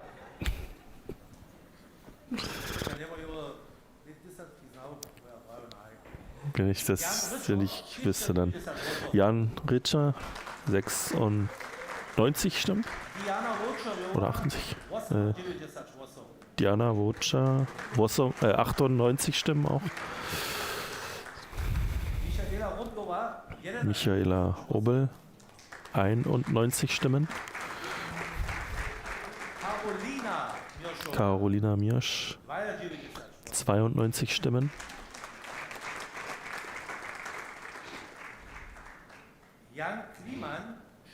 Jan Kliemann, 94 Stimmen. Alena Hitzke, 98 Stimmen. Thomas Suchi, 96 Stimmen. Martin Britzke, 97 Stimmen.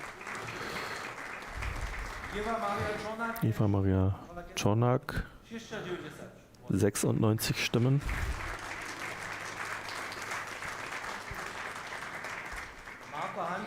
Marco Hanschig, 95 Stimmen.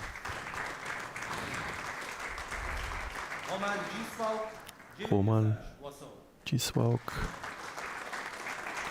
ich glaube 91 was, kam nicht an. Jan Birk, 93 Stimmen.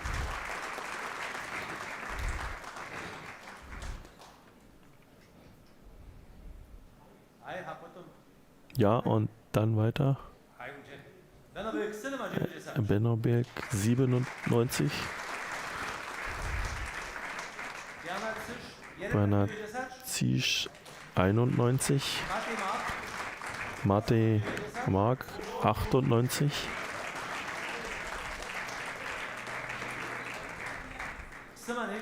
Simon Heduschka, 99.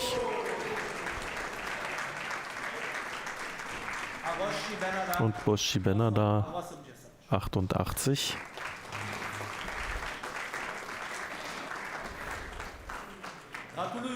Ich gratuliere von dieser Stelle allen gewählten Mitgliedern des neuen Bundesvorstands und wünsche bitte nun darum, dass den Vorsitzenden und die stellvertretenden Vorsitzenden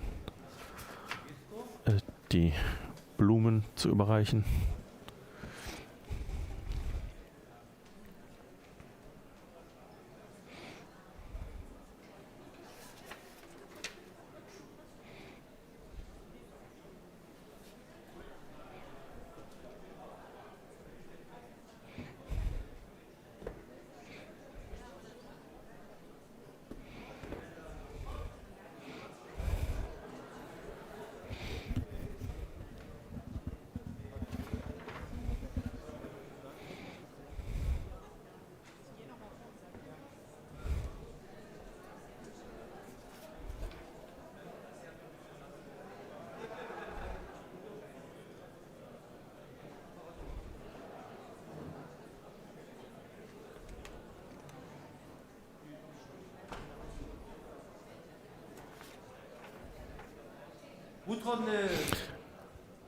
Herzlichen Dank für die getane Arbeit.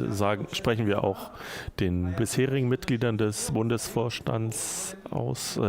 Ich würde bitten, dass die neu gewählten stehen bleiben und dazu kommen bitte die Mitglieder des Bundesvorstandes, die bisher tätig waren. Da bitte ich nach vorne Frau Maja Michalk.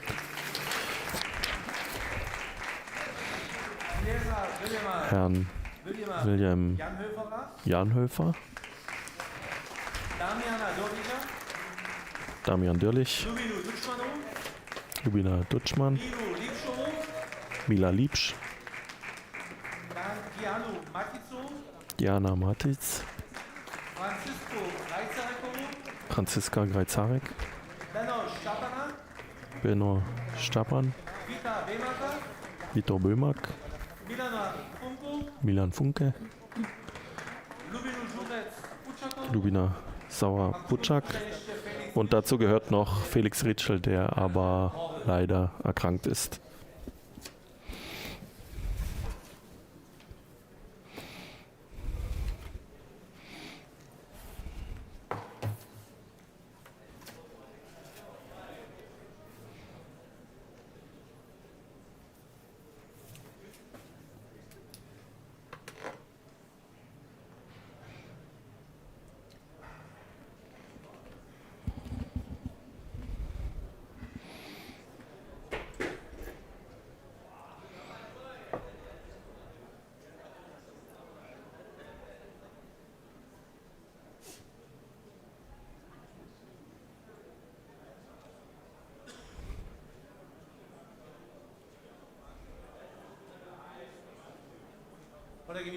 Also noch einmal herzlichen Dank all die bisher tätig waren im Bundesvorstand und gute Motivation an denen, die neu gewählt wurden oder neu in den Vorstand gewählt wurden.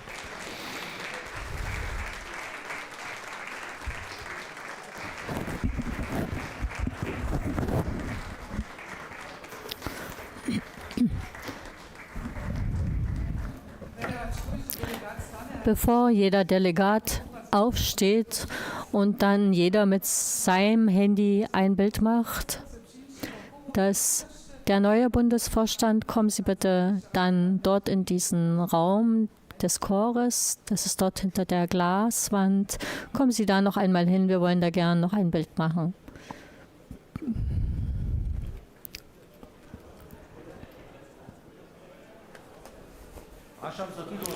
Ich frage hier in den Saal, habe ich hier jemanden vergessen, der im letzten Bundesvorstand tätig war und den ich nicht genannt habe?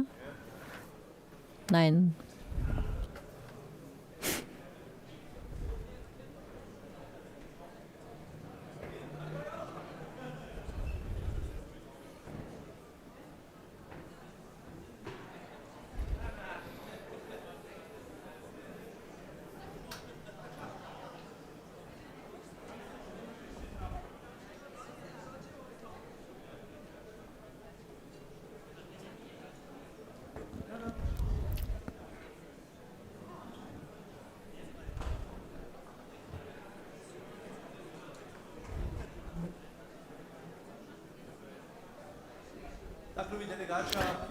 Liebe Delegierte, nach der Gratulation den ehemaligen und neuen Mitgliedern des Bundesvorstandes kommen wir jetzt zu den beiden letzten Wahlen. Das sind die Wahlen zum Revisions- und zum Schlichtungsausschuss. Wir beginnen mit dem Revisionsausschuss.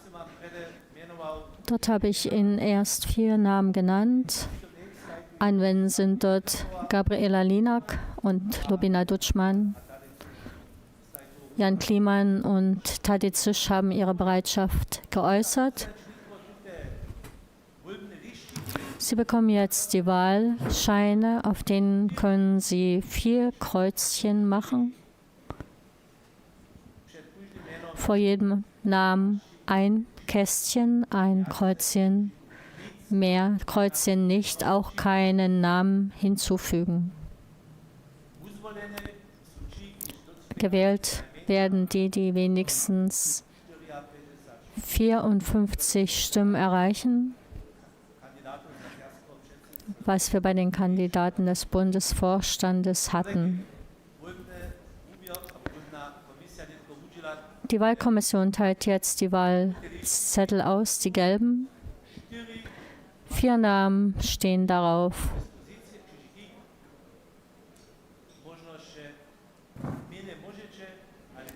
Mehr Stimmen gehen nicht, aber weniger gehen schon.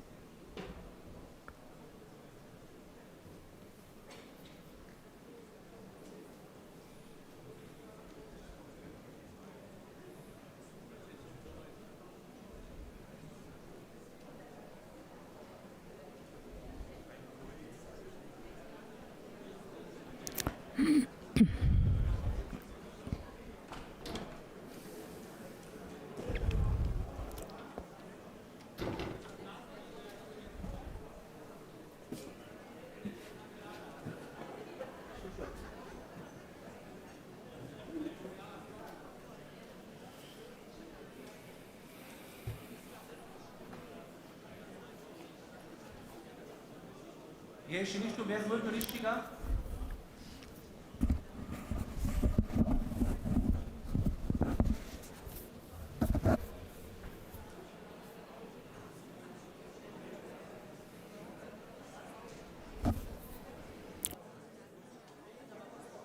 Jeszcze raz proszenie ma pójdzie wolno liścig?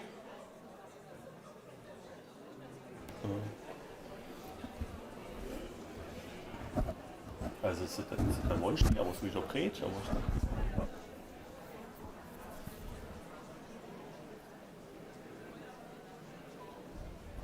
Ale predem přes kameru je ještě jeden lídok hijab. Neka jo nevím, když od toho směra dali tam, když se zdají už jedno, že se nebude. Stejný mužice.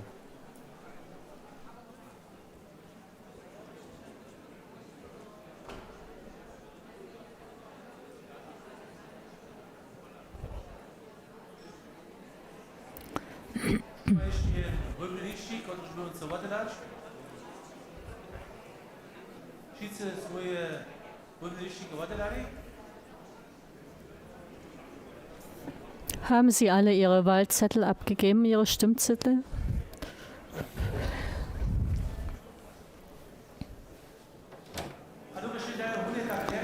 Und da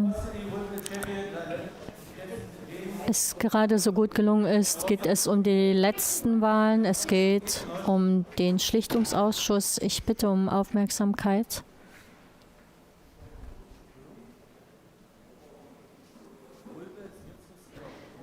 Die Wahlen zum Schlichtungsausschuss haben wir 6 Kandidaten.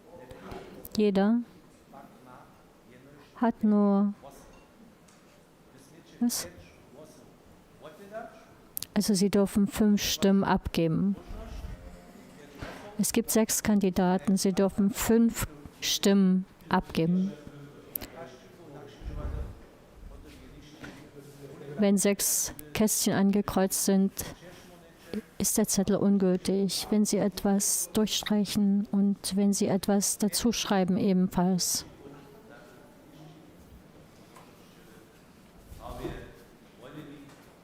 Also 5 Stimmen und dann haben Sie richtig gewählt. Das sind Ihre letzten Wahlen für den heutigen Tag.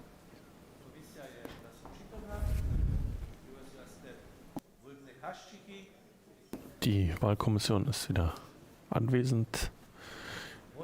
Hier kommen wieder die Wahlkästchen. Da können Sie sich überzeugen, dass die leer sind.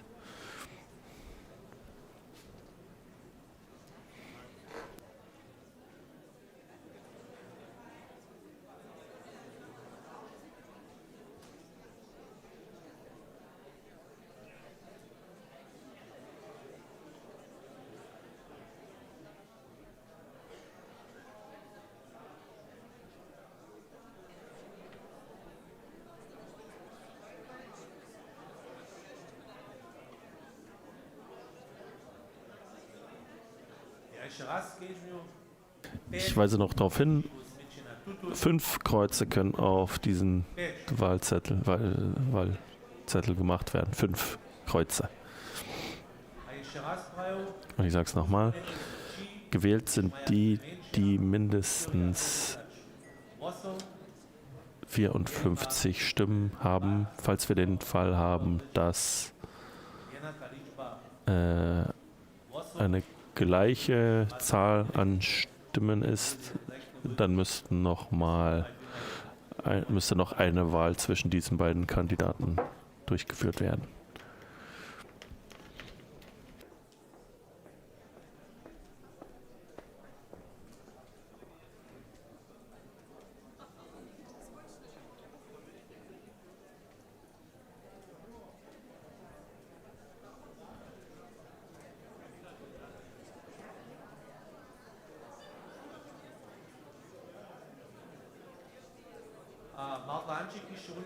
Marco Hanschig hat mir das gerade noch geflüstert. Wir haben natürlich 6 Kandidaten und wenn alle mehr als 54 Stimmen haben, dann ist natürlich derjenige, der die wenigsten Stimmen hat, nicht gewählt.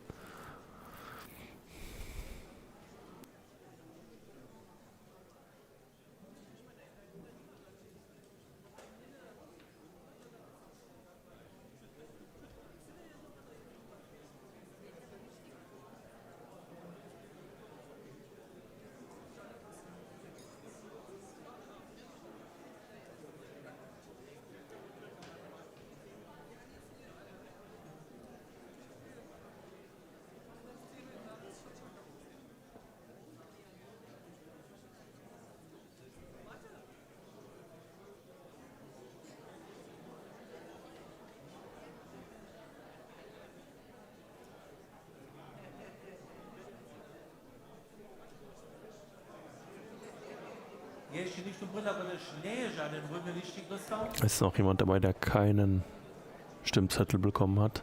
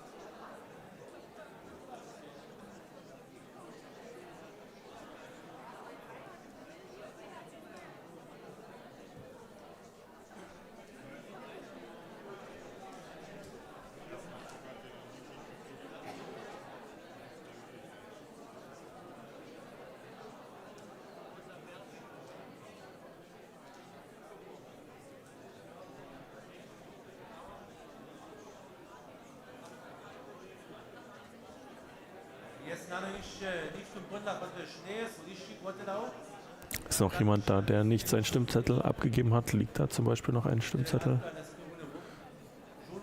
Das Delegierte gerade den Saal verlassen. Warten wir noch kurz.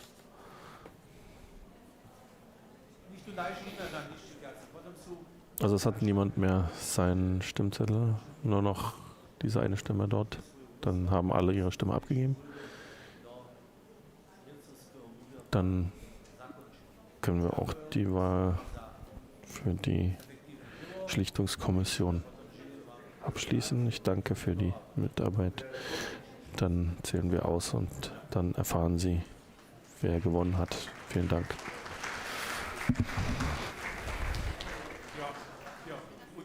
Ja, herzlichen Dank für die effektive Leitung der Wahlen. Jetzt ist Zeit, wieder zurückzukommen zur Diskussion. Auf der Liste habe ich jetzt stehen Lenka Tomasoa vom Regionalverband Januarisch Smolensk-Bautzen.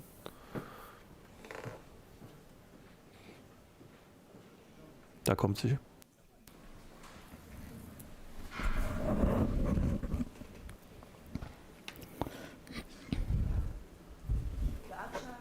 Sehr geehrte Delegaten, sehr geehrte Delegierte, sehr geehrte Gäste, bereits viele Jahre arbeite ich im Preisausschuss der Domowina. Ich freue mich ehrlich, wenn wir darüber diskutieren, über die Vorschläge der Regionalverbände, über die einzelnen Mitglieder oder unserer sorbischen Vereine, wen die Domowina auszeichnen soll für hervorragende ehrenamtliche Arbeit. Am Ende wird in nicht öffentlicher Wahl entschieden. Zwei Perioden war ich Vorsitzende. Dort haben wir das Ritual verändert. Es soll nicht immer nur die Lauratoren, es sind mehrere Lauratoren da und es sind mehrere da, die sich engagieren. Der Ausschuss hat auch dem Bundesvorstand vorgeschlagen, die Satzung zu ändern. Die waren meist stilistischer Art und wurden in der letzten Wahlperiode durch den Bundesvorstand angenommen.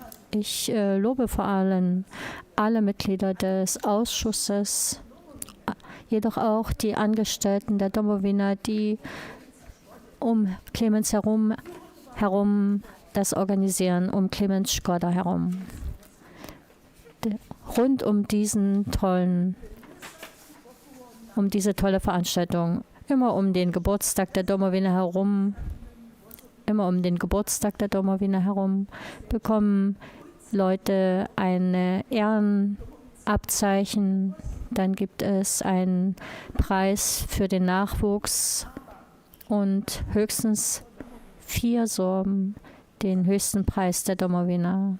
Für das Lebenswerk gibt es bereits sehr viele, die diesen Preis erhalten haben. Roja Schenkario aus Rhone, Piana Trench aus Cottbus, Juri Scholze aus Neudorf, Günter Wenk aus Dreutz, Regina Scholze aus Grunewitz, Professor Gerald Stone aus Oxford oder Juraj Kubanka aus Bautzen, Bratislava. Ich zitiere jetzt aus der Ordnung für den Preis für hervorragende Tätigkeit in ehrenamtlicher Arbeit, welche der Erhaltung und der Förderung des Sorbischen dienen und die für alle Sorben bedeutend ist. Dafür übergibt die Domowina diesen Preis. Den Laureaten wurden meist 1.000 Euro übergeben. Manchmal haben wir auch schon 800 oder 500 Euro mit diesem Preis weitergegeben, weil das bisherige Budget für diese Veranstaltung der Domowina und für alle Auszeichnungsprämien auf 6.000 Euro veranlagt ist. Wir konnten nie über die Höhe des Preises nachdenken. In der Zeit, als wir 2 Preise, die junge niedersorbische Exzellenz, 10.000 Euro finden, müssen wir auch für die Prämie der Domowina sprechen. Es wäre Aufgabe der Hauptversammlung. Sie könnte die Erhöhung um insgesamt wenigstens 4.000 Euro für 4 Preise beschließen und damit das Prestige des höchsten Preises der Domowina erhöhen. Oder sie könnte dem neuen Bundesvorstand bis zum 30.06.2025 die Aufgabe geben, über die Höhe der Prämien und der optimalen Erhöhung dieser zu beraten. Ich danke.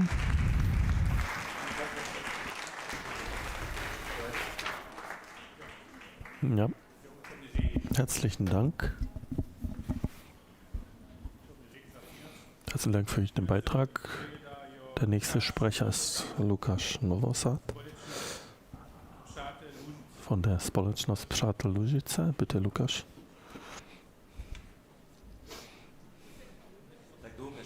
Ja, solange wie Lukas startet, möchte ich die Möglichkeit nutzen und Lukas herzlich gratulieren. Auch er ist Vorsitzender und ist wieder neu gewählt. Ich glaube, du hattest endlich horrende Ergebnisse wie ich. Ja, das stimmt. Ich muss erst mal deinem Kollegen sagen, ich werde die 3 Minuten nicht einhalten, weil ich mich nicht angemeldet habe. Ich wurde angemeldet vom der Geschäftsführerin und dem Vorsitzenden. Also ich schaue nicht auf deine Regeln, Hartmut. Ich achte nicht auf deine Regeln. Und du hast recht, David. Ich wurde mit der gleichen Zahl an Stimmen vor 2 Wochen ausgewählt. Und Entschuldigung erstmal, wir warten kurz. Das ist wichtiger. Ich wünsche Ihnen allen eine gute Nachmittagessen-Vorsitzung. Ich habe gesehen, wie du allen Ausgewählten Blumen schenkst und ich warte schon 2 Wochen auf den Blumenstrauß von dir. Wann kommt er? Ja, er kommt. Ja, ich würde dafür extra nach Prag fahren. Ja, das war ein Moment, wo der Vorsitzende das Wort verloren hat oder keine Antwort mehr hatte. Das war die Aufgabe, die ich von Judith und David bekommen habe. Das ist es vorzustellen, einige Sachen vorzustellen, die in Prag, was die Medien angeht, was wir da vorbereiten. Ich hoffe, dass das funktioniert, denn, Entschuldigung, ich habe meine WLAN vergessen anzumelden. Aber vielleicht wird das funktionieren. Bis das geklappt hat, will ich noch meinem Freund Clemens Skoda sagen, ich sehe ihn jetzt gerade nicht, dass manche von Ihnen wissen das schon, dass am Ende des Mai werden wir ein Gulasch-Duell haben, wir beide. Und ich bin heute sehr dankbar, dass ich die Chance hatte, den sächsischen Gulasch zum Mittagessen zu kosten, der sehr lecker war. Aber Clemens, ich muss dir wirklich danken. und dir Ehre erbieten, weil du von Anfang an weißt, dass du nicht weißt, dass du nicht gewinnen kannst. Wenn der Sohn Gulasch kocht, mit dem Tschechischen kannst du dich nicht messen. Also ich danke dir vor allen anderen für deine Niederlage. Danke.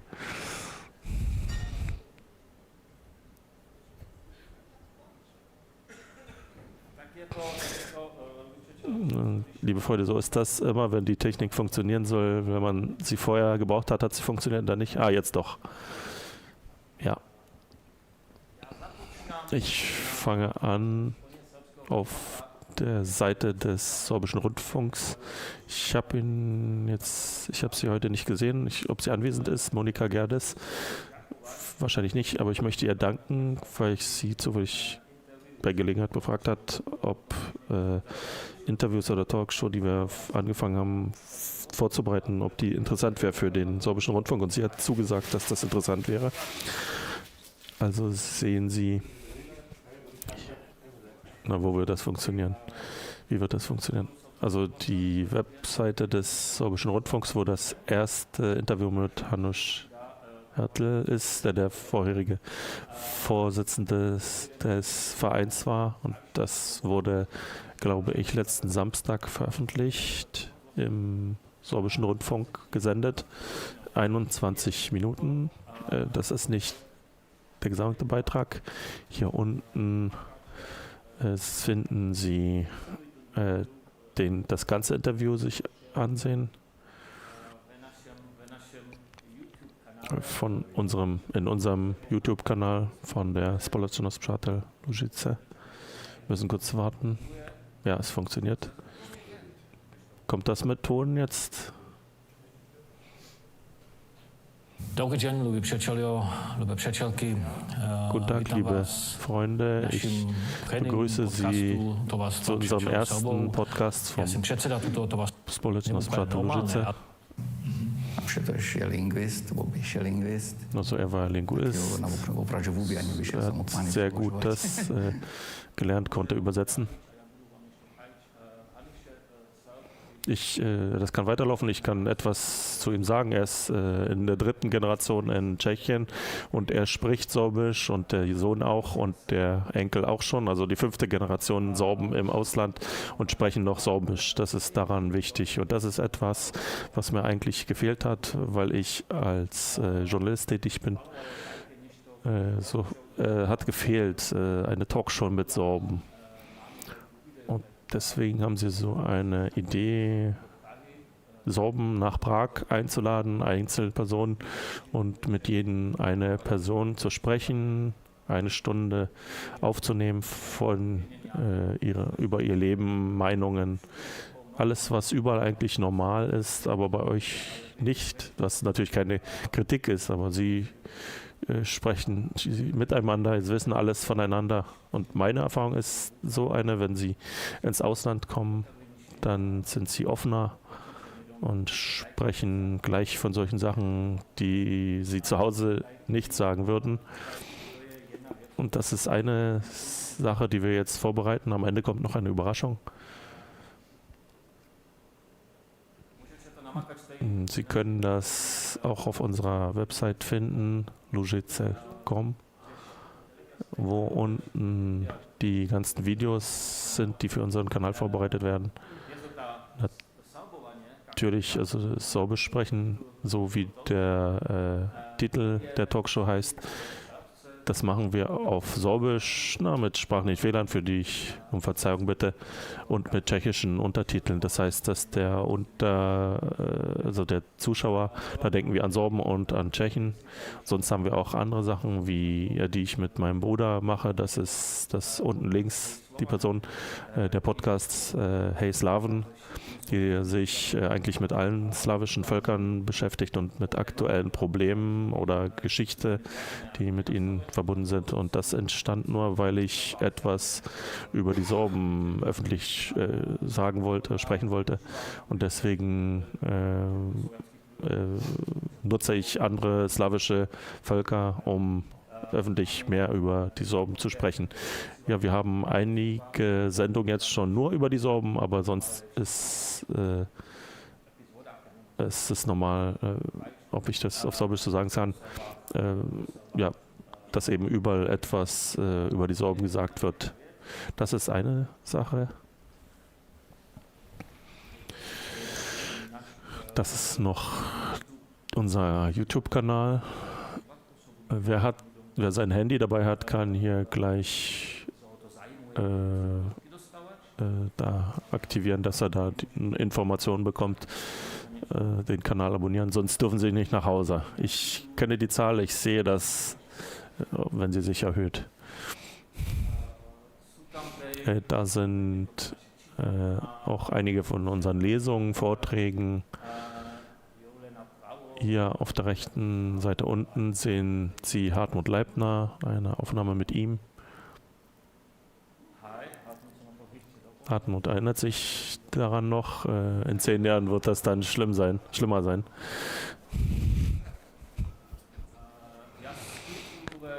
Ich wirke auch oder bin aktiv bei einer Zeitung, die heißt Echo. Da schreibe ich auch oft etwas über die Sorben, was ganz gut passt, was ich eigentlich an nichts anderes denke als an die Sorben. Aber ganz natürlich schreibe ich über die Sorben. Ich bin der einzige tschechische Journalist, der etwas über die Europäada geschrieben hat. Hier, das ist wieder der Podcast. Hier sehen Sie auch, wenn ich etwas über Donald Trump schreiben möchte, dann nutze ich auch gleich wieder die Sorben. Für alles seid ihr mir nützlich. Aber wir funktionieren auch so, dass wir Mitarbeit mit dem mit dem tschechischen Rundfunk haben. Sie sehen hier Milan Rabal, den Sie bestimmt kennen. Das ist eine Sendung.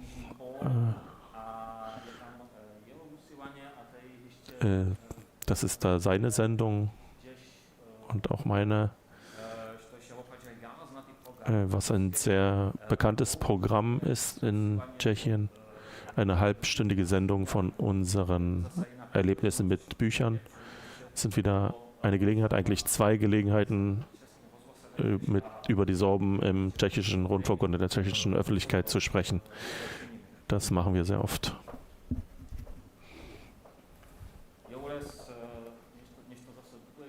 Hier wieder etwas anderes, was nicht bekannt ist.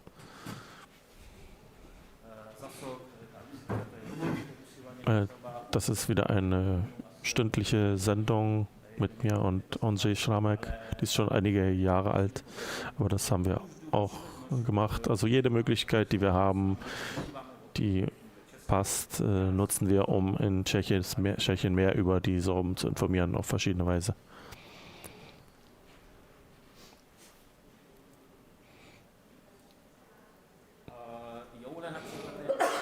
Hier zum Beispiel etwas anderes, Mizi und Maus.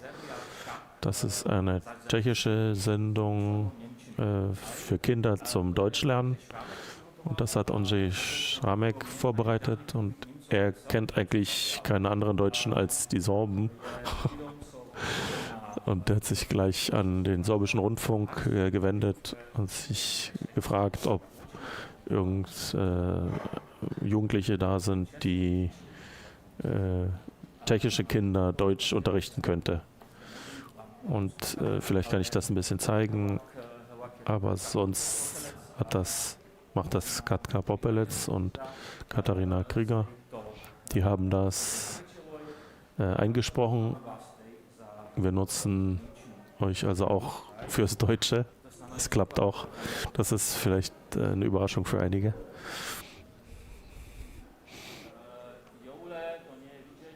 Ja, das ist ja nicht zu sehen, weil es so dunkel ist. Aber das ist eine Aufnahme.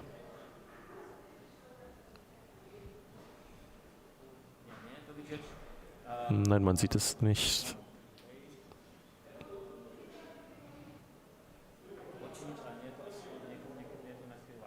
Das ist wahrscheinlich nicht so wichtig, sich das anzuschauen im Moment. Das ist eine 10 Jahre alte Aufnahme für das tschechische Fernsehen. Wassermann, ein Drama von Beata Mitscherlich und Frau Hustedt. Das ist eigentlich die einzige Inszenation, die nach diesem Text vorbereitet wurde. Und in der Lausitz bei den Sorben wurde das nie gespielt, aber in Tschechien ja. Und deswegen haben wir das für die Zukunft aufgenommen. So als Dokument existiert das. Das ist etwas, wo wir uns schon vor Jahren darum gekümmert haben. Hier, wenn wir noch die Zeit hätten, vielleicht haben das schon einige gesehen, andere nicht. Das ist etwas, das sicherlich Juri Wustanski interessiert. Das ist die einzige Sendung, wo es gelungen ist, mit einem Sorben live und mit dem sorbischen Sprache live zu senden. Das ist ein Beweis einer slawischen Zweisprachigkeit zwischen Tschechen und Sorben, weil das tschechische Fernsehen hat sich sehr bemüht, dass Juri Deutsch sprechen sollte, was logisch ist, weil niemand in Tschechien Sorbisch versteht. Juri, also obwohl wir uns wirklich darum bemüht haben, dass er Sorbisch sprechen kann und dass wir das dann übersetzen. Und wir haben dann auch einen Übersetzungsvertrag mit der Firma, die für die tschechische Fernsehen die Übersetzung macht. Und einen Tag, dass das auch wirklich alles funktioniert nach den Regeln. Und dann hat sich aber doch das Fernsehen entschieden, das auf Deutsch zu machen, weil sie Angst vor dem Sorbischen haben. Und am Ende hat Juri, damals noch Auslandsreferent der Domowina, hat dann das Tschechische gehört, konnte dann nicht auf Deutsch antworten. Das ging einfach nicht.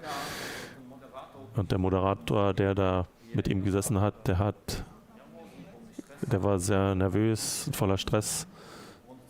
Und man sieht, dass er schon gern das Interview hinter sich haben würde. Das können Sie sich anschauen. Das sind die 3 Minuten von Hartmut jetzt.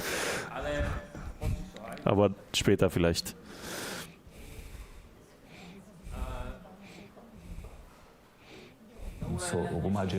Hier etwas, was Sie noch nicht sehen könnten. Das kommt erst in 2 Monaten, kommt das vielleicht im Sorbischen Rundfunk oder werden Sie es vielleicht hören, nicht sehen. Dann können Sie wieder in unserem YouTube schauen, weil wir mit Monika das abgesprochen haben, dass alle 2 Monate ein neues Interview anbieten. Das ist mit Danko Handrik, der heute nicht anwesend ist, weil er in Prag ist. Der ist in den entgegengesetzten Weg gegangen. Der hat sich am Halbmarathon beteiligt mit seiner Familie. Das ist schon vorbei. Ich hoffe, Danko lebt noch. Aber das haben wir zum Glück vor dem Marathon aufgenommen. Da ist er noch voller Kräfte und er spricht von seinen Erfahrungen, von einer journalistischen Erfahrung eines ausländischen Journalisten, auch aus der Ukraine, wie ihm das Sorbische hilft auf der Arbeit. Das ist meiner Meinung nach ein sehr interessantes Interview, das bei den Sorben nicht auf die Gelegenheit, so etwas vorzubereiten. Vielleicht ist das für Sie interessant. Und im Herbst, das Gesicht kennen Sie vielleicht auch. Das ist Herr Juri Wustanski. Das sind auch seine Erlebnisse und mehr als eine Stunde über seine Erlebnisse. Sie sehen immer, dass das im sorbischen Seminar in der gleichen Räumlichkeit ist. Ich bin immer gleich angezogen. Es ist nicht so, dass ich keine andere Kleidung hätte, aber da sind immer Pausen gewesen und ich konnte das zwischendurch waschen und wieder verwenden. Also Sie sehen das dann im Herbst oder hören das im Herbst. Meine Hoffnung ist, dass solche Sendungen etwa, dass solche 100 Sendungen vorzubereiten. Ich weiß nicht, ob das klappt, aber das wäre schön, wenn das klappt, dass das so eine Galerie von Sorben ist, die auch für Sie dann nutzbar wäre. Aber das ist eigentlich alles mediale Vergangenheit. Das sind Medien, die schon lange existieren und wir wissen nicht, wie lange noch. Deswegen als letztes, die Zukunft ist eigentlich die künstliche Intelligenz. Also ich habe so eine Krankheit, dass ich oft auf die Toilette muss. Und was soll man da machen? Man könnte Bücher lesen oder Zeitschriften oder man kann seine Zeit jetzt auch mit David zusammen verbringen. Und da habe ich heute, weil ich schon 3-mal auf Toilette war, da habe ich heute schon hier mit David auf der Toilette gesessen, obwohl er es gar nicht weiß. Und ich habe versucht, mit dieser künstlichen Intelligenz Sorbisch zu sprechen. Jetzt ist das noch auf Tschechisch. Das ist natürlich ein offizielles Foto von der Domowiner Seite. Und wenn wir weitergehen, hoffentlich wird das funktionieren. Hier sehen Sie eine Neuigkeit von der künstlichen Intelligenz. Das ist japanisches Manga. Hier ist mal im Pixar-Stil. Ich will nur anmerken, dass das die Person ist, die Sie heute gewählt haben. Hier ist Disney-Stil. Jetzt wisst ihr, warum die Diskussion immer so spät ist nach der Wahl. Hier noch eine Überraschung. Hier habe ich mich gestritten mit der künstlichen Intelligenz, ob sie Mircik Noan Nechonski kennt, wie das aussehen könnte. Das ist das Ergebnis unserer Bemühungen. Hier, das ist die Diskussion. David Statnik von Mircik Noan Nechonski. Sehr interessant.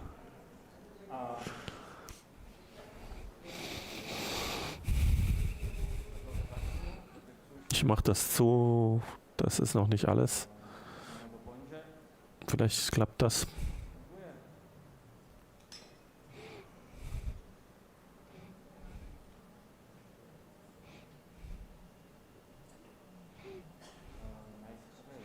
Wahrscheinlich nicht. Ich wollte mich noch entschuldigen für morgen, dass ich dachte, dass ich nur David mache, aber ich habe auch Judith, was vor einer Weile fotografiert wurde.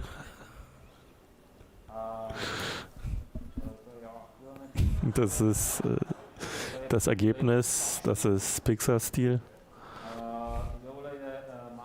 Das ist der Manga-Stil. Das ist neue Domowiner Vorstand. Rechts sehen Sie, das ist Bernhard Ziesch. Oh, links Simon Heduschka. Das sehe ich sofort. Also so eine Sache wie ein Gespräch mit der künstlichen Intelligenz ist etwas, das ich wirklich sehr gerne ausprobiere und ich denke, dass das die mediale Zukunft ist, an die Sie auch denken müssen. Es ist sehr interessant, weil die Intelligenz schon Sorbisch kennt, aber so wie sie schreibt, ist das eine Mischung zwischen Tschechisch, Polnisch und Sorbisch. Und je mehr wir alle die künstliche Intelligenz nutzen, wird das besser und besser. Und dann ist das die Hoffnung für die nächsten Generationen, denn die werden das verwenden. Ich weiß nicht, ob Sie das schon erfahren haben oder davon gehört haben. Jetzt wird in Amerika eine Brille wird da entwickelt und wenn Sie eine Person treffen, die so spricht, dass Sie sie nicht verstehen, dann bereitet die Brille gleich Untertitel in ihrer Sprache vor. Das ist auch eine Chance für die Nutzung des Sorbischen, eine mediale Chance. Daran müssen wir denken. Und bevor ich abschließe, würde ich mich bedanken. Vor einigen Jahren habe ich Sie gebeten, nicht zu vergessen, dass in Prag ein Verein wirkt, der mit den Sorben sich beschäftigt und dass Sie uns besuchen. Von dieser Zeit sind viele Sorben gekommen, jedes Jahr mehr und mehr. Und ich weiß gar nicht, wo das Ende ist, weil so viele Leute habe ich nicht in Tschechien gesehen, Sorben kennengelernt, wie ich Tschechen gesehen habe. Kommen Sie also noch mehr die uns noch nicht besucht haben, das sorbische Seminar nicht gesehen haben. Und die schon da waren, können gern wiederkommen. Das ist unsere Hoffnung. Das ist eigentlich das, was uns hilft, weiter in Prag zu wirken, also in dieser ehrenamtlichen Arbeit. Herzlichen Dank.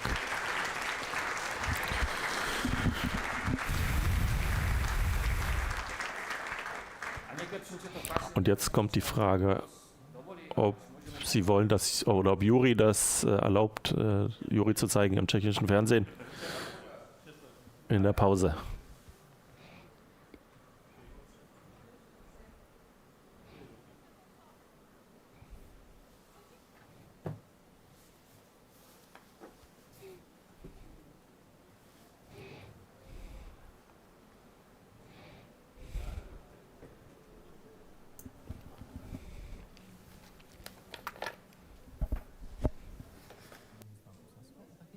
Společnost Přátel Lužice.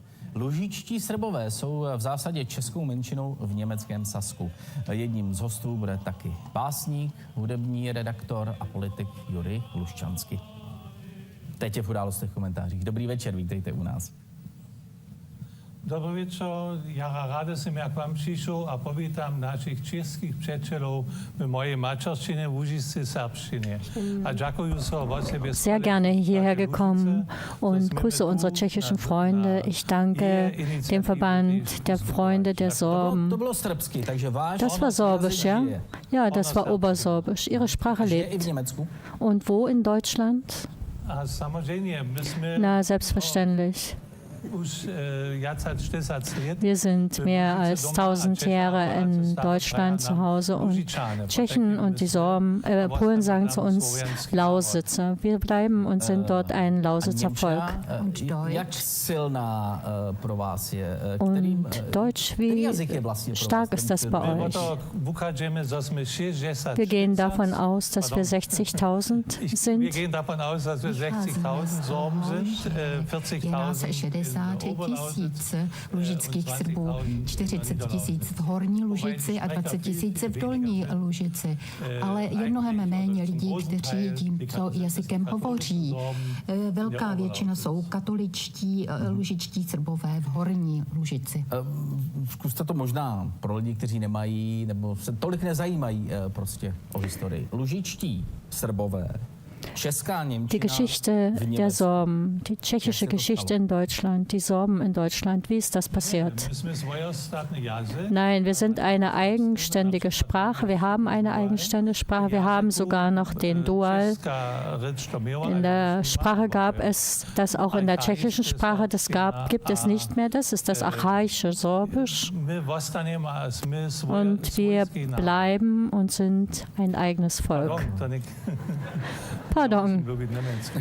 Ich soll ja Deutsch sprechen, aber Sie müssen nicht. Wir sind darauf vorbereitet, dass Sie in Deutsch sprechen, aber in der Produktion wird es dann in Deutsch gesendet. Ja, ich glaube, das wird genügen. Ich kann das gern den Interessenten schicken. Ich möchte noch am Ende zeigen. Radek Čermak, der dort hinten war mit der Übersetzerin, hat sich sehr entschuldigt, dass sie ihre Arbeit nicht erledigen konnte. Sie hat gelacht, hat gesagt, oh, ich habe heute das Geld fürs Nichtstun, das ist schon in Ordnung. Also kommen Sie doch bitte nach Tschechien. Wir werden uns darüber sehr freuen.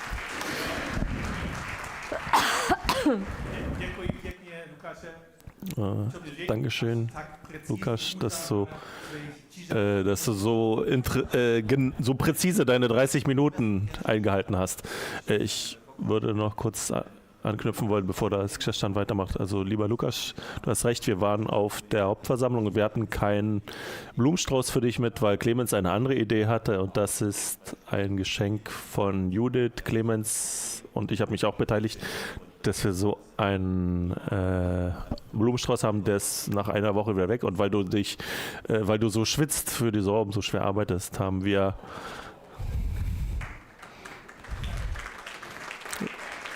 lies es vor. Das kurze Also ohne Mühe und Schweiß kommst du nicht zum Gold. Und danke, dass du dich so für das sorbische Volk, dass du so schwitzt.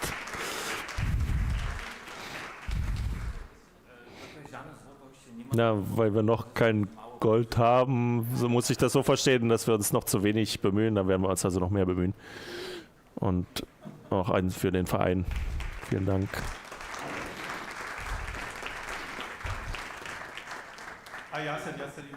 Ja, ich freue mich schon auf den Gulasch-Wettbewerb. Das ist ein interner Witz. Jetzt übergehe ich das Wort für die Ergebnisse gebe ich an Krzysztof Korenk.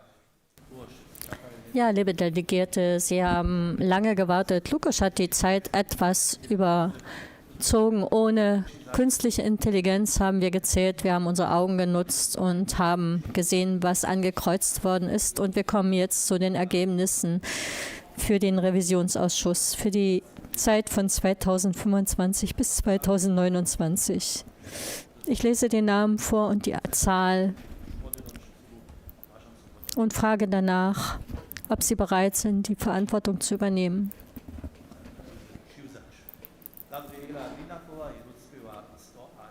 Gabriela Linak hat 103 von 106. Das sind 97,17%.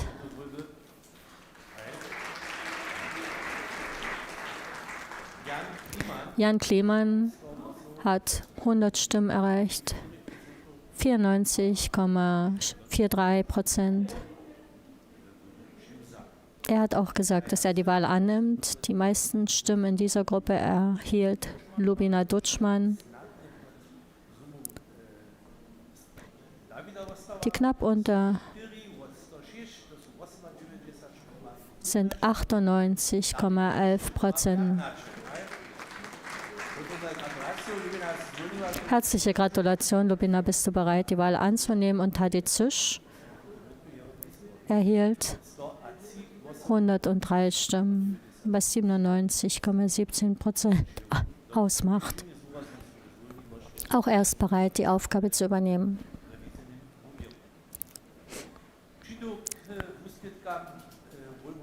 Wir kommen zum Schiedsausschuss. Vielleicht war es doch etwas irritierend. Wir hatten dort 4 ungültige Stimmen. Vielleicht war es doch so etwas unklar. Es waren 4.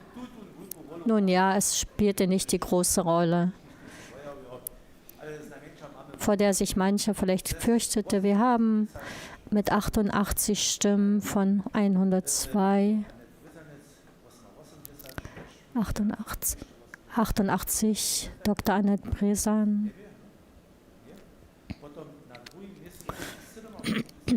mit 87 Stimmen Lenka Thomas, 85,2%. Lenka, nimmst du die Wahl an? Ja. Mit 86 Stimmen ist Damian Dürlich dabei. Das sind 84,3%. Damian, nimmst du die Wahl an?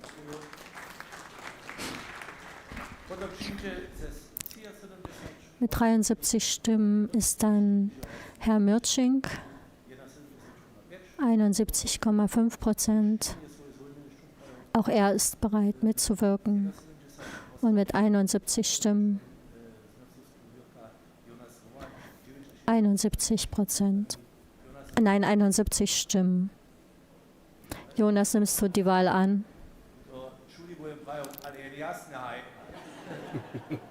In der Schule würde man sagen, ein klares Ja, bitte.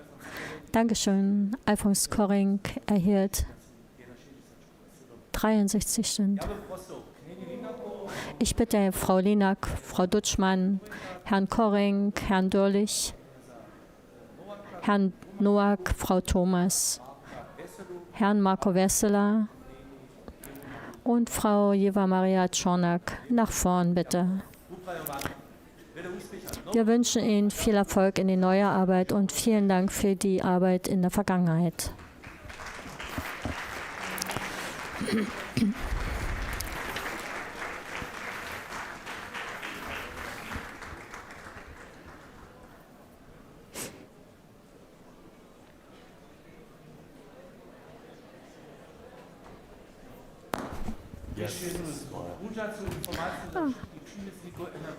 Ja, für alle, die Energie und Cottbus anhängen. Und zurzeit 3:0 für München. Nein, 4:1.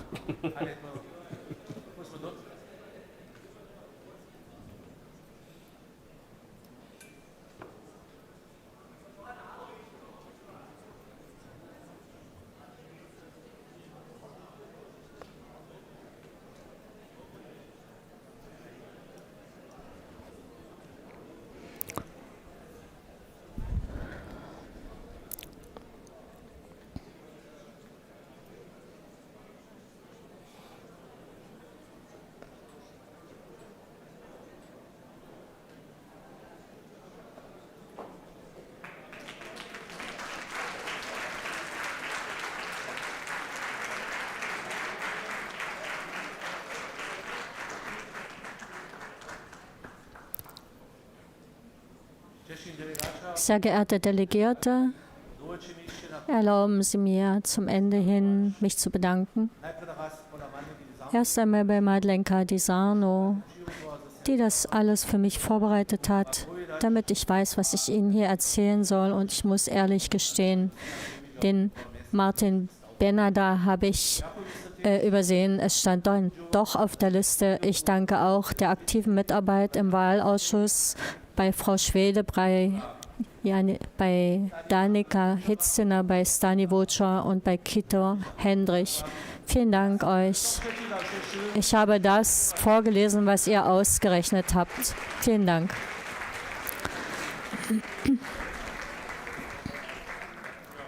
Ja, und vielen Dank auch. Herzlichen Dank auch von meiner Seite für die effektive Wahl. Jetzt kann es weitergehen mit den Diskussionsbeiträgen. An der Reihe ist Alena Hitzke.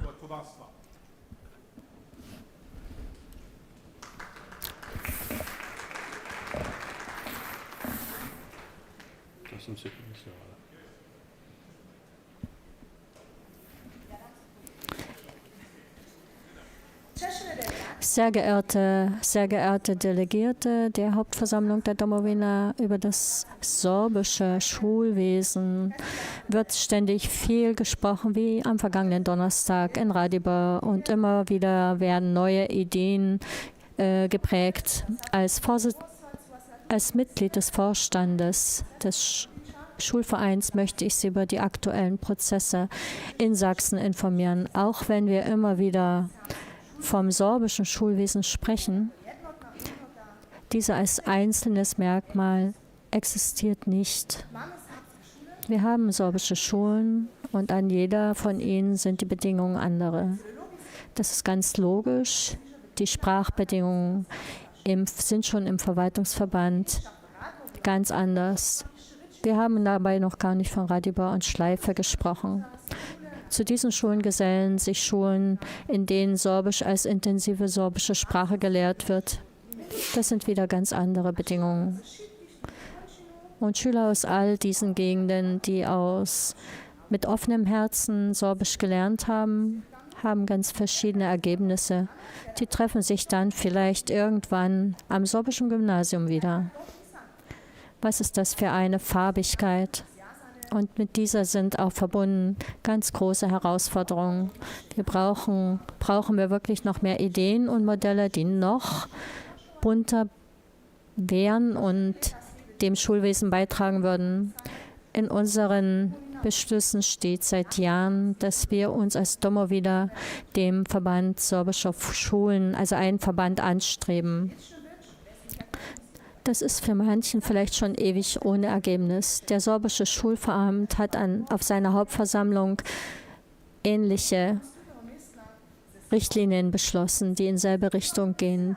Wir arbeiten sehr aktiv an der Umsetzung dieser Ideen, auch wenn uns vorgeworfen wird, dem Schulverein und anderen Vereinen, dass wir ängstlich wären, dass wir nicht auf neuen Wegen gehen möchten, kann ich Ihnen heute das Entgegengesetzte bestätigen.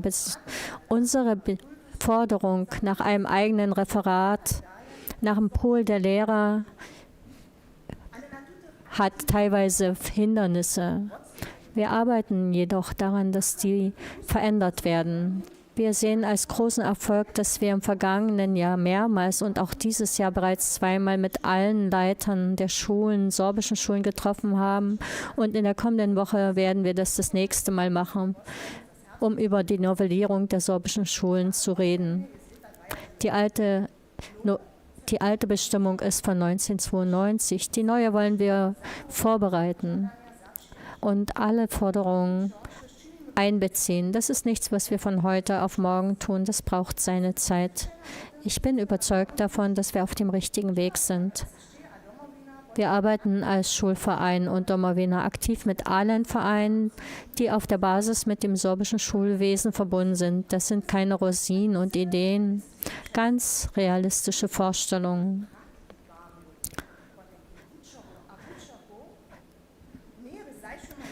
Niemand von den Praktikern hat gefordert, irgendwelches sorbisches Schulwesen zu bilden.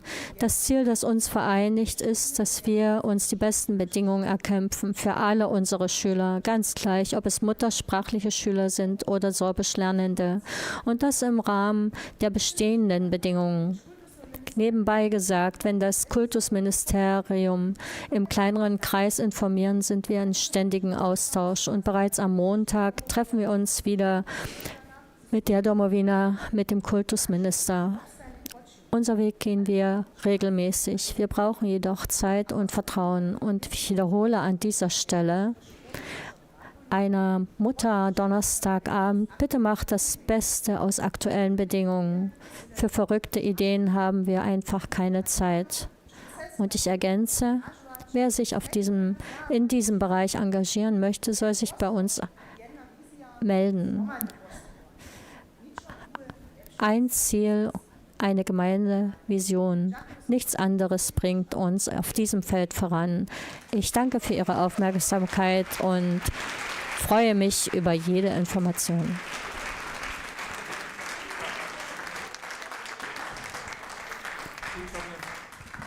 Ja, herzlichen Dank für die ausdrücklichen Worte. Als letzten habe ich jetzt auf der Liste Pitt Schumann vom Regionalverband Niederlausitz. Ja, liebe Delegierte, liebe Gäste, mit der Domowina in die Zukunft. Wir sind inmitten einer großen Veränderung bei den Sorben. Darauf müssen wir uns einstellen und vorbereiten. Die erfahrene NDR-Generation, die in der Zeit um die Wende, um die 50 Jahre alt war, kann nicht mehr für uns Sorben und für die sorbischen Angelegenheiten aktiv sein.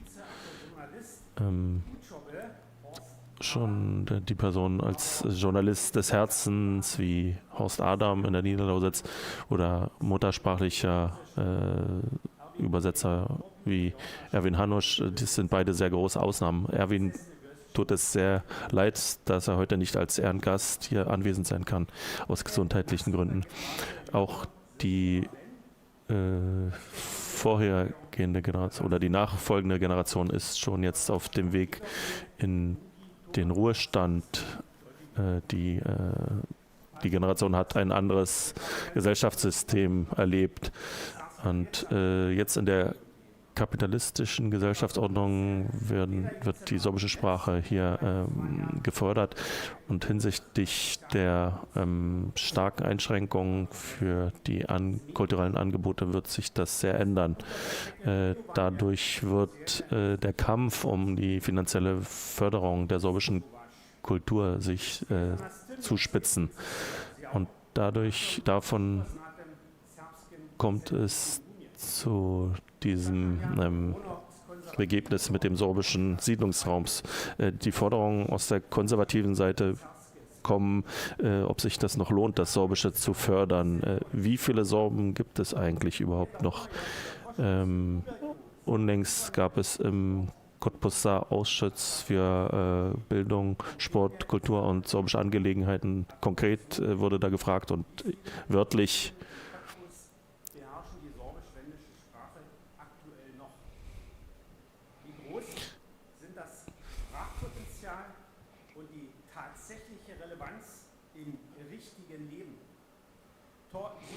Das suggeriert ehrliches Interesse, hat aber einen klaren politischen Weg oder eine klare politische Richtung. Wo können wir Gelder für die Sorben einsparen? Damit entsteht auch die Gefahr oder die Angst, dass die Gemeinnützlichkeit der sorbischen Vereine in Frage gestellt wird.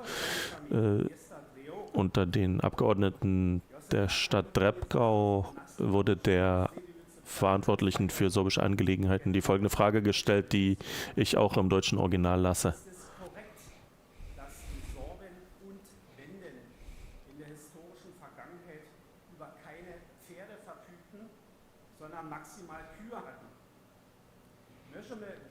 Wir können nur raten, was dahinter steckt, wann aber in der gleichen Anfrage das Sorbische bei der Brauchtumspflege, zum Beispiel beim Johannesreiten in Kosel, in Frage gestellt wird, dann wissen wir, aus welcher Ecke das kommt. Gerade auf solche Fragen müssen wir mehr und mehr vorbereitet sein. Wir brauchen eine Form, um solche Sachen zu sammeln und mit einer einheitlichen Stimme darauf zu reagieren. Eine weitere Sache. Meine Frau, heute in den Bundesvorstand gewählt und am Niedersorbischen Gymnasium für im Unterricht für Geschichte merkt, dass die Schüler weniger und weniger wissen, warum überhaupt Kokot und Sapust und weitere sorbische Bräuche gepflegt werden. Sichtlich gibt es nicht genug Bemühungen, die Jugend in der sorbischen Kultur zu bilden. Hier müssen wir als Domowiner nützlicher wirken, gerade in den Randgebieten unseres bisher anerkannten Siedlungsgebiets. Wir müssen unser Wissen intensiver oder besser durch die Wissenskanäle weitergeben. Das haben wir heute schon probiert. Dazu gehört auch unsere Internetseite zu verbessern und professioneller als jetzt zu pflegen. Das betrifft auch die Niederlausitz. Frage ist zum Beispiel, wie viele Sorben und Sorben mit dem Informationsblatt Domowinske Pokaski erreicht werden und wie hoch der Anteil ist von jungen Leuten unter 30, die das tatsächlich lesen. Unlängst haben die Wahlen gezeigt, wie wichtig es ist, die Jugend entsprechend der Zeit anzusprechen. Wie unsere Jugend das sieht, das müssen wir feststellen, um entsprechend in der Domowina und woanders zu reagieren. Auch deswegen brauchen wir junge Personen im neuen Bundesvorstand, was wir auch heute so gewählt haben. Herzlichen Dank für die Aufmerksamkeit.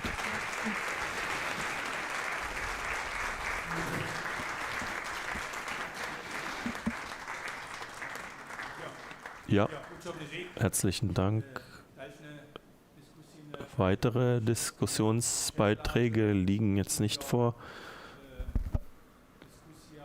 Damit ist die Diskussion abgeschlossen. Wir kommen nun zu einer Pause. Die haben wir uns jetzt verdient, finde ich. Und ich möchte darauf hinweisen, dass in der Pause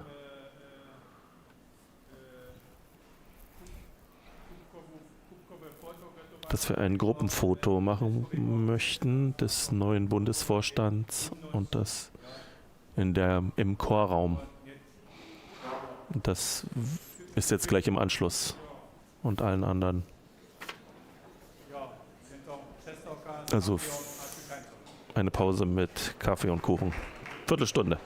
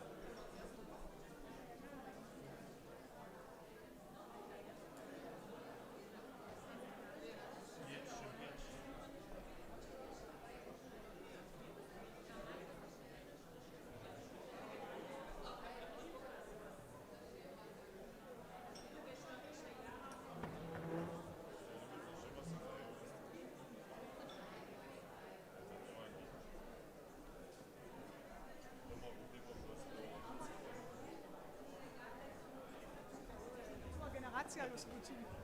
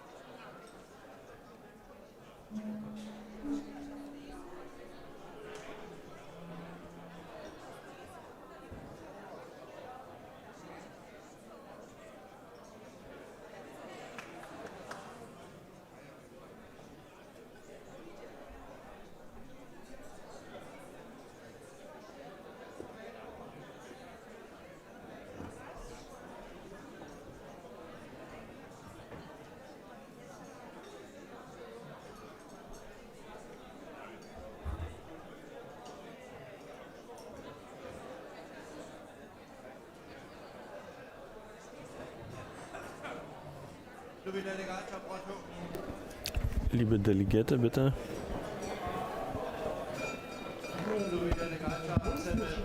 Liebe Delegierte, wir möchten weiter fortfahren mit unserem Programm. Setzen Sie sich auf Ihre Plätze. Gern auch hier in der Nähe des Präsidiums.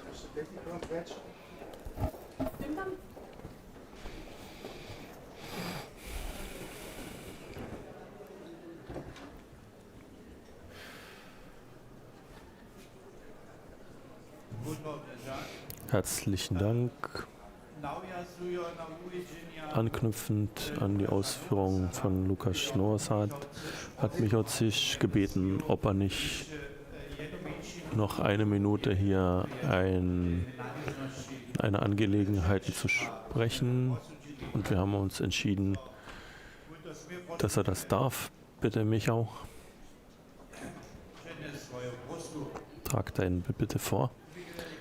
Liebe Delegierten, liebe verehrte Sorben, anknüpfend also Michał Zisch, Studio Lucia, anknüpfend an den Beitrag von unserem tschechischen Freund Lukas, dass aktuell trainiert wird, das Sorbisch im Internet und in der digitalen Welt, dass neue Sprachräume für unsere Jugend und nächste Generation geschaffen werden und diese Sprachtechnologie braucht Unterstützung. Die Unterstützung sieht ganz einfach aus. Jeder von Ihnen darf sie nutzen und ihr Sorbisch beibringen. Wir brauchen Texte.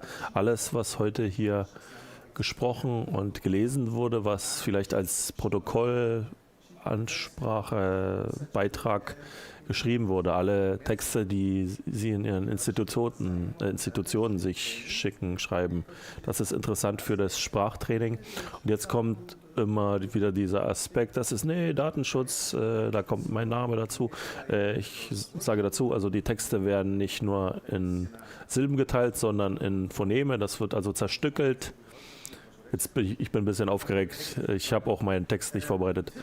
Also der Tipp, den ich sagen wollte, Hinweis, also um das Datenschutzproblem zu geben, schicken Sie uns die Texte in Chaos, schicken Sie das alphabetisch, sodass der Sinn verloren geht. Wir brauchen nur Sätze, die gesprochen werden, die wirklich angewendet werden, die Sie geschrieben haben. 1000, 10.000, 1 Million. Und jeder, der einen Satz schickt, unterstützt dieses System.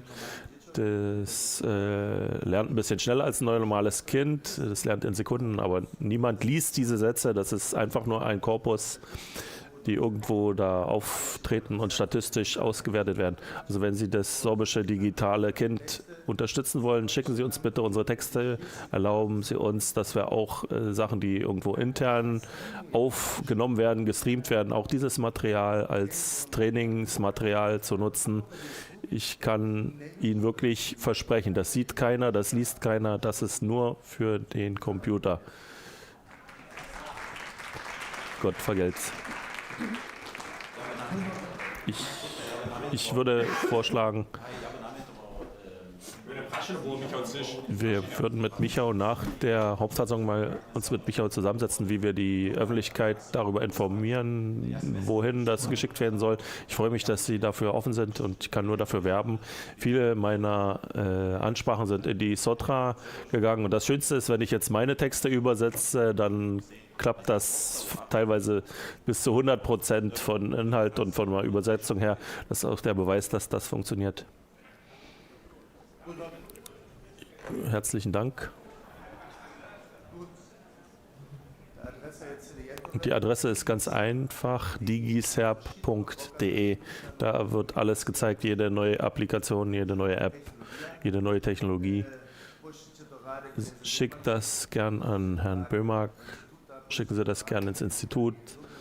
Mein Kollegen Daniel Sobe, der sitzt da neben uns, beschäftigt sich den ganzen Tag damit, irgendwo in Richtung des Hauses der Sorben und dann geht das los. Danke. Jetzt bitte ich die Redaktionskommission. Wir haben einen Vorschlag zur Abstimmung. Das ist ein Vorschlag von Lenka Thomas. Ich bitte die Redaktionskommission.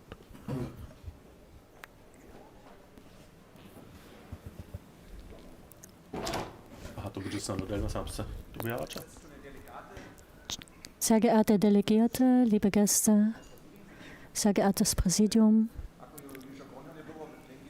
wie bereits Lenka Thomas sagte, kam ein Vorschlag zum Beschluss. Die Hauptversammlung der Domowina gibt den neuen Bundesvorstand den Auftrag, bis zum 30. Juni 2025 das Prestige der höchsten Auszeichnung der Domowina, des Domowina-Preises, darüber nachzudenken und das gesamte Budget um wenigstens 4.000 € zu erhöhen. Dann kam noch ein Hinweis von Piet Schumann vom Regionalverband Niederlausitz. Er zeigte darauf hin, dass die Domowina vor allen Dingen im Siedlungsraum wirken sollte, besser über die sorbischen Bräuche informieren sollte, vor allen Dingen die junge Generation und das über die sozialen Medien. Das wäre von unserer Seite.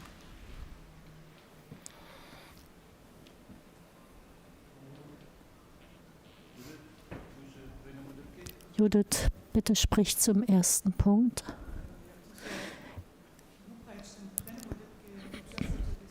Wir haben in der Pause kurz gesprochen.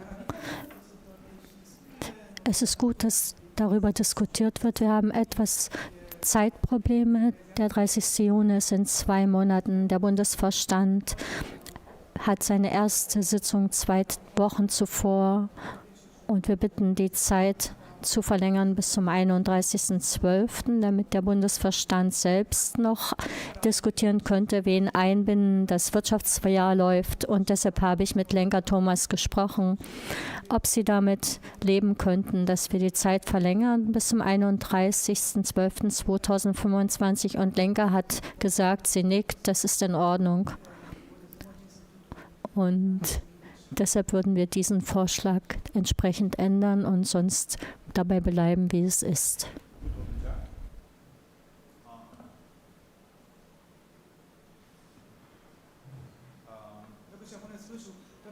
Weil ich es gerade höre,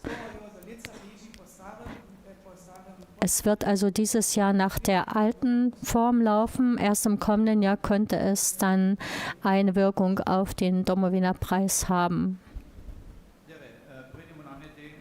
Zum ersten Vorschlag. Ich lese noch einmal vor.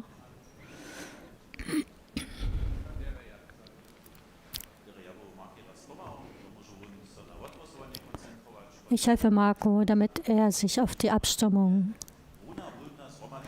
Die Hauptversammlung der Domowina gibt dem neuen Bundesvorstand den Auftrag, bis zum 31.12.2025, in Klammern der letzte Termin der Eingabe der Vorschläge, das sollte gestrichen werden, also bis zum 31.12.2025 über die Erhöhung des Prestiges der höchsten Auszeichnung, dem Domowina-Preis, nachzudenken und das Gesamtbudget um wenigstens 4.000 € zu erhöhen, in Klammern insgesamt 5.000 €. Danke sehr. Wer ist für diesen Vorschlag?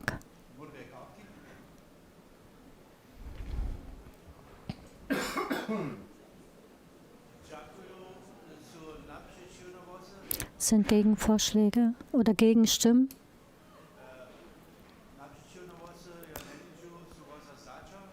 Sind Stimmenthaltungen? Eine Stimmenthaltung. 6.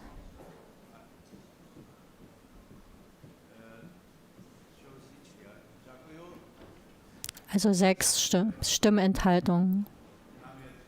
Damit ist der Vorschlag angenommen. Zum nächsten Vorschlag.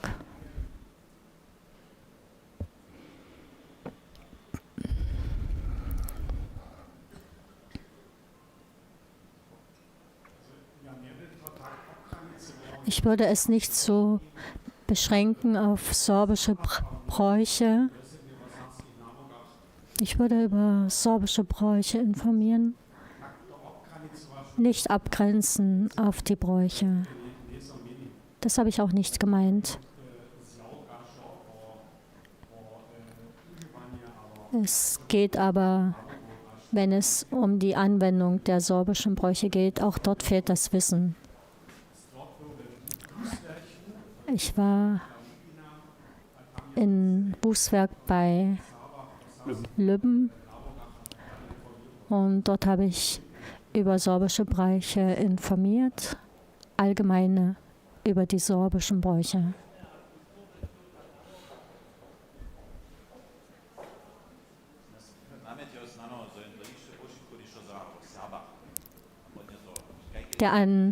Der Vorschlag ist, es allgemeiner nehmen über die Sorben, ob man über die Kultur und über Geschichte spricht, über die Sorben. Das ist eine grundsätzliche Aufgabe.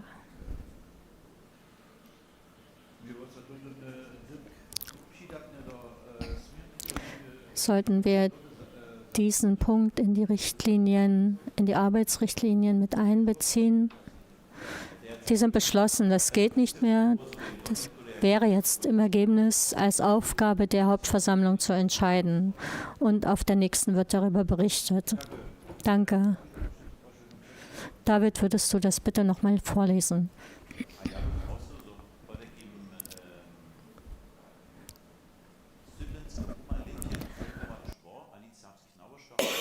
Ja, also, dass wir da nicht nur über die Bräuche informieren, sondern über die Sorben. Was wäre der Vorschlag?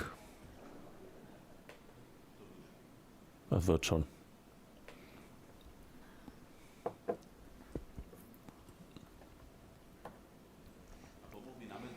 Und dann wäre mein Vorschlag nicht Peter Schumann zu schreiben, sondern die Hauptversammlung, genau, einfach von oben kopieren.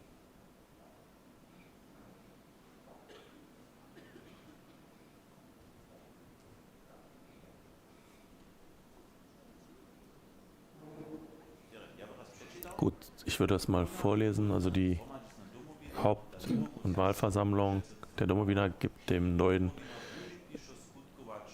Bundesvorstand, dass die Domowina nützlicher oder effektiver wirken soll und am Rande des Siedlungsgebiets besser zu informieren über die Sorben, vor allem die jüngere Generation und das auch durch die sozialen Medien. Das ist eigentlich nicht ein Beschluss, sondern das ist eigentlich nur ein Hinweis, das müssen wir nicht als solches beschließen. Guter Hinweis, dann würde ich aber vorschlagen, dass wir das dann so ins Protokoll nehmen als Ergebnis dieser Diskussion. Ist da jemand anderer Meinung? Dann können wir uns die Abstimmung hier schenken. Danke für den Hinweis und wir würden das dann so ins Protokoll übernehmen. Danke. Weitere Vorschläge zum Beschluss liegen der Redaktionskommission nicht vor. Wir können also diesen Tagesordnungspunkt abschließen und ich übergebe das Wort an den Vorsitzenden David Stadnik. Ja, liebe Delegierte, ohne Zweifel der Tagesordnungspunkt, auf den man am längsten wartet. Und ich möchte an dieser Stelle einen herzlichen Dank aussprechen. Als erstes allen denen, die jetzt noch im Saal sind. Und ich beobachte das. Hier sind auch heute sehr viele junge Gesichter gewesen, die vielleicht das erste oder zweite Mal an so einer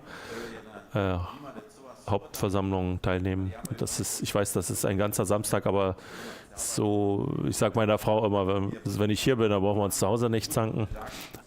Natürlich danke, dass Sie so aktiv und lange mitgearbeitet haben. Ich möchte auch der Redaktionskommission danken und der Wahlkommission, die geholfen haben, hervorragend diese Versammlung durchzuführen. Auch hier meine Helfern aus dem Präsidium, auch den Moderatoren und unserem Röhr auch, der sehr treu mit allen Angestellten auch des RCWs und mit allen anderen Projektmitarbeitern diese Hauptversammlung vorbereitet haben. Hier möchte ich besonders nennen Madlenka Di Sanoa, Božena Šiman, Bernadette. Darf nicht anfangen aufzuzählen, sonst vergesse ich immer jemanden. Deswegen werde ich dann später jemanden alle ansprechen, ob das jetzt Peter ist, Danica, Veronika, Dana und auch unsere Geschäftsführerin, liebe Judith, die alles hier in den Händen hält und alles so leitet, dass heute früh am Morgen dann alle mit einem Lächeln auf dem Gesicht begrüßen. Herzlichen Dank dafür, das ist sehr professionell.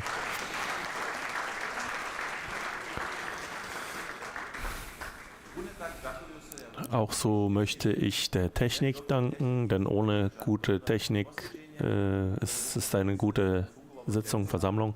Das hat exzellent funktioniert heute, auch das Gesamtbild, das hat mir sehr gefallen. Und vergessen darf man natürlich nicht unsere beiden Übersetzer, die eigentlich die schwerste Arbeit haben.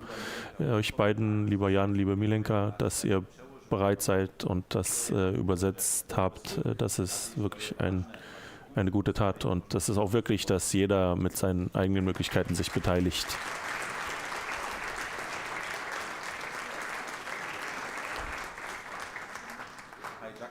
Ja, danken möchte ich auch Lukas Novosad. Er hat heute am längsten geredet. Ich habe nicht den Rekord heute, bin ich sehr froh. Ach, da ist er, Lukas Schwein. Aber sehr gute Informationen. Ich möchte nur noch eine dazugeben. Serbski.chat, das ist der erste Versuch so eines sorbischen Chat-GPTs.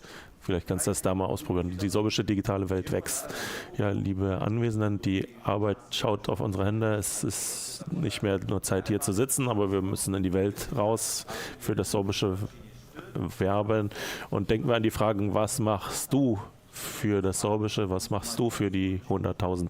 Damit möchte ich auch diese Versammlung schließen. Am Ende sehen Sie einen kulturellen Beitrag von der Lausitzer Rhapsodie und dann enden wir mit unserer Hymne. Viel Spaß hier auf der Bühne.